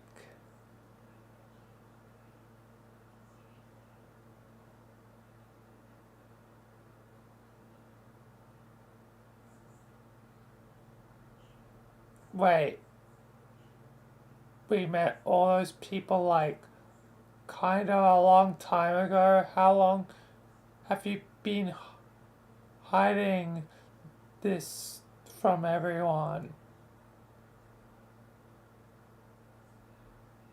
I don't know, a year or something? I wasn't hiding it. I just didn't tell anyone. Yeah, that's what hiding it means. But usually can't see my eyes anyway because of my glasses, duh.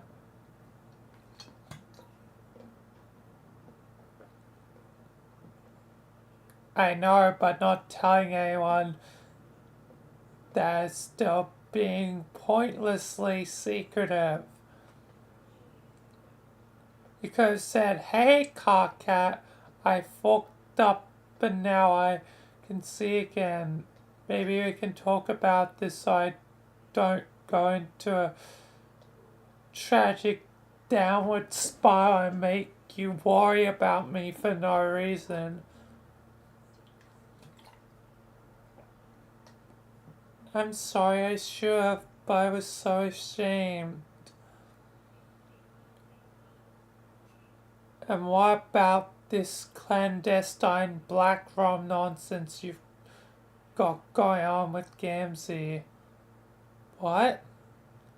Have you been dating him for just as long? Was he involved in that decision?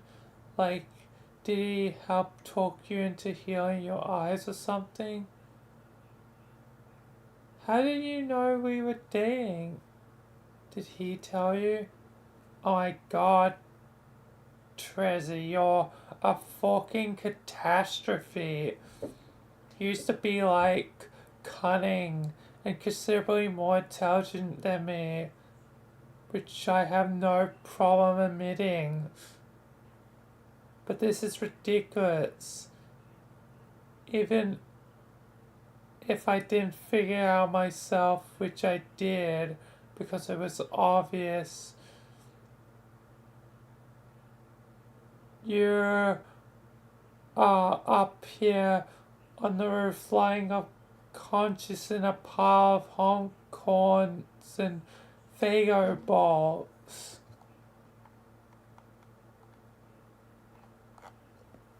I'm not a master of deduction, but unless you were recently stomped on by some sort of golem composed of garbage from a circus, it seems fair to say you're officially down with the clown.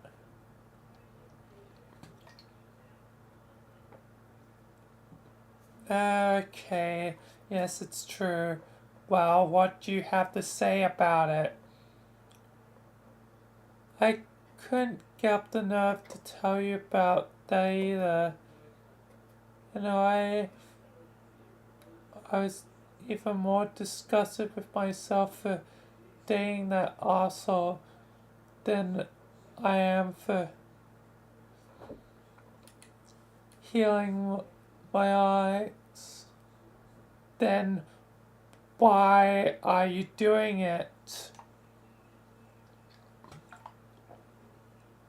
I don't know, I can't bring myself to stop seeing him. Every time I think can't stomach the sight of his ugly face for another second, he pulls me back in. He's just so awful.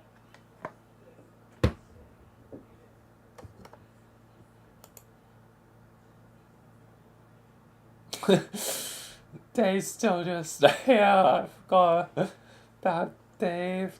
Is just like witness to it. It's like I'm the Wizard of Oz, motherfuckers, and I'm just here sitting watching this mess.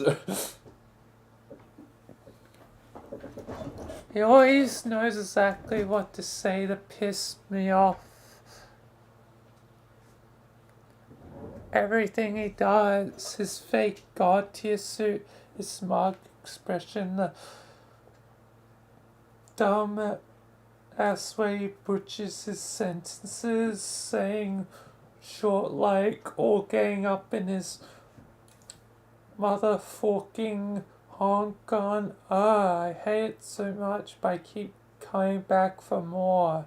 It's like a drug, even more addictive than this revolting soda I can't stop drinking. I had so much figure I can't even taste the color anymore.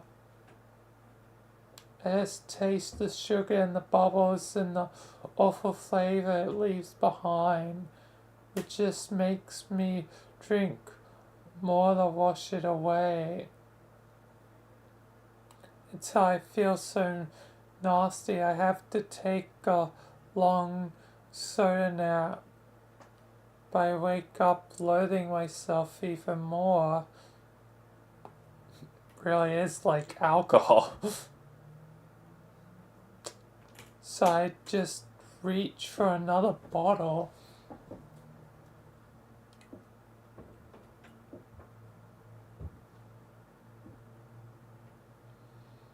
It is truly the wicked elixir.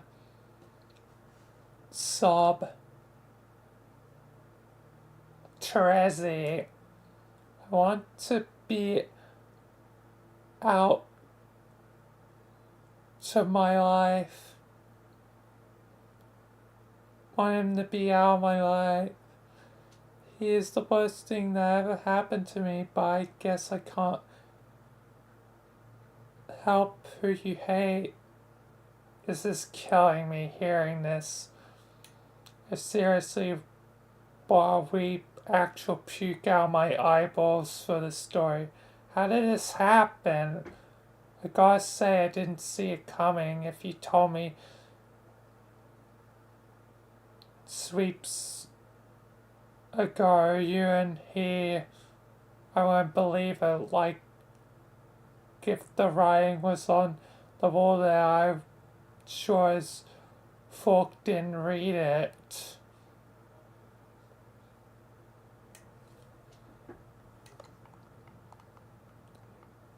Yeah, it snuck up on me.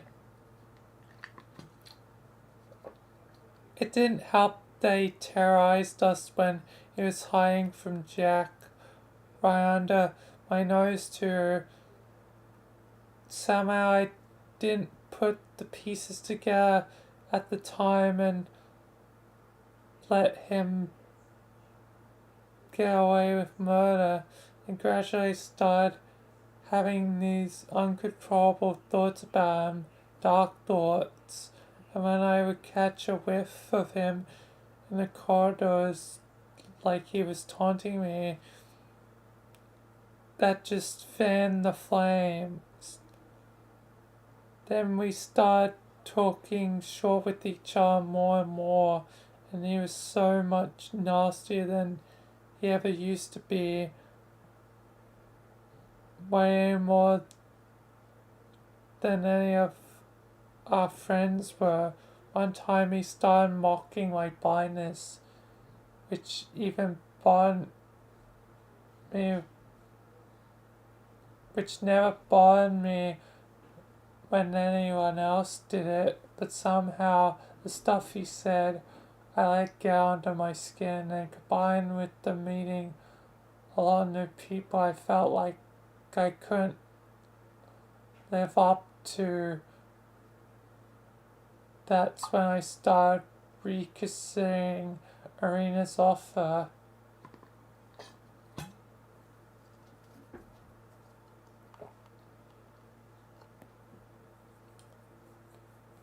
I knew it. I knew he must have had something to do with that decision.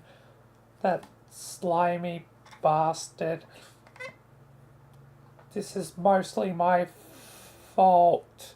I wasn't visual enough with him, and I let our relations break down.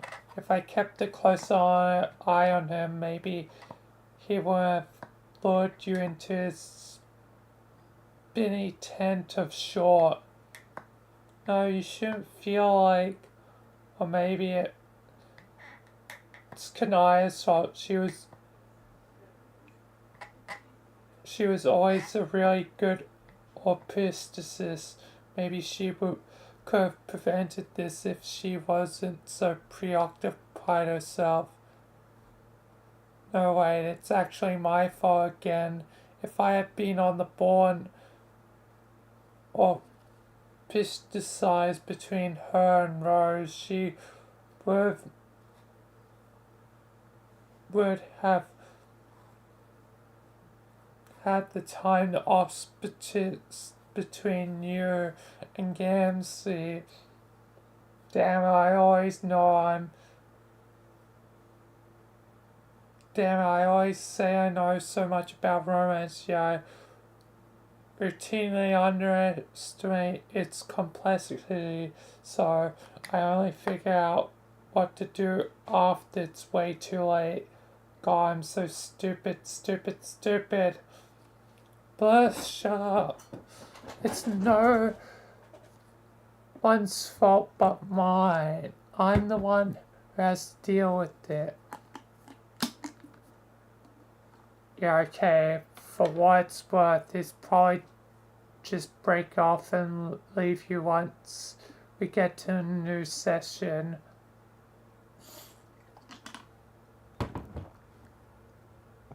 Or his loyalties and priorities are totally warped now. I'm not sure why he really cares about him, or but it sure isn't any of us. You think he will leave me? Yeah, I do. So, well, what? Isn't that what you want? No, I'd be devastated he just suddenly ditched me like that. Okay, help me out. You're confusing me here. I feel pathetic, and I guess a sick and terrible part of me doesn't want him to go. But if he does, I want it to be because I tell him it's over. Wow, alright, I guess that makes sense. Sorry, I'm just trying to be supportive here, but I'm not always sure the right thing to say is. I'm doing my fucking best. This is complicated for me. You're both my friends. I know, I appreciate your attentions, Cockhat. Maybe it would be better if you weren't sitting up there in that backwards chair while you talk to me. Kaka has definitely made a lot of improvement from just angry. But why? Yeah, dude, you probably should ditch the chair. What the fuck is wrong with my chair? Or at least sit on it front ways. Or for another chair. I don't know, it's kind of dumb reflection in this context. Oh, look, it's casual and relaxed. Like, it visibly conveys that my presence is in the conversation in a humble, non-threatening, yet frank and attentive. What the fuck do you want from me? To sit on the goddamn floor? Why would I squat on the dirty floor? What difference would it make? So you can be on the same vertical plane with your friend while you exhibit compassion for a gaudy clown problem. David's fine. Never mind about the chair. I don't care. It just struck me as a bit distractingly silly, that's all. Okay, wow, fine. Fuck the chair. Pardon me for making myself comfortable during a sincere heart-to-heart discussion with a dear friend in need. But the time has come to cease drawing this deeply offensive piece of furniture. Away with ye four-legged temptress. Distract us no more with basic and utilitarian form of creature comfort you supply. Copcat just threw a tantrum about a chair. I just won Copcat tantrum bingo.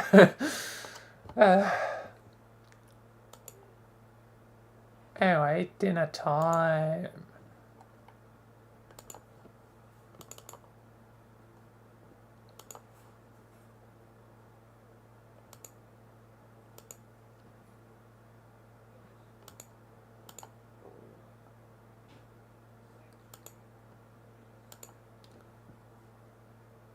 So 45-minute estimate would be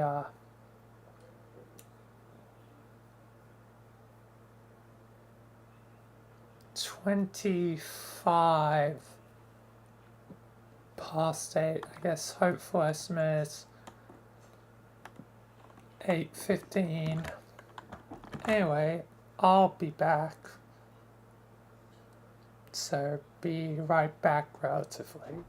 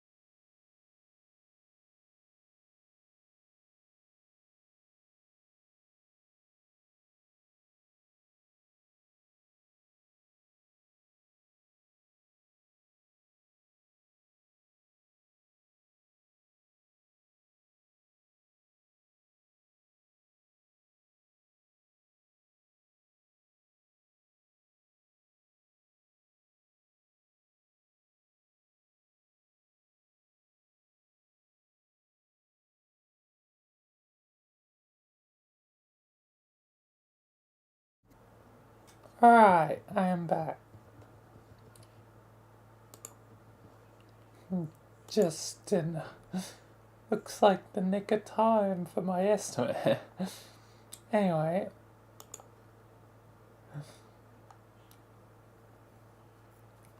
Let's continue. Great Dave, Wizard of Oz. Anyway, let's continue.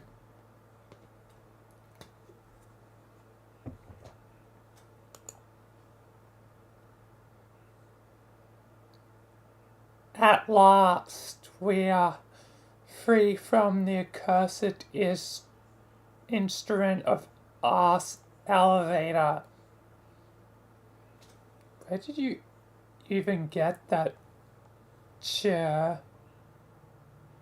Did you steal it from the common area?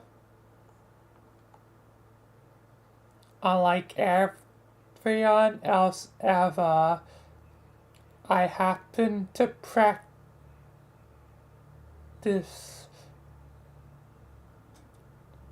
to make a practice of cataloging items which might be convenient on a day-to-day basis.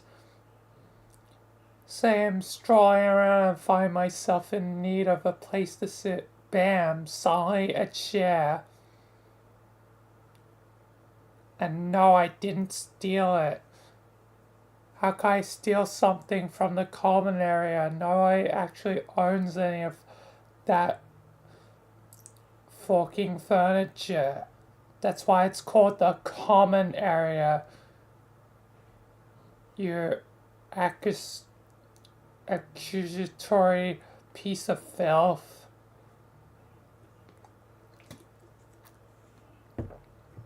Sounds like communism. Are you a communist or something? Actually, that makes perfect sense with your sickle and all. What are you talking about? Wait, John has a hammer. Oh, sure, it's all adding up. When we arrive, we are going to team up with John and seize the mean of production.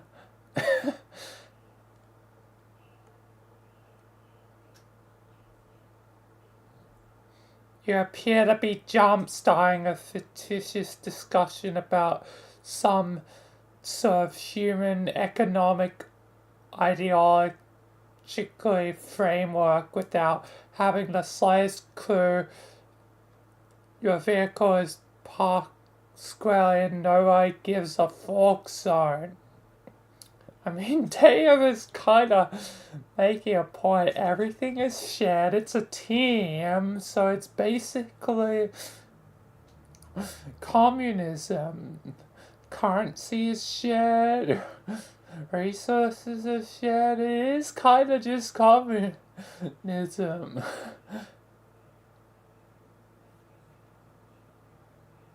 I'm just saying, first chairs, what's next? See, I'm all about private property and pocketing dough. Do you have any idea how rich I am?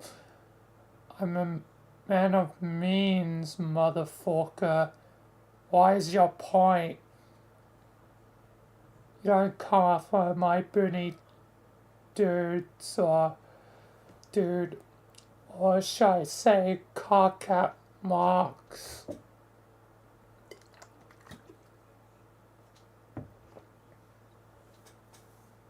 You aren't being serious now. They are not the words of a serious person, like having a serious discussion like a big-time adult with my good friend Terezi. Your callous and nonsensical remarks are derailing us from the delicate subject at hand.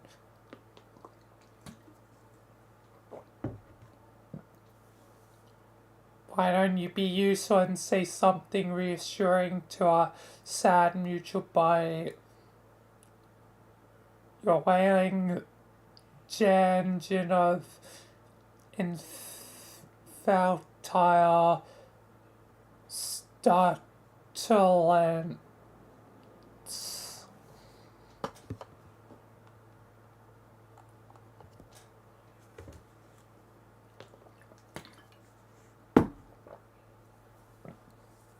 I don't have much to say about this.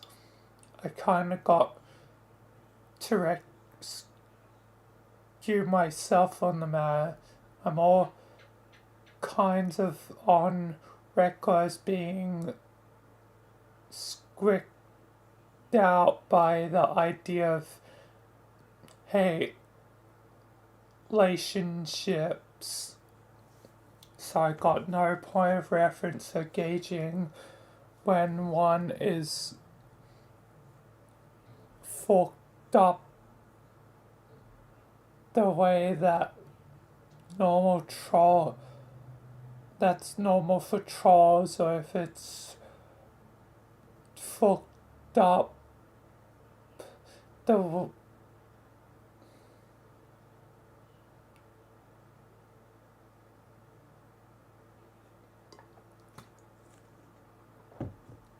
way.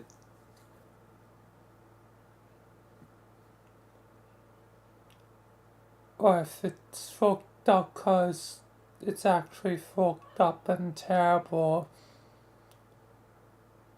Like, this is like some ex-alien boyfriend prime directive short. I can't intervene because I don't know what I'm talking about. But you do, so I guess keep going. You're saying pretty good stuff before I start writing your joke about chairs.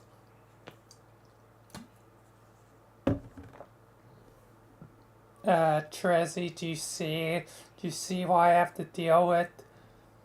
Actually, I guess you can. You can now see me what I have to deal with and experience or do empathy for the fact that I have a Juice as a best friend. Yes, I can see the view from here is deuce-tacular. Thank you. So then that's it then? No advice at all? Smart Alec, why did I even bring you here for this intermission then? Intermission? Intervention. I mean, sorry, I misspoke. Had a joke. Anyway. It's not an intervention either.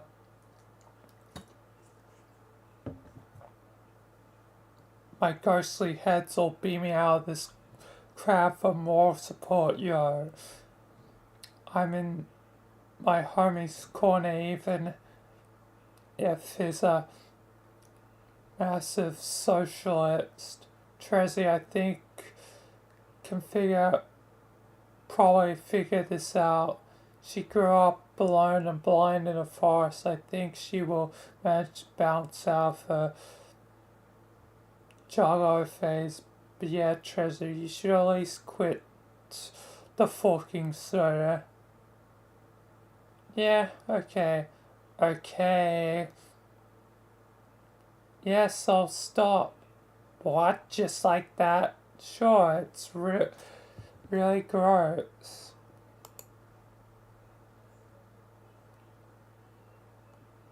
Is he doing rock, paper, scissors?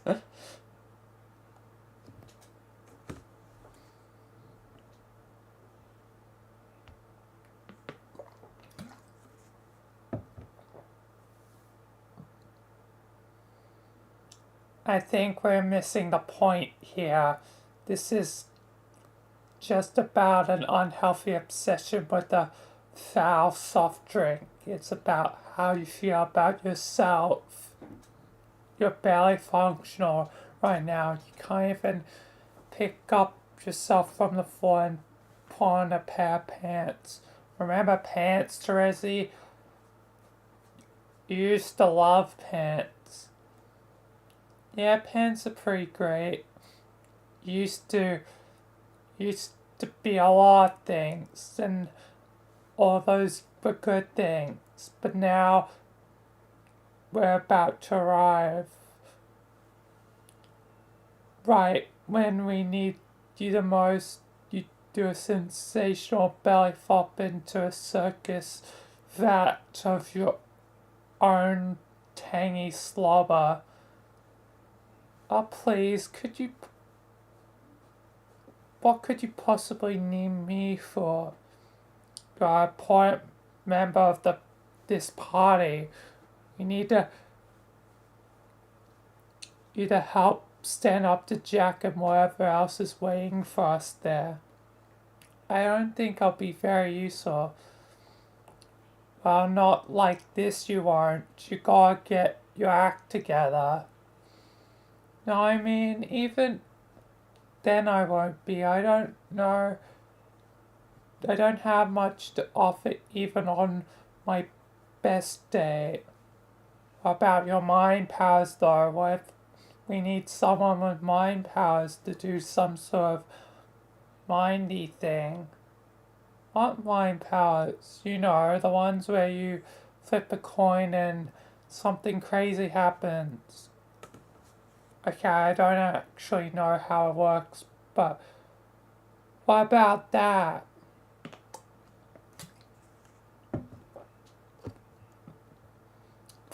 I never developed those powers very well. It's been a long time since I even thought about them. I don't think they're very valuable, honestly. In fact, all they ever seemed to do was trick me into feeling like I knew what I was doing. They actually made me believe I was in control of other people's fates, not even to speak of my own. It was a real dangerous kind of delusion.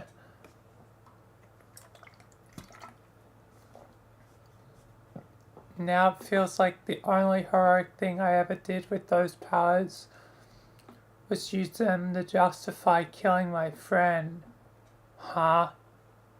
Alright.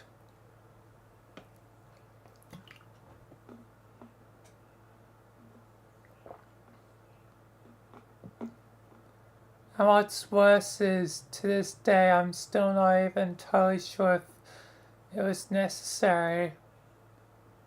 I think I've lost the ability to tell if I'm being punished for what I did or if I'm punishing myself.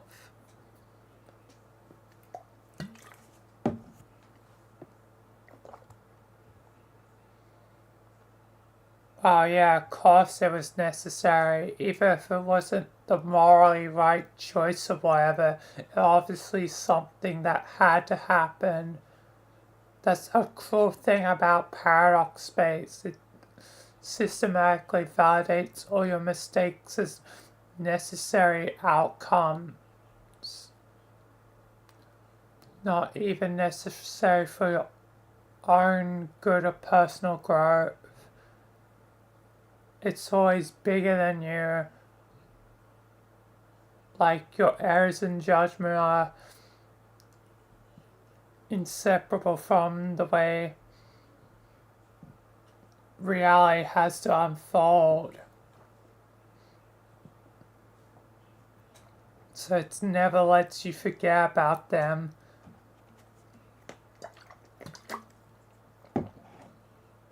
Because they are critical to big picture, and all your past was are like scars in space-time that never heal and always serve to remind you the perfect version of yourself you wish you could be can never exist, because the survival of everyone you care about depends on him not existing.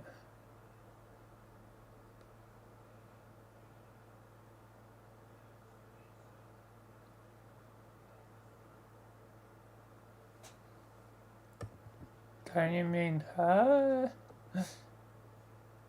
Friska? I don't know. Anyway, I know that doesn't stop me from wondering. It's simple. If you hadn't killed her, you would have withered away in a doomed timeline.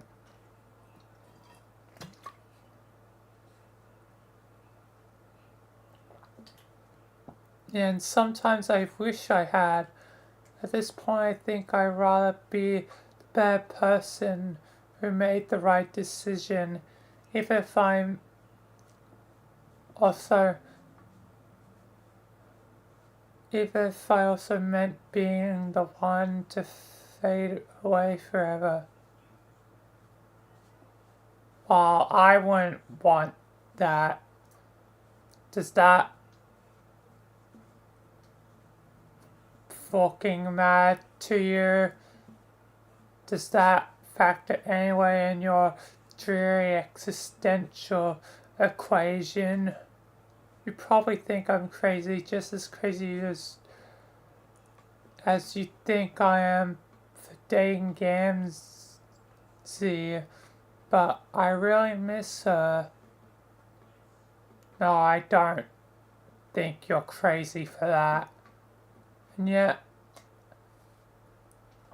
if I ever saw her again, there's no way I could talk to her.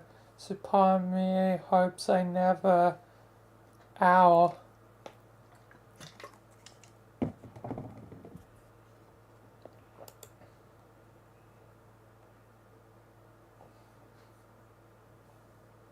Dave, you dick. What? Don't blame me. I can't control a crab.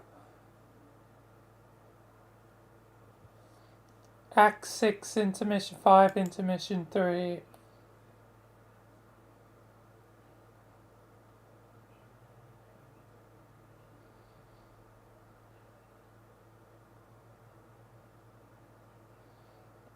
Right.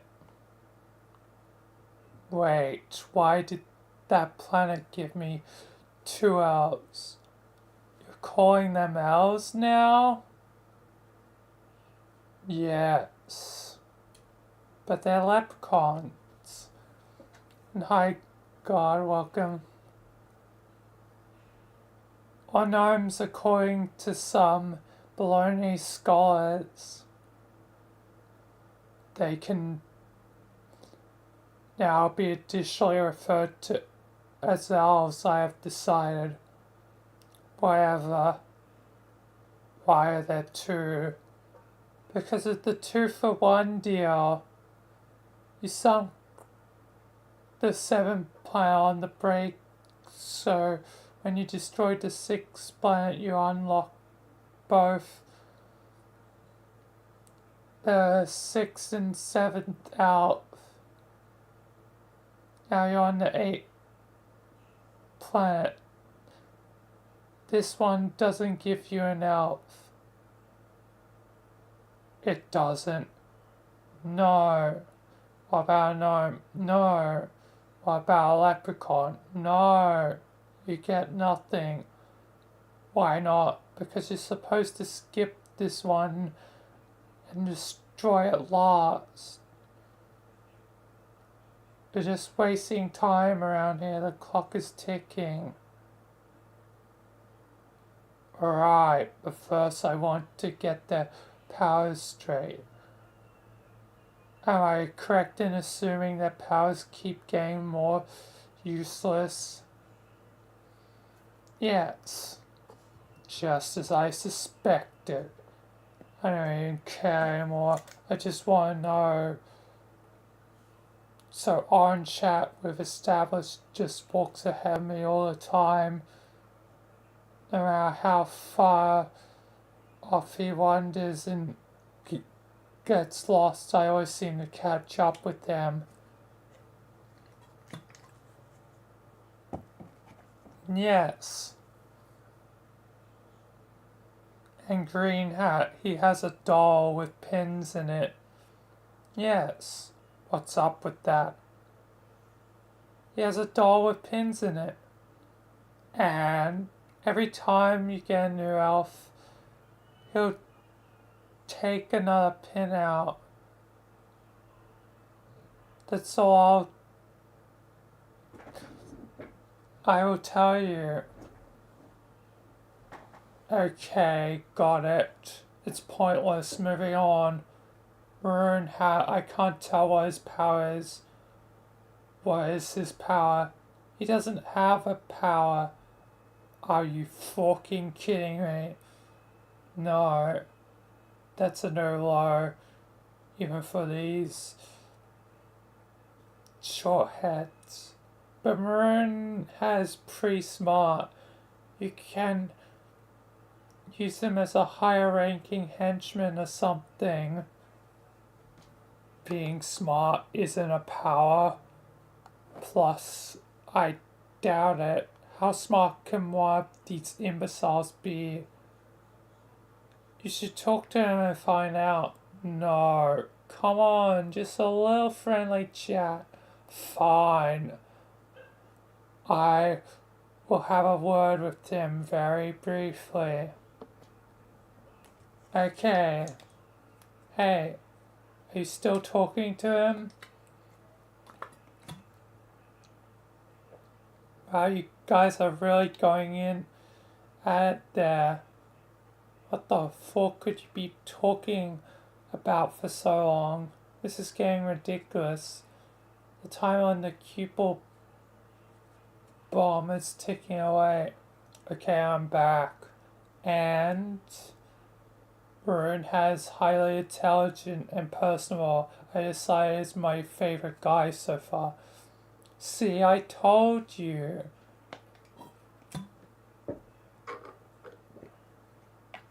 I'll give him some important responsibilities later, but I've not decided what. Maybe he can hold on to something important for you. Good idea, like what? I know, my cow top. Not your cow top, that's dumb. My gun. No. Oh, my candy. No, you idiot. Fuck you. If you have an idea, then just tell me what it is, Puzzle Man. Look at the color of his hat. What else do you have that's that color? Also, what object can you think of that's kind of shaped like a 7? Of course. A boomerang. Okay, I give up. I'll make a mental note to secure a boomerang in the future. Yes, it makes so much sense to be a boomerang thematically because it always comes back around. It's in one big circle like the time short I'm supposed to be about. Okay, last question. Why is Purple Hat constantly dancing in my present? Yeah, I guess in retrospect, Purple Hat has always been pretty flirtatious, hasn't he? What? Maybe you should try being open-minded though. Have you ever considered a star heart horseshoe relationship with someone? Maybe you'll discover you never truly experienced joy until you've been in a star heart horseshoe with the dancing elf. End of Act 6 intermission. 5 into mission 3. Yeah.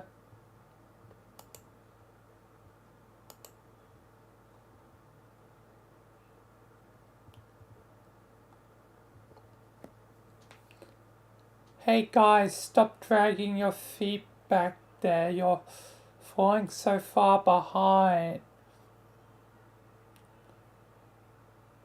It's starting to look tiny and ridiculous from here.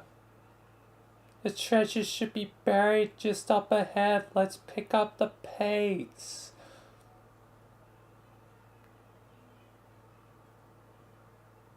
Excuse me, some of us here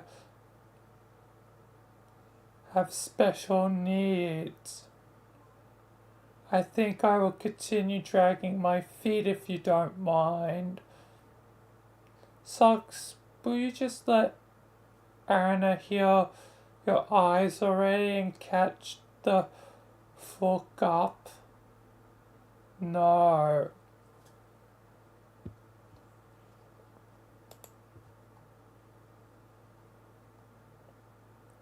Hey, Iridia, was it? Yes. Can I ask you something? Okay, you seem reasonable and pretty nice, so I'm wondering, how do you feel about us? About what exactly? About what Friska and the pirate buddies are doing? You mean searching for the weapon? I think it's a good idea. Now I know, of course it would be great to have an awesome secret weapon, whatever it is. I mean, how do you feel about the way we've been searching for it?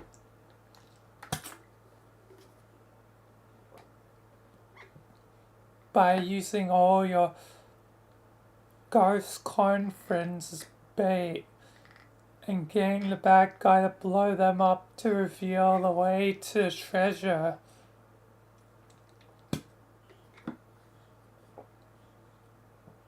That's probably the only way to find it. In my experience, the specific path you travel out here is very important. If we did not trace that exact path, then that amount of time I don't doubt we'll ever have found the right location. In fact, it may never have been found by anyone.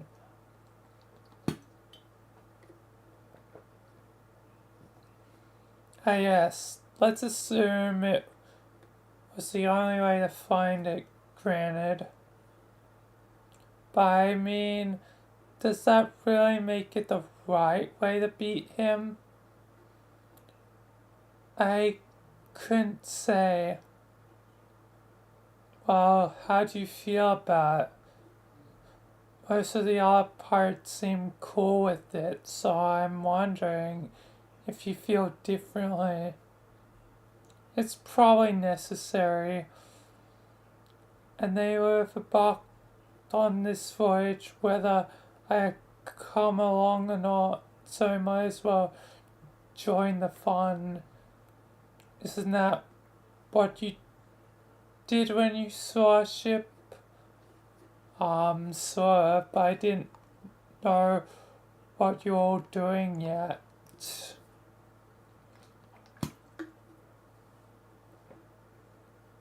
Yes, but once you found out, you continued journeying with us. Yeah, but I just hang out here 'cause I'm asleep. What else am I going to do? Exactly.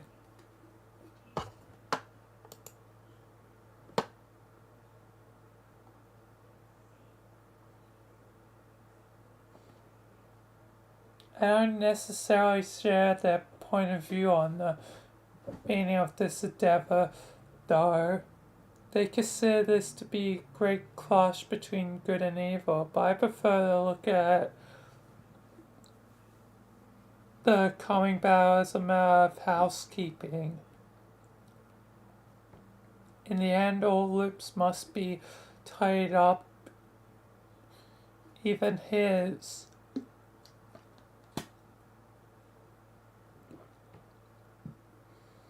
Okay, but what about your friends?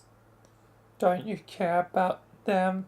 Of course I do. I love my friends. Then why do you seem so cheerful when so many of them are getting zapped by lasers?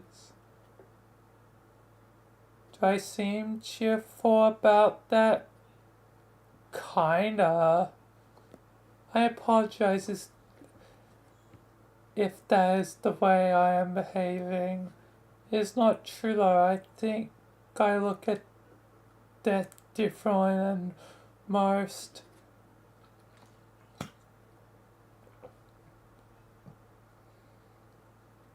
And it's fair to say this attitude extends to death after death as well. I've learned to be at ease with the cessation of being in any form it takes. But I am not, nor will I ever be the monster's handmaid. So please believe that I would never take joy from the destruction of any soul. However, you must realize that it's only by the grace of the hard terrors that so many have been allowed to continue existing for so long.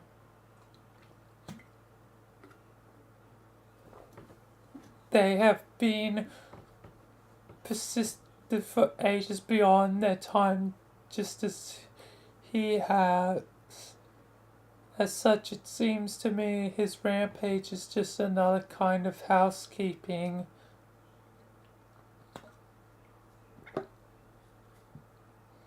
While he rounds the ring,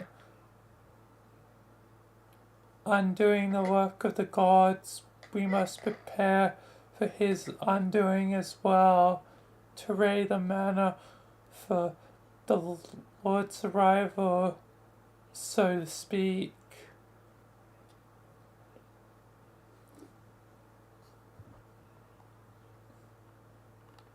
And yeah, that kind of are lucky to just live on. Usually death is death. I'm sorry, maybe I spaced out through some of that, but I'm still not sure what we're talking about. Maybe you could just simplify it for me. Are you a good guy or bad guy? I don't like to think of myself in those terms, but I try to be nice to people. Damn it, okay, okay, you could just maybe give me an idea of what it's actually want out of this. What I want? That's a pretty good question. I think I mostly want to see what happens when this whole place breaks apart. Jesus. Oh my god, you're all so insane.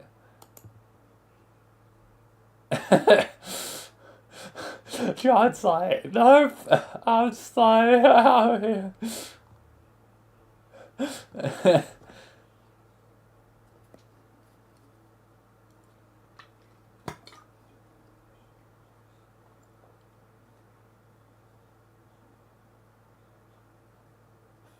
Are you kind of what? Yes, please come. I'm about to begin a final story before we reach the treasure. Oh, holy, sure enough story. I'm there. Sorry, Aria. I'll have to keep chatting, but you heard the late story time again.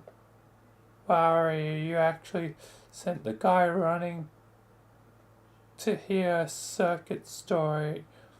That was a really impressive creep out job. Nice.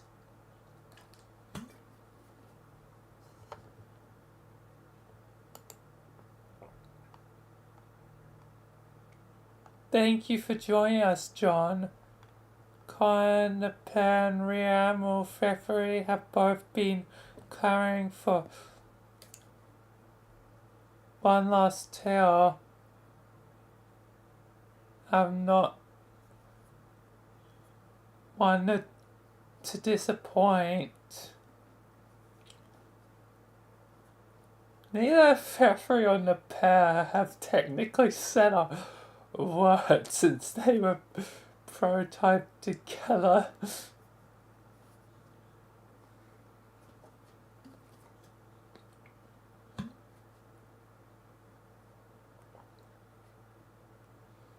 Clamoring, as in clams, text it. Okay, what's this one about? Ogre sex or salamander shipping or something? Nope, although I'd be happy to tell you all about those topics another time. This is a story about two legendary rings.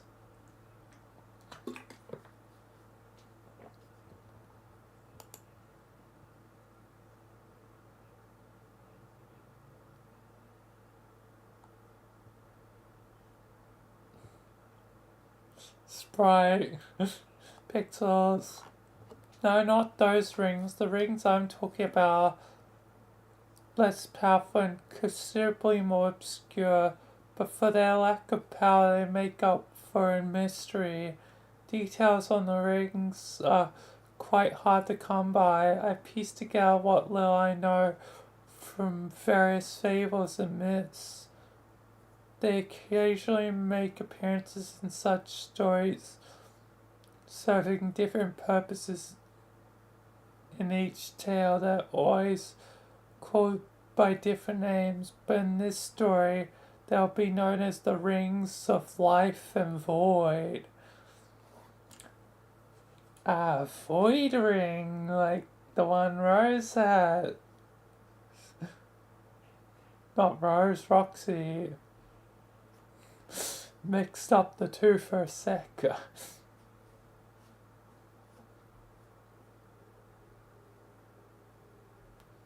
So I guess there's a life ring? What does a life one do?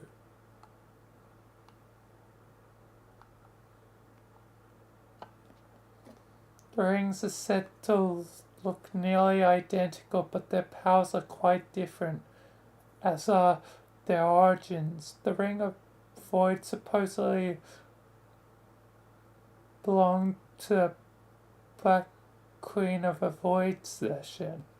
Yep, kinda already know about that ring. But one day it was stolen by a thief and then stolen again from the thief by a rogue. Legend was suggested changed hands like this for a long time thereafter, until finally vanishing into the void itself forever. Which is fitting, as the ring grants its wearer the ability to do the exact same. The Ring of Life has a very different story. I found no reports of an origin to this ring at all. Like many magic artifacts, it may not even have one which is comprehensible.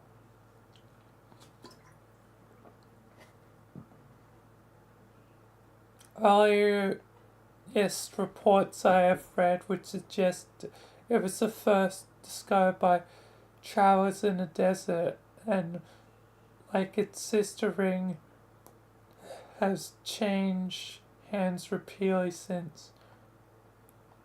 The ring, however, has a dramatically different effect. Instead of regaining the wearer to obscurity and immateriality, it does the opposite. It is said that any ghost who wears this ring will come back to life. Ah, so it can save the goats. In some stories, the fate of each ring appears to be a tangle with each other. When one is lost, the other is surreptitiously found. A great example of this can be observed in the fable of. Wait a minute.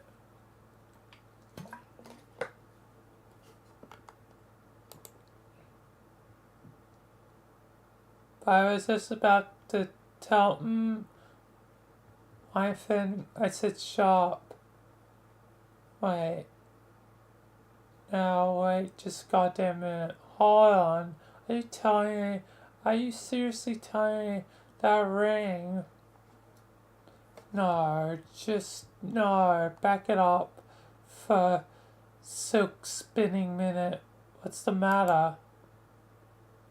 That fucking guy.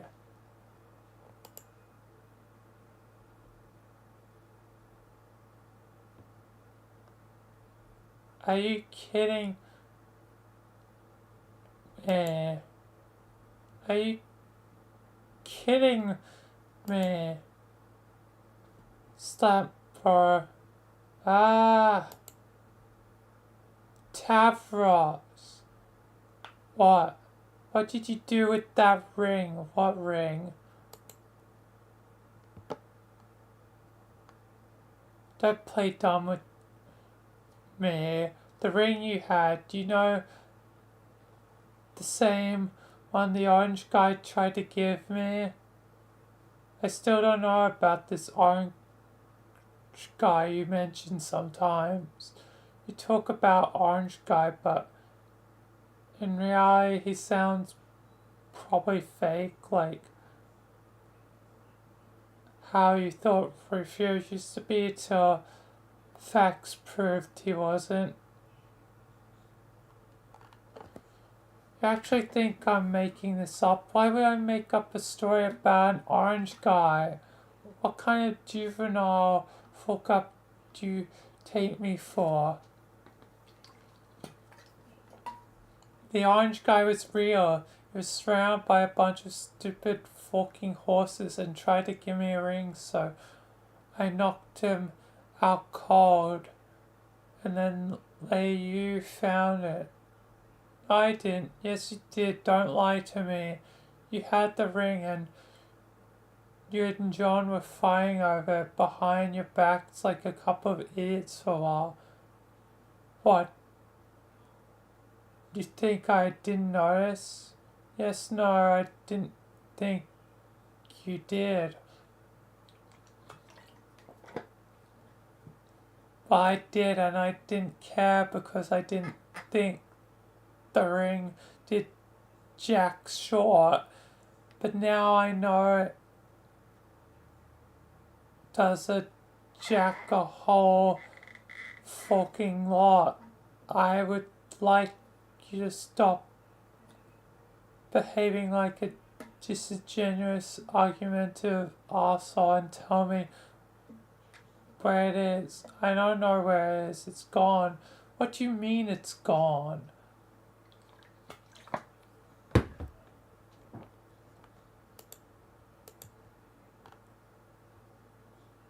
I had it and then John had it. I wanted it back, but he wanted it also, so we argued with our hands over it till he vanished, so and I tried to find it on the ground because it's precious to me for a while. Why was it precious to you? Are you telling me you knew what I did? No, I didn't. I just had separate reasons for wanting it. Well, whatever the lame reason you wanted the ring, forget it. It's obviously a much more important magical item than either of us gave it credit for.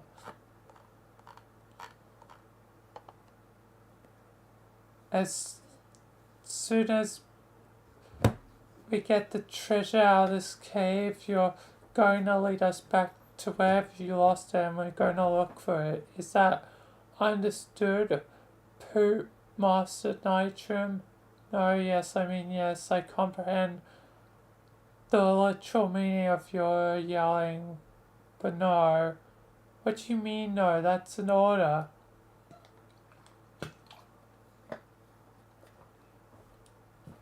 I think your mean-spirited angerness is making me remember to wonder why I kept waiting to help you and like you.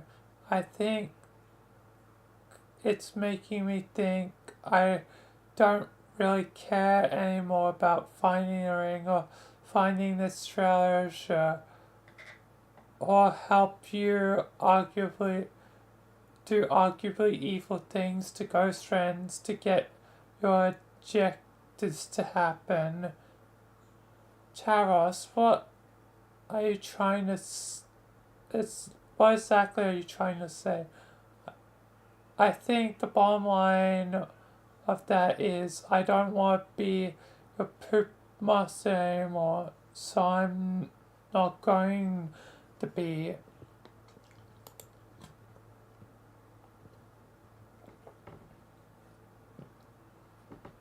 Where do you think you're going? Get back here, you can't just fly away from me like that. Oh, but I can, you forgot about my secret weapon. Behold the self-esteem. Self-esteem's my ass. I said get back here. If you go out there alone, you're going to die. You pathetic piece of shit. I'll take my chances, you jerk. Ha ha ha. Yes. Fly, pooper, fly. Ah, yes. So clever. I reference why I once scornfully remarks directed at me. So sick, so sick. We can all hear you whispering from down here, short for brains. Hey Taros, way up. I think I'm coming with you.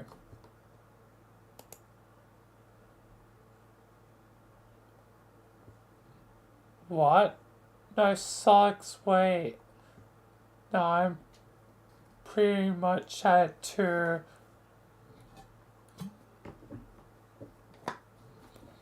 I can't believe I went along with this for as long as I did, so yeah. I'll be forked 2 ways from Purgy's Eve before I let Tavros upstage me in the backbone department. Aria, sorry, I can't be a part of this anymore. It's just making me feel dirty. I understand, Sonic. Let's catch up again later, hopefully when this is all over. Yeah. Oh, Fefri and the pair will be coming with me too. What? No. They fucking won't. Yes, they will. They just told me. I didn't hear them say sure. They both gave me meaningful answers, like if to say, oh yeah, let's bounce. You're blind. How could you see a meaningful glance instead of underestimating the perspective of the sensory impaired? Why don't you bite me? No, they can't go. Commodore, the pen, Riam, and Fefri are both critical members of my crew. This is mutiny. Risk, I'm on your side here, but I should point out that technically they both outrank you. Excuse me? No, they don't. Come on. I just gave them titles that sounded cool. How can they... Can you outrank a captain by being a Commodore? A Commodore outranks a captain? Yeah, afraid so. Yes, an Rear Admiral outranks a Commodore. No, but I thought a Rear Admiral was like some kind of joke rank. Who would take a Rear Admiral seriously? It might as well be Pert Master. No, sir, it's actually a real thing. Goddamn, for a pirate, you really know folklore about nautical junk. Pretty embarrassing, to be honest. Yeah, this stuff is super interesting. JK loses. Anyway, we're out.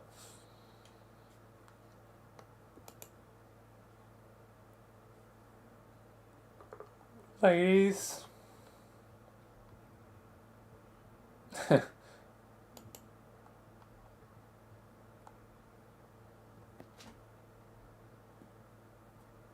Good riddance, you backstabbing ingrates. I hope Lord English eats you all.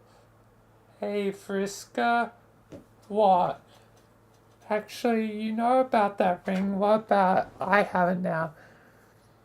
You do? Where? Let me see.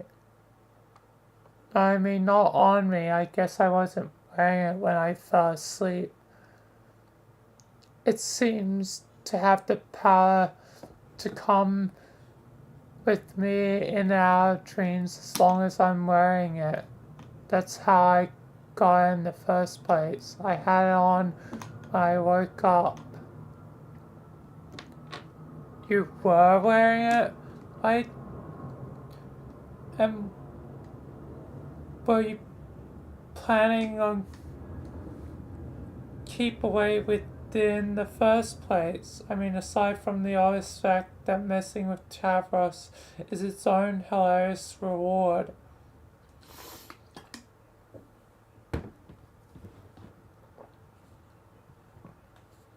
I don't know, I guess I liked it and wanted to hang on to it for some reason, but I don't know I would wake up with it.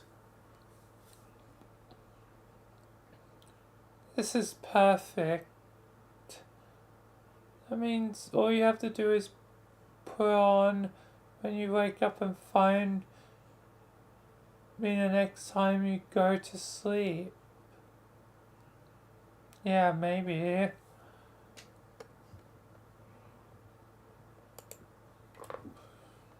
Maybe. I'll think about it. You'll think about it? Well, yeah. It sounds like an important item, so deciding what to do with it is kind of a big responsibility. It's supposed to bring ghosts back to life, but we don't know how it works. What if it only keeps you alive as long as you're wearing it? That would mean only one ghost could come back. Right, all the better reason to let me use it. But there are ghosts. I'm not sure what to do yet. Wait, you're actually not thinking of giving it to someone else, are you? That's my ring. The orange guy gave it to me. Yeah, well, frankly, I don't give a shit about the orange guy. The ring is mine for now, so I'm the one who has to figure out what to do with it. Speaking of waking up, it's probably time I get going. Going to I'm not trying to join the mutiny or anything, but I do have friends waiting for me out there.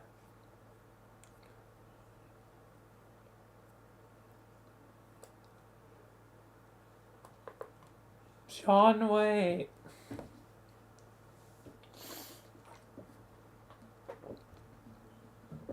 I hope we're not playing about the bad terms here.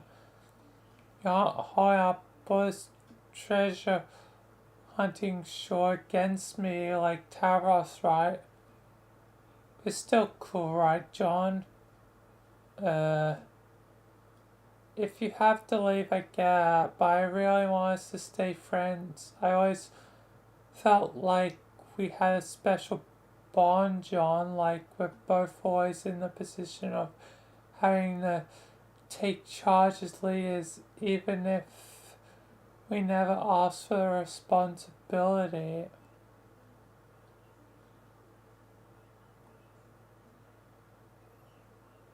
And I don't want to pressure you into anything, but I would appreciate if you really appreciate if you'd at least think about me next time you take a nap with that ring on.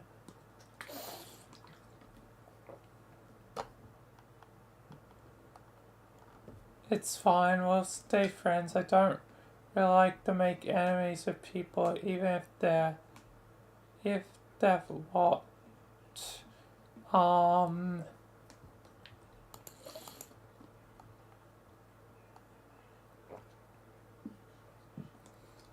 Frisk, I have to be honest, years ago when we first talked, it was a lot of fun to get to know you. I mean, I thought about you a lot since then, but I guess I never quite realized how little I actually understood you. During this crazy temperature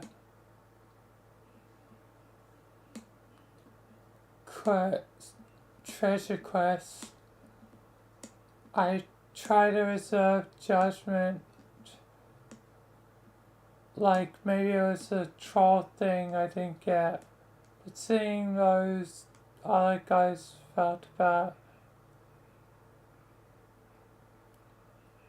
I think it's more complicated than that.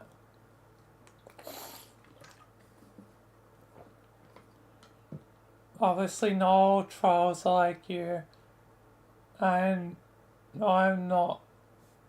Maybe this is all, maybe this is all up for good reason, but it still felt like but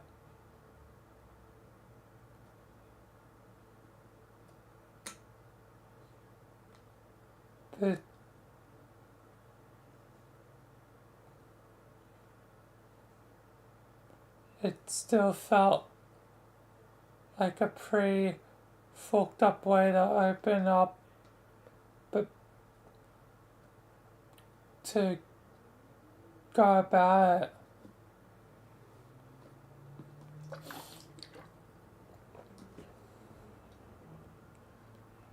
And all I'm saying is I'm ready to go. I've seen enough and I miss my friends. I think about what to do with the ring, but honestly what?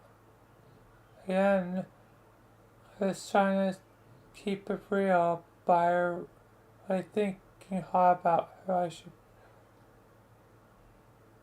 bring back to life. I don't know if my conscience could justify bringing back someone so dangerous.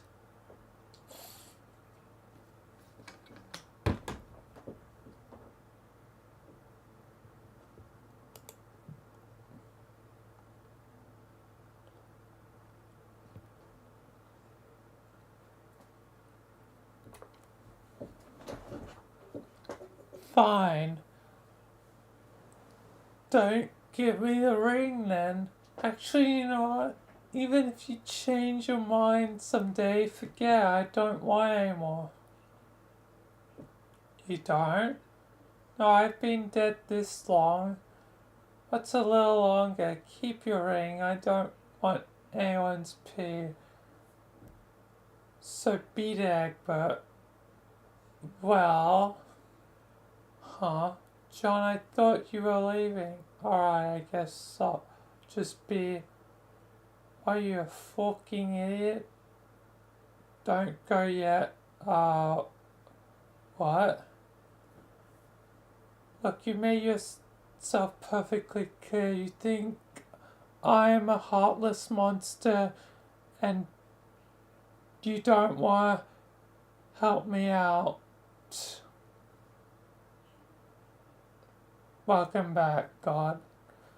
Whatever. But are you seriously going to check out this dream like 2 minutes before you see what the treasure is? Holy crud, dude, where's your sense of curiosity? If I can manage to put up with you for a little longer, I think you can stand by my morally bankrupt company long enough to find out what this thing is. I'm the only person in Paradox Space who actually thinks. Oh, sure, I guess I'll do a little. Go a little further and check out the treasure. Heh, yeah, right. It would be dumb not to.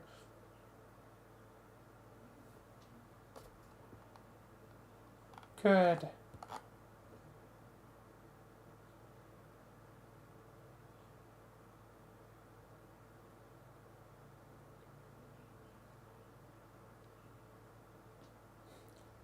Yeah, I'm probably gonna be tired by the end of it.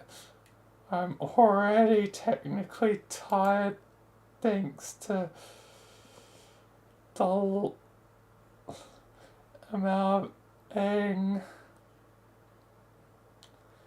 from all the videos before.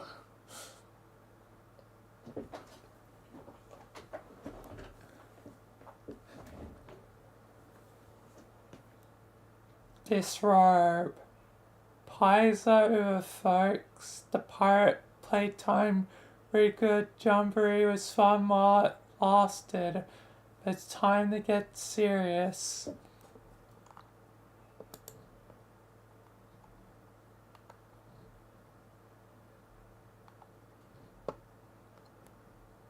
The treasure's down there.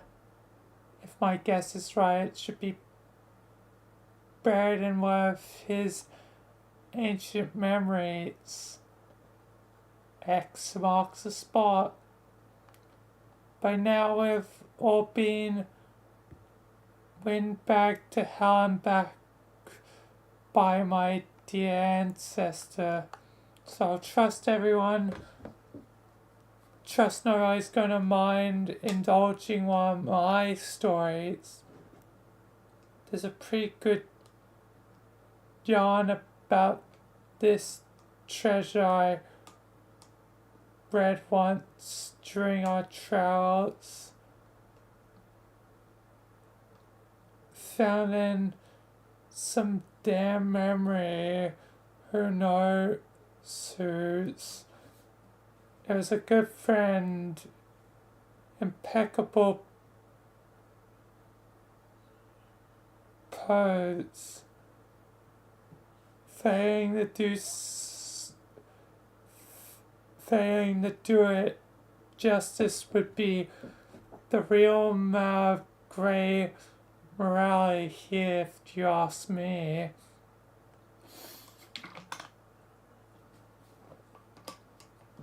But right now I ain't in the mood to figure out how not to make it fucking suck. So I'll just say this. It was supposedly a weapon that once belonged to him,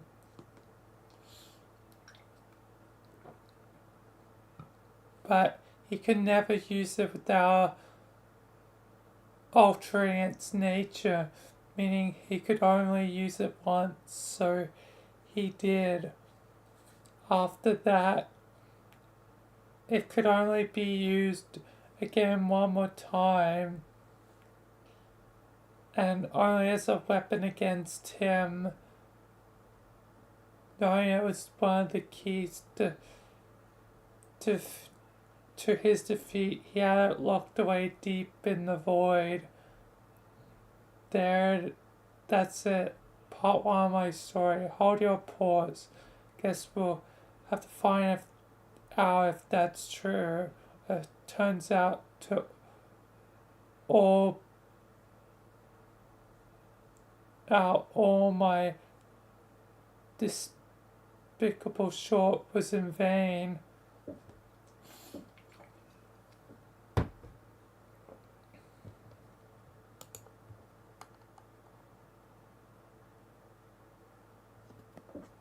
Not that it even matters. Some people,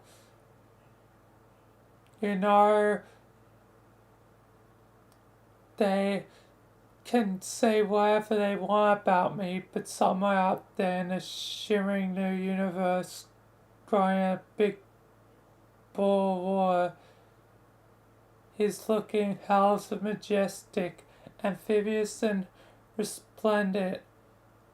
His glorious croak would bring you to your knees. That universe is going to give life to billions of trillions of zillions of cute little aliens. You don't even believe how pretty and wonderful and happy all those aliens would be. It's making your lip tremble just thinking about them and how worth saving they are. Wow.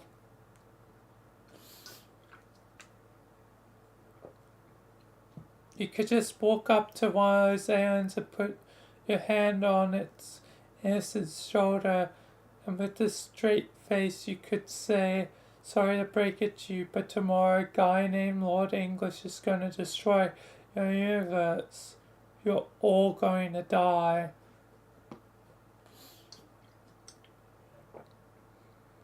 And when the alien looks up at you with tears in its eyes just before the first one rolls down its weird alien cheek, you lean in close to its absurd alien whisper psych. That's because a long time ago,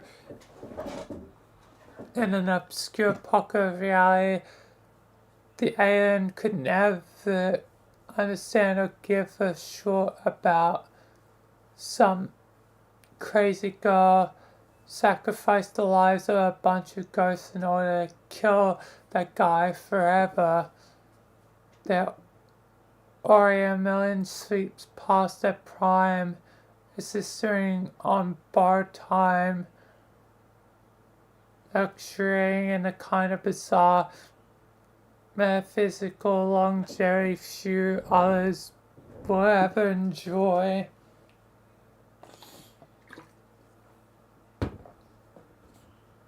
Just a fresh batch of bait the squid gods kept on ice for an insatiable fisherman, 'cause they're sick of being hunted themselves. Those ghosts were all that stood in the way of an end to their eternal holocaust.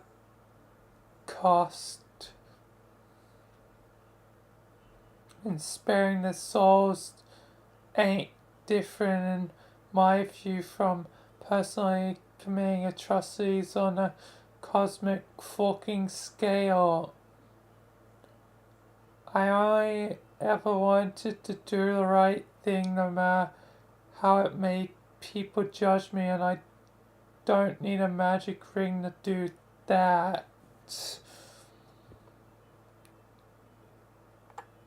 You don't have to be alive to make yourself relevant, and you don't have to be a good person to be a hero.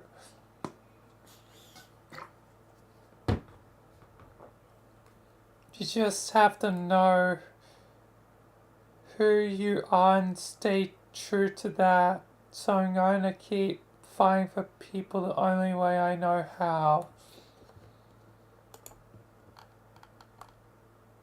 By being me.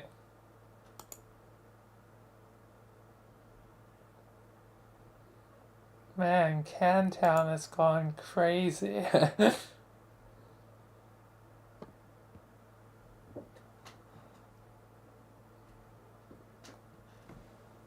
Rose, are you willingly annoying my tray of finished crumbs? I said them quietly in secrets to convey one of your human pregnant pauses before speaking. The pause when was human expecting in the same sense that I'm expecting an explanation for your present conduct. We were going to meet the others on the roof by now.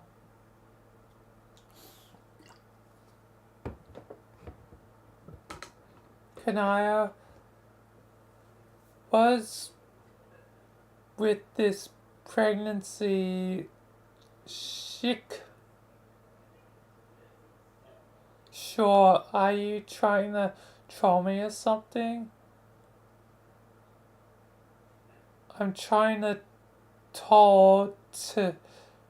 tell you we're on the verge of reaching our destination, and here I find you doing. What are you doing exactly? My civic duty. I've been deputized by the mayor as the assistant chief deputy of city planning and preservation. What? Can I really swamped in red tape here. Do you think you could return when I'm not so busy? Thanks. Either that or file our registration form with the zoning bureau.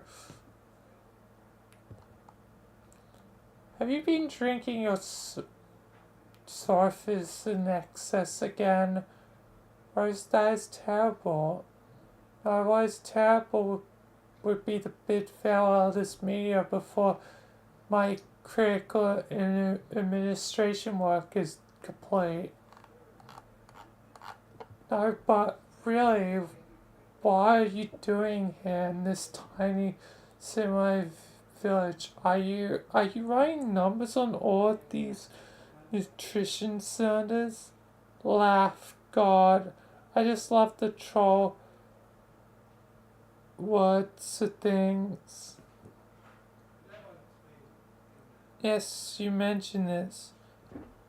Nutrition cylinders, that's a good one. I forgot about that. Maybe cylinders isn't stilted enough though. What about tall circles?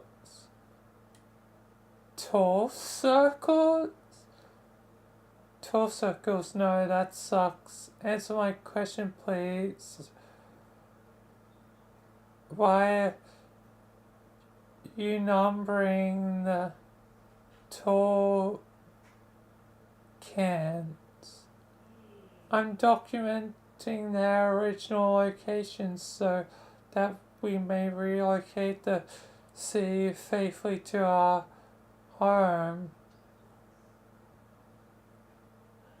wherever they may be. You want to relocate the city now? This is such a foolish use of your time. Paul's eyes so wasted. Oh, but you be far from the truth. The preservation of Canada has tremendous symbolic importance. We are all that's left of our respective races, Kanaya. We are the light of civilization. It's our responsibility to carry the torch through the abyss while keeping it lit and hick.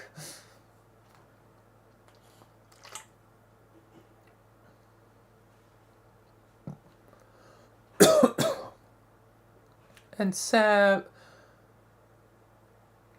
upon the hearth of the new world.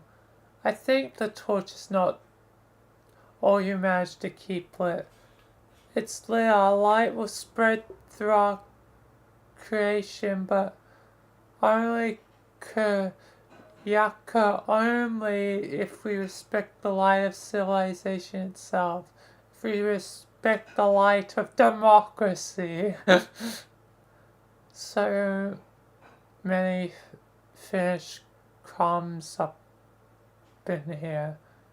Civility, liberty, reason, edification,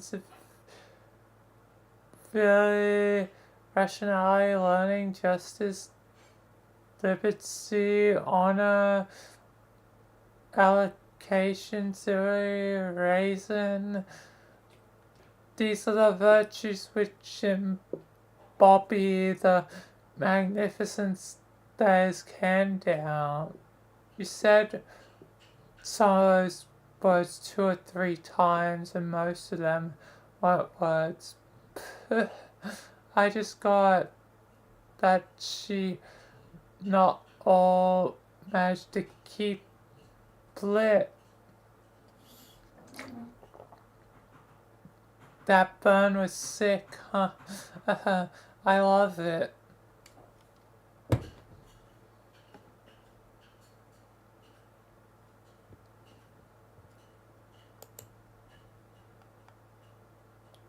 I do not believe this. You promised me you would be ready for our arrival. I am ready, my guard ropes on and everything. This is not ready. When I said ready, I believe your sobriety was more than implied as the imperative criterion. Kisnada, you so wordy. I have been as polite as I can, but honestly your demeanor is not clearly as charming as you appear to believe when you consume all that liquid. You're sure that chronic and habitual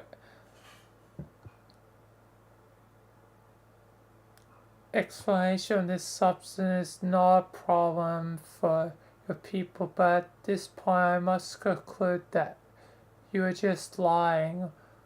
Why did you do this just before our arrival when you told me you wouldn't? I wasn't going to, but I started to think about everything about my mom and I started getting nervous. But you can't help us like this. We need you. You're the smartest one of us here by quite a lot. Hey now, Kate. Yeah, I'm flattered by think you might be selling the mayor short. What? This guy, I tell you, this guy is the best. Okay, that was literally the most inebriated thing you ever said.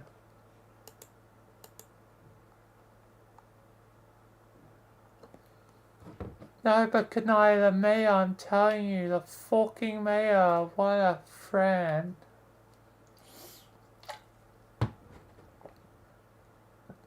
You are not actually suggesting this simple creature dressed in rags is your intellectual superior. And if I am, he would even draw this conclusion. He does not speak.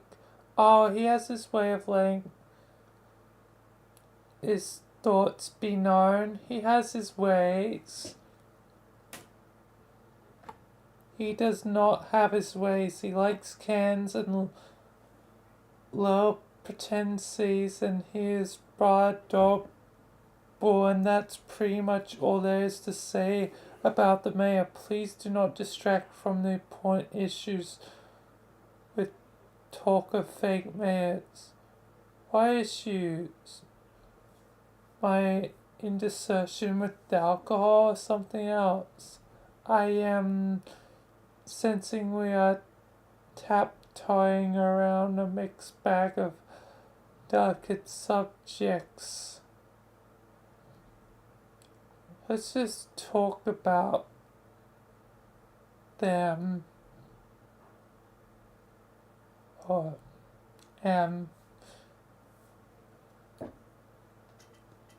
this is not a hypothetical exercise in your psychiatrics. You made a promise to me and you did not keep it. Yes, you're usually very smart and we all need you, but more importantly, I need you. Don't you remember? You said you would help me resurrect my species. I still don't know how I'm going to acquire a new matriarch. How are you supposed to solve that problem if your think pan is out, sir? Kamaya, why don't we go easy on the shout pause? I told you to relax about the Major Bob.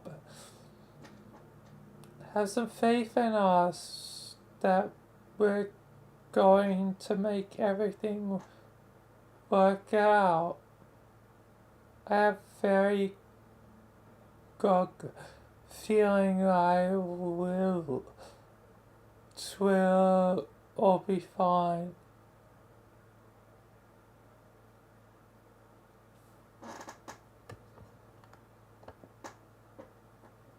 That's not reassuring coming from you like this. I often can't tell at your most lucid if you put too much trust in your seeing abilities. But when you say such things while obscured by these toxins, you sound outright delusional. You stumble around this lab in such a high spirits, which makes it impossible to approach the subject from a standpoint of mutual agreement that your behavior is a problem. But if I'm always happy, then why is it a problem? I see. I'm not following. I would like to. Wait, am I? Have I been a beach to you about realizing? Oh no. No, not exactly. I've already explained you have severely hobbled your intellect and your efficiency.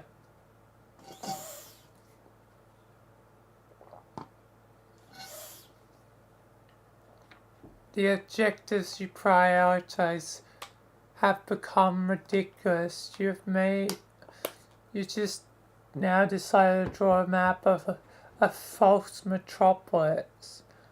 Others have suffered as well. Whatever happened to your concern for Trezzy and Gamzee. Were all my lessons and auspicism for nothing? I tried, ka. But with mysticism or whatever, it's actually really hard. I know it's hard. It's supposed to be hard. And my name is not Kakaka. Oops, I'm sorry. Yakaya. Kyle. Yolo. Papaya. Short. Her name is so lovely. Why can't I say it? You can't say it because you're human drunk. You're right.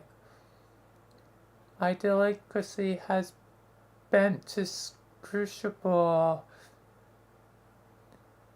If you just can help me finish indexing and gathering up the rest of these cans,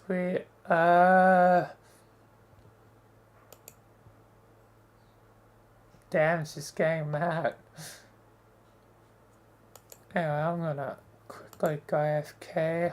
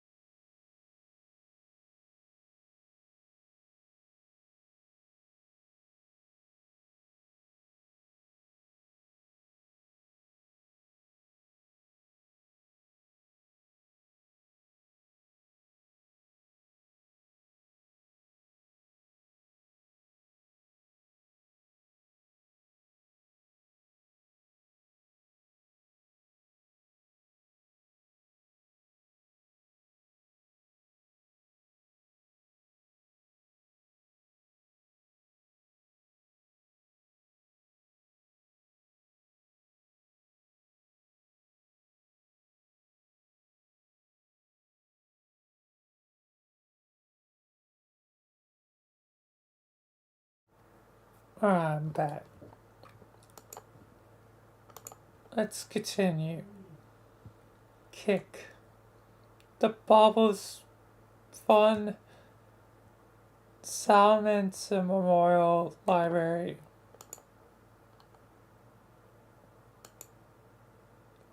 Are you gonna break up with me? No.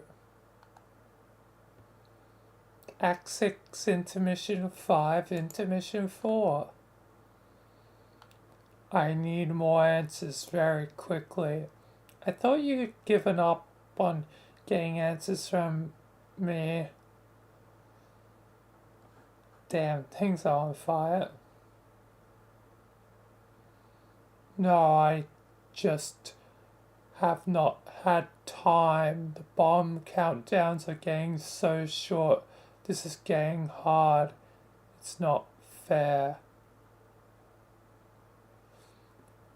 I really don't see how it's any less fair than being allowed to solicit the omniscient narrator of your quest for answers.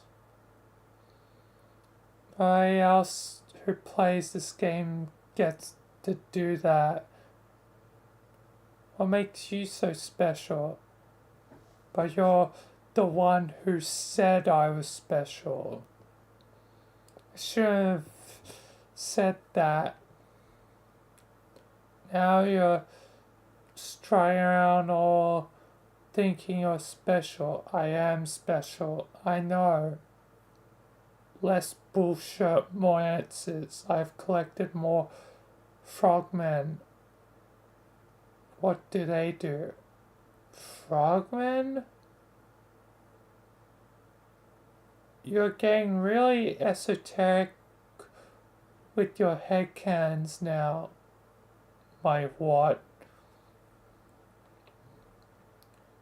And what makes you sure they're all men? Have you sexted them? Fuck you. And your ribald insinuations. My relationship with the frogman is strictly professional. I mean, determine their sex. Do you even know how? I don't care, they're all men because I say they are. I want them to be, and I believe hard enough in them being men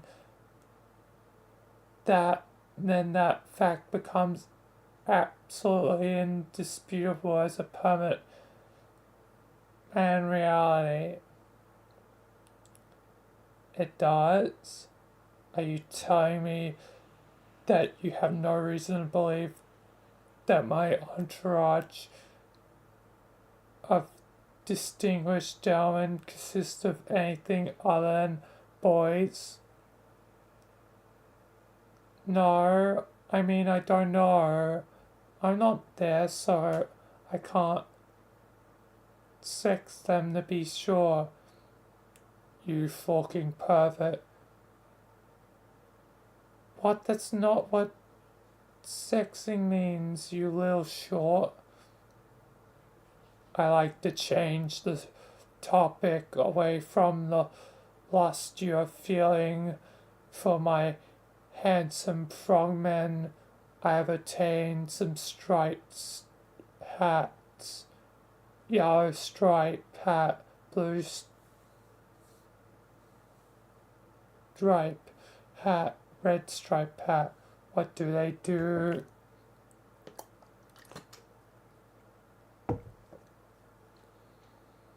Why don't you... Why do you always want me to spoil stuff for you? Why can't you be at least a little scientifically inquisitive and find out what they can do yourself? Have you tried entering Blue Stripe Hat yet? No, why would I harm? Is my loyal minion, albeit one who's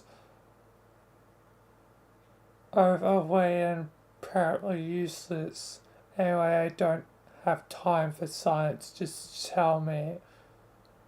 Fine, Blue Hat Stripe has randomly time travel somewhere if you injure him. Red Stripe can also travel through time, but only using fire as a gateway. Yellow Stripe is a tailor. A tailor? Yes. You mean someone who sews stuff? Yes, a damn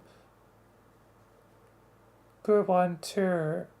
That's not a power, it's more like a forking hobby, which has no value to me whatsoever. If you want to be a big shot time traveler, you need a good tailor. Everyone knows that. You gotta have your outfits if you're a time traveler. It's like the Doctor, he always has cool outfits. No, it makes no sense.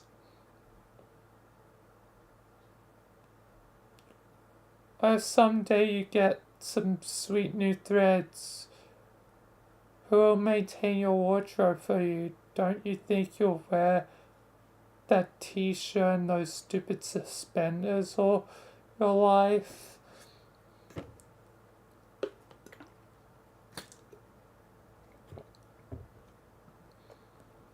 I'll never stop wearing my awesome suspenders. No one can make me, not even my tailor.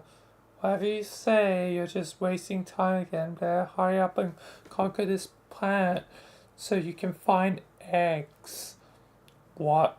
Whoops, I meant purple stripe hat guy. Forget I called him that. Oh yes, I'm really looking forward to these next few guys. I have a feeling the farther I go, the more useful and exciting the frogmen are starting to be. You won't be disappointed. And one will be, an actual lady.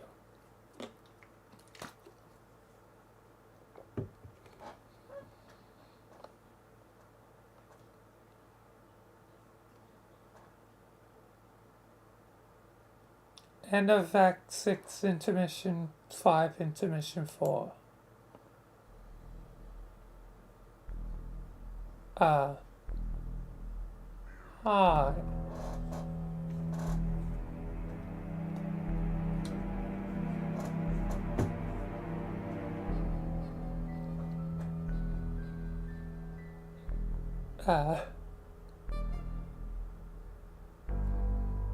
He also has a miracle hurts.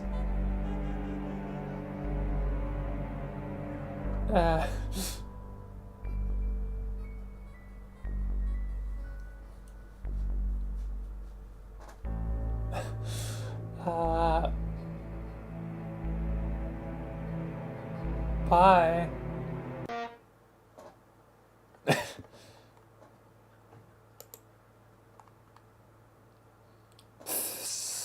Blue guy, me. No, the other Winnie in blue PJs. Yes, you come here.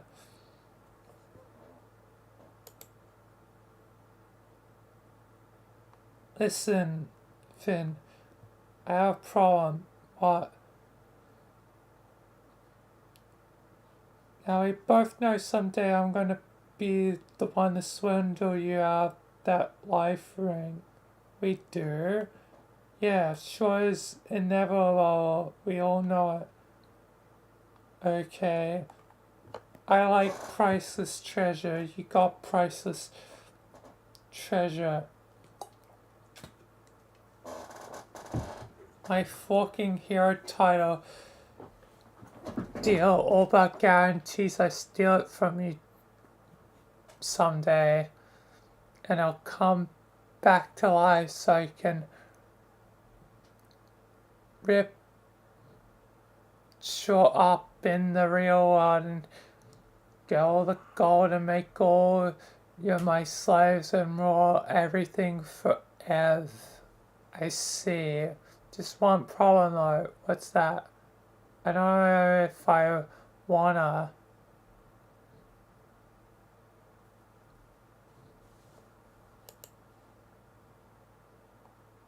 Huh? I then I guess that sells that. No, but you don't understand. If I'm getting a ring of pawn, I become not a ghost anymore, and had to hit the road and conquer stuff. I would miss my friends. Then I don't. No, Blue Boy, you aren't listening. I can't even handle it. Think about ditching my friends. They meant so much to me since I've been dead. You feel me, Blue Dweeb? Yes, my friends mean a lot to me too.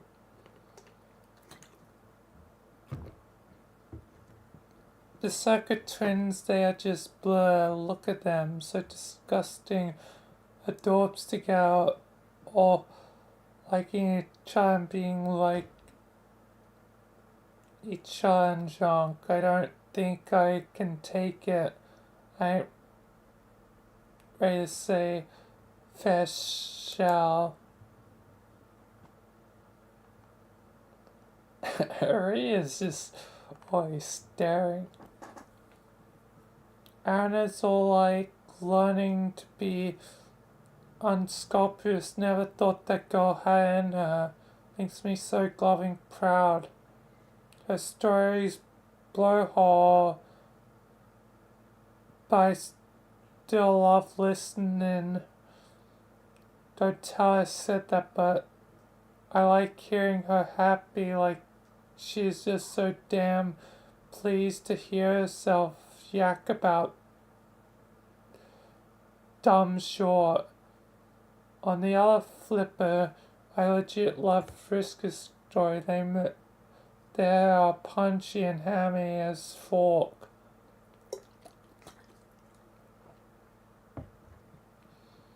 Girl thinks she's in the movies or something, Lamau. We had our diffs at first, but really she's so boss. I wish my op house could have been half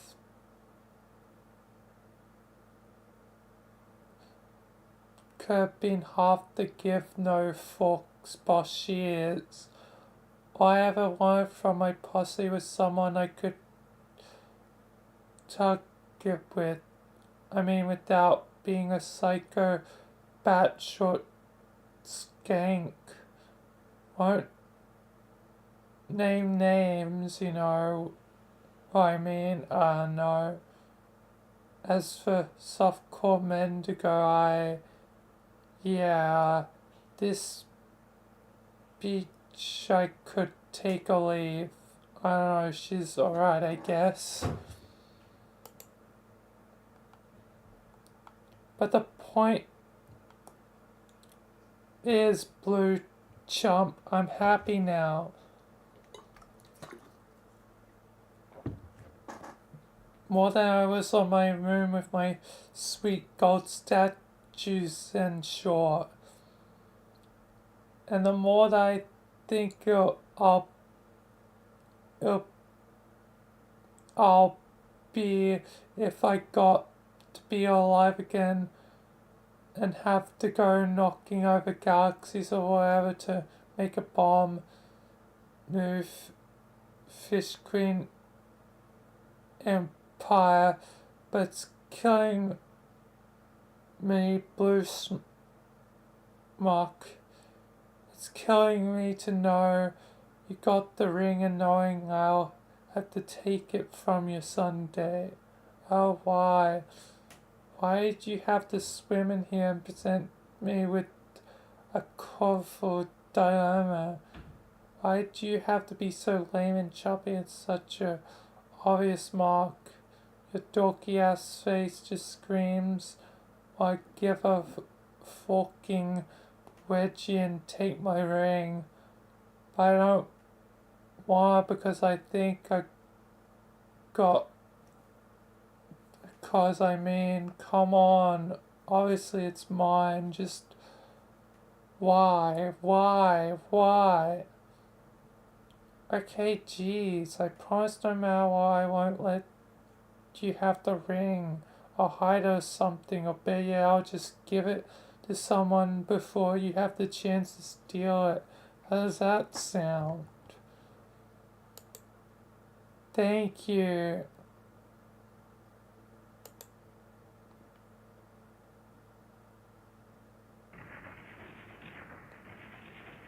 Oh. Elevator.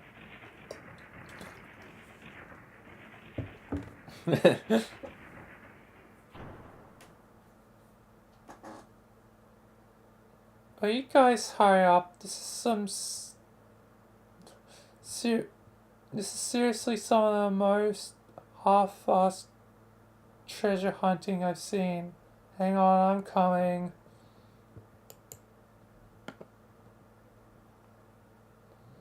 So the treasure's in that chest? Yeah. Are you going to tell us more about it yet? Yes, it's going to be a part 2 of my story, which starts right now. This thing is sort of some sort of juju.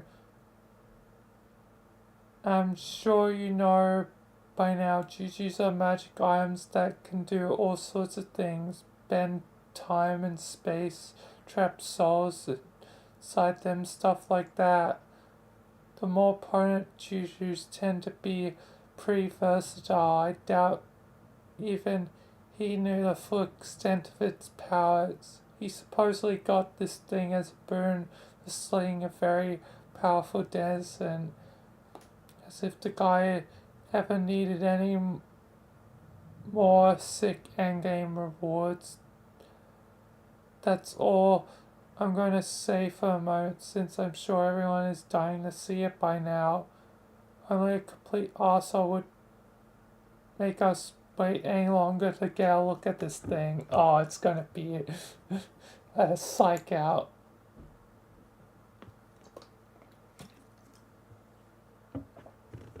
And with Friska's sassy flavors of dramatic irony, it suddenly becomes evident to anyone with a brain that we aren't going to see the treasure is for hundreds, if not thousands of pages. There's only 2,000 pages left. It's not going to be thousands.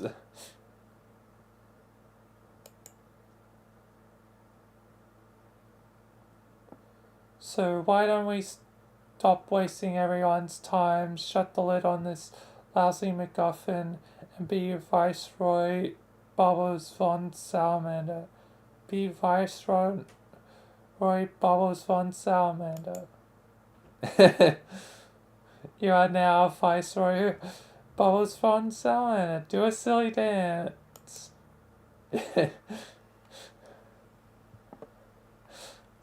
Ah yes, you kick your adventure off to a phenomenal start with the liveliest duke you ever attempted. Your little legs could use the workout after being cooped up on that ship for 3 years.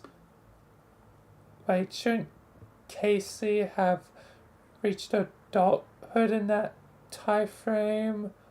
Or he's gotten somewhat bigger? You seem to recall from earlier summer that salamanders have short lifespans and grow up quickly. Oh well, you decide to graciously disregard the one and only plot hole in this elaborate tale.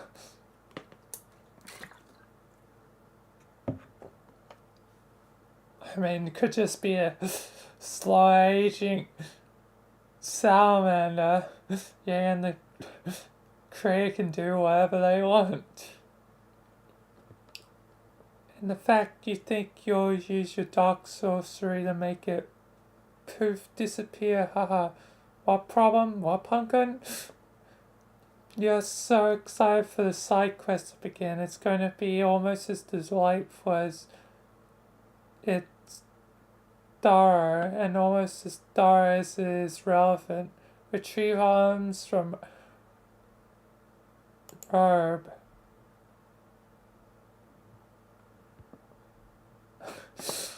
So we're really just doing this now? Okay.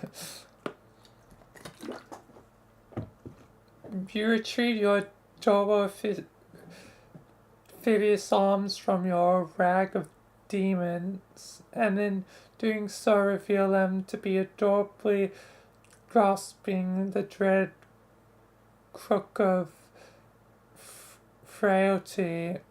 No young salamander would dabble in the dark arts without one. You twirl the grim cudgel in the air and begin to disturb ancient spirits from their slumber. In spite of necromancy's notoriously bonkers fakeness attribute, you begin to cast a spell. Summon undead army.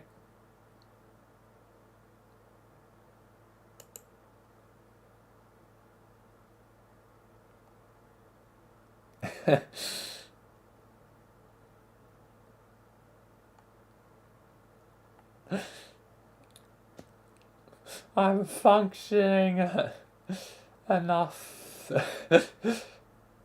God.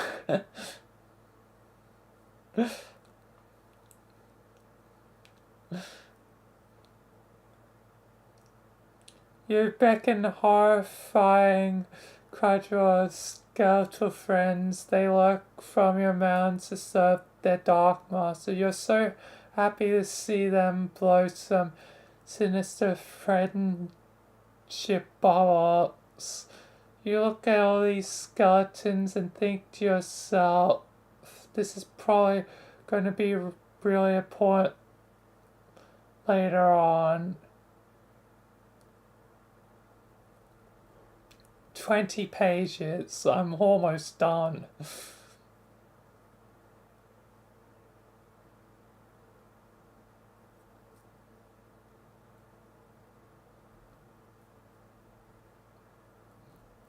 Because that's what happens in adventures. A thing happens, then you forget about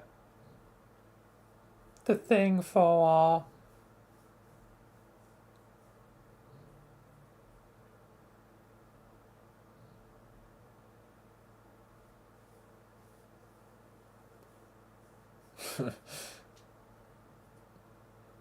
Random stuff. What?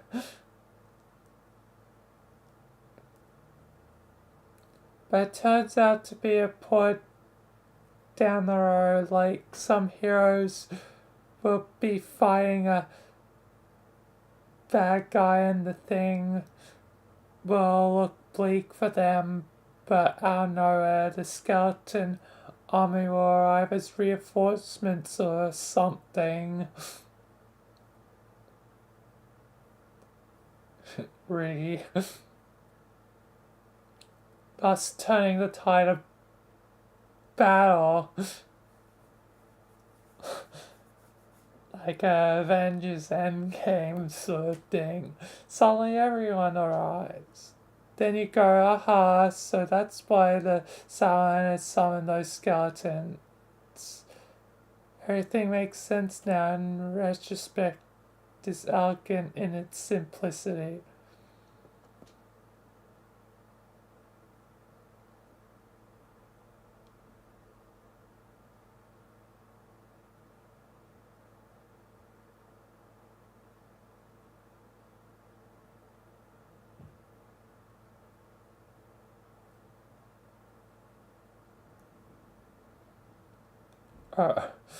Alright.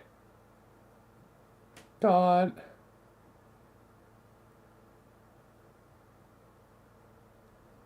Fuck you. Please don't interrupt. We are trying to enjoy an important subplot.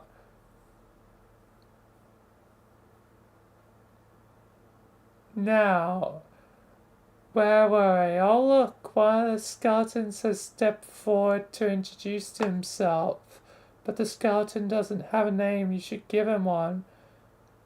What will you name the skeleton? Claw, Swarf, Bone, Captain Nibbles,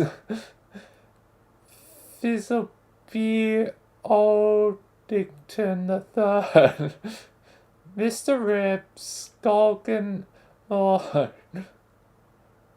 Bone, Bon,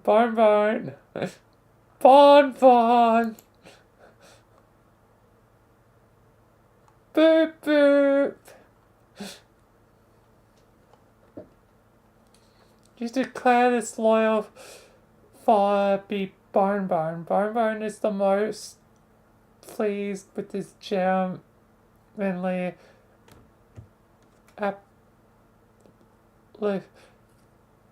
appellation. Hang on, another skeleton approaches to receive the title. In fact, it looks like they all want names. You decide to name them all one by one. Fuck you. Just ignore her. She had her chance to be important, but turned the offer down. The rest of us are trying to get on with our lives. Now, what will you name the next skeleton? Fuck you, fuck you, fuck you. Shield young amphibious ears from profanity.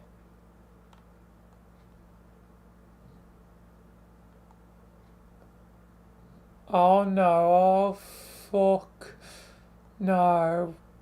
We're going to look at what's in this chest right now. Do you hear me, you fuck? I didn't scrape and claw my way back to relevance for this short.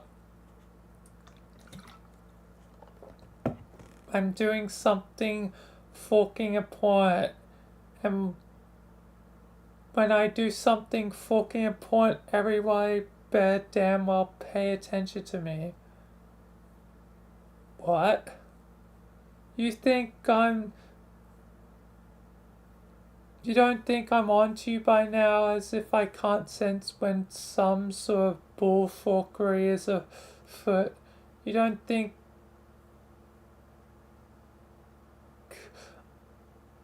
I'm wise to your fucking games? Who is she talking to? Go ahead, try and fuck with us some more. Make my day, you piece of short. Everyone here wants to know what's in the chest, so that's exactly what they're going to see. That's probably some ideal way for me to reveal this thing to make it seem as cool as possible. But you know what? I don't give a fuck. It's just, I'm just gonna jump it out on the floor right here and now. Dump. Oh, it's the logo. It's the Homestuck logo. There, fucking there, ta-da! Oh, you look at that. It's the fucking treasure. Look. Some kind of human house shaped thing. Holy short. Didn't see that coming. Now everybody hold your fucking horses by artfully explain some more sure about. Ooh, here fucking goes. Jesus, she's freaking out.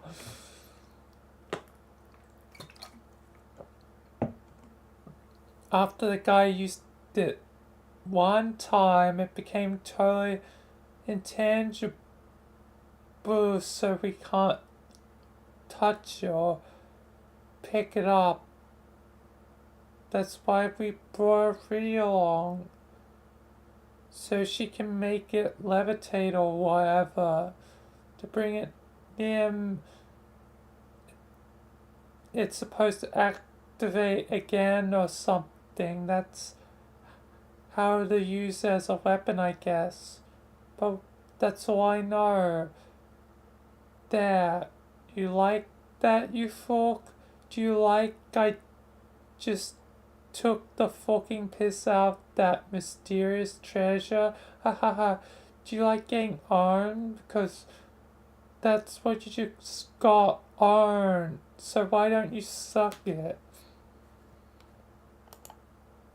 Suck it. Huff, puff.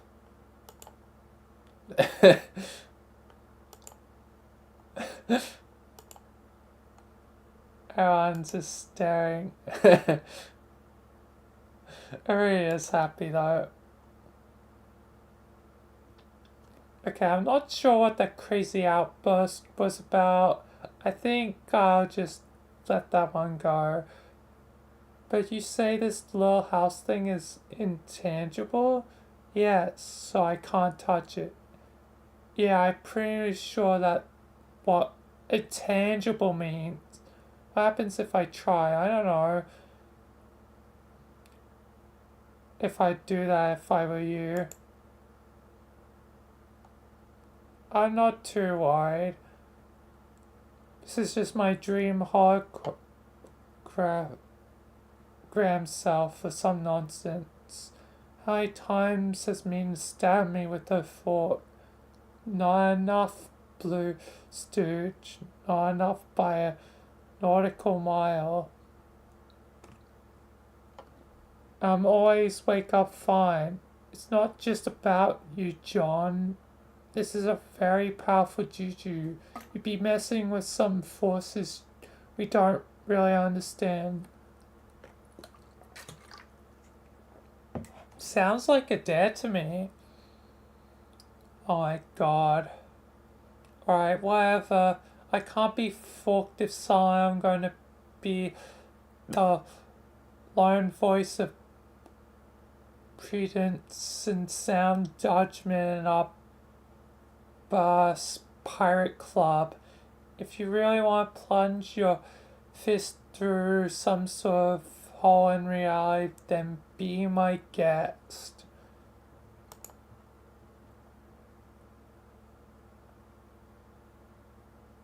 Oh.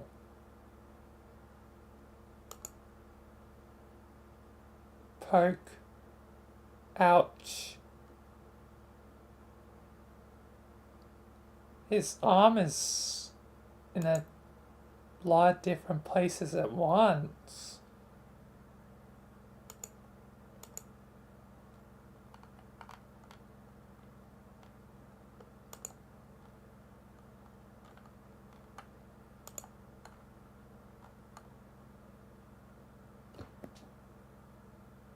Strange. Also, reach my goal.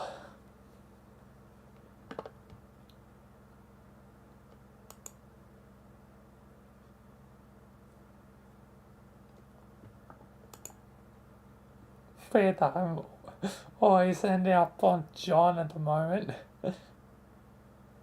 Well, I guess at least start with John, end it with John.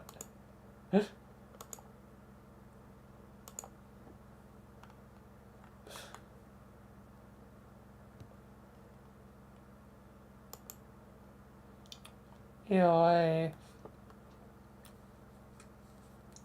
done. Thank God. Anyway, that's the reading for now. Tomorrow will be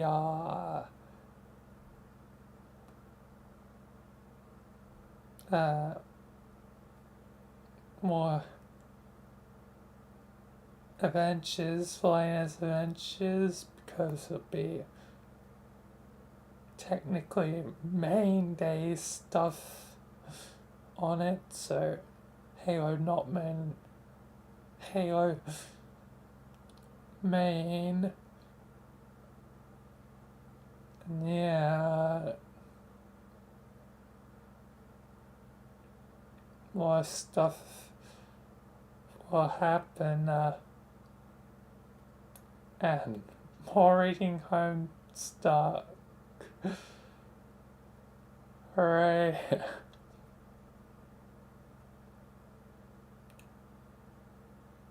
Either way, that'll be it for now. So peace, thank you, goodbye, thanks to members, thanks if you follow, subscribed, and goodbye.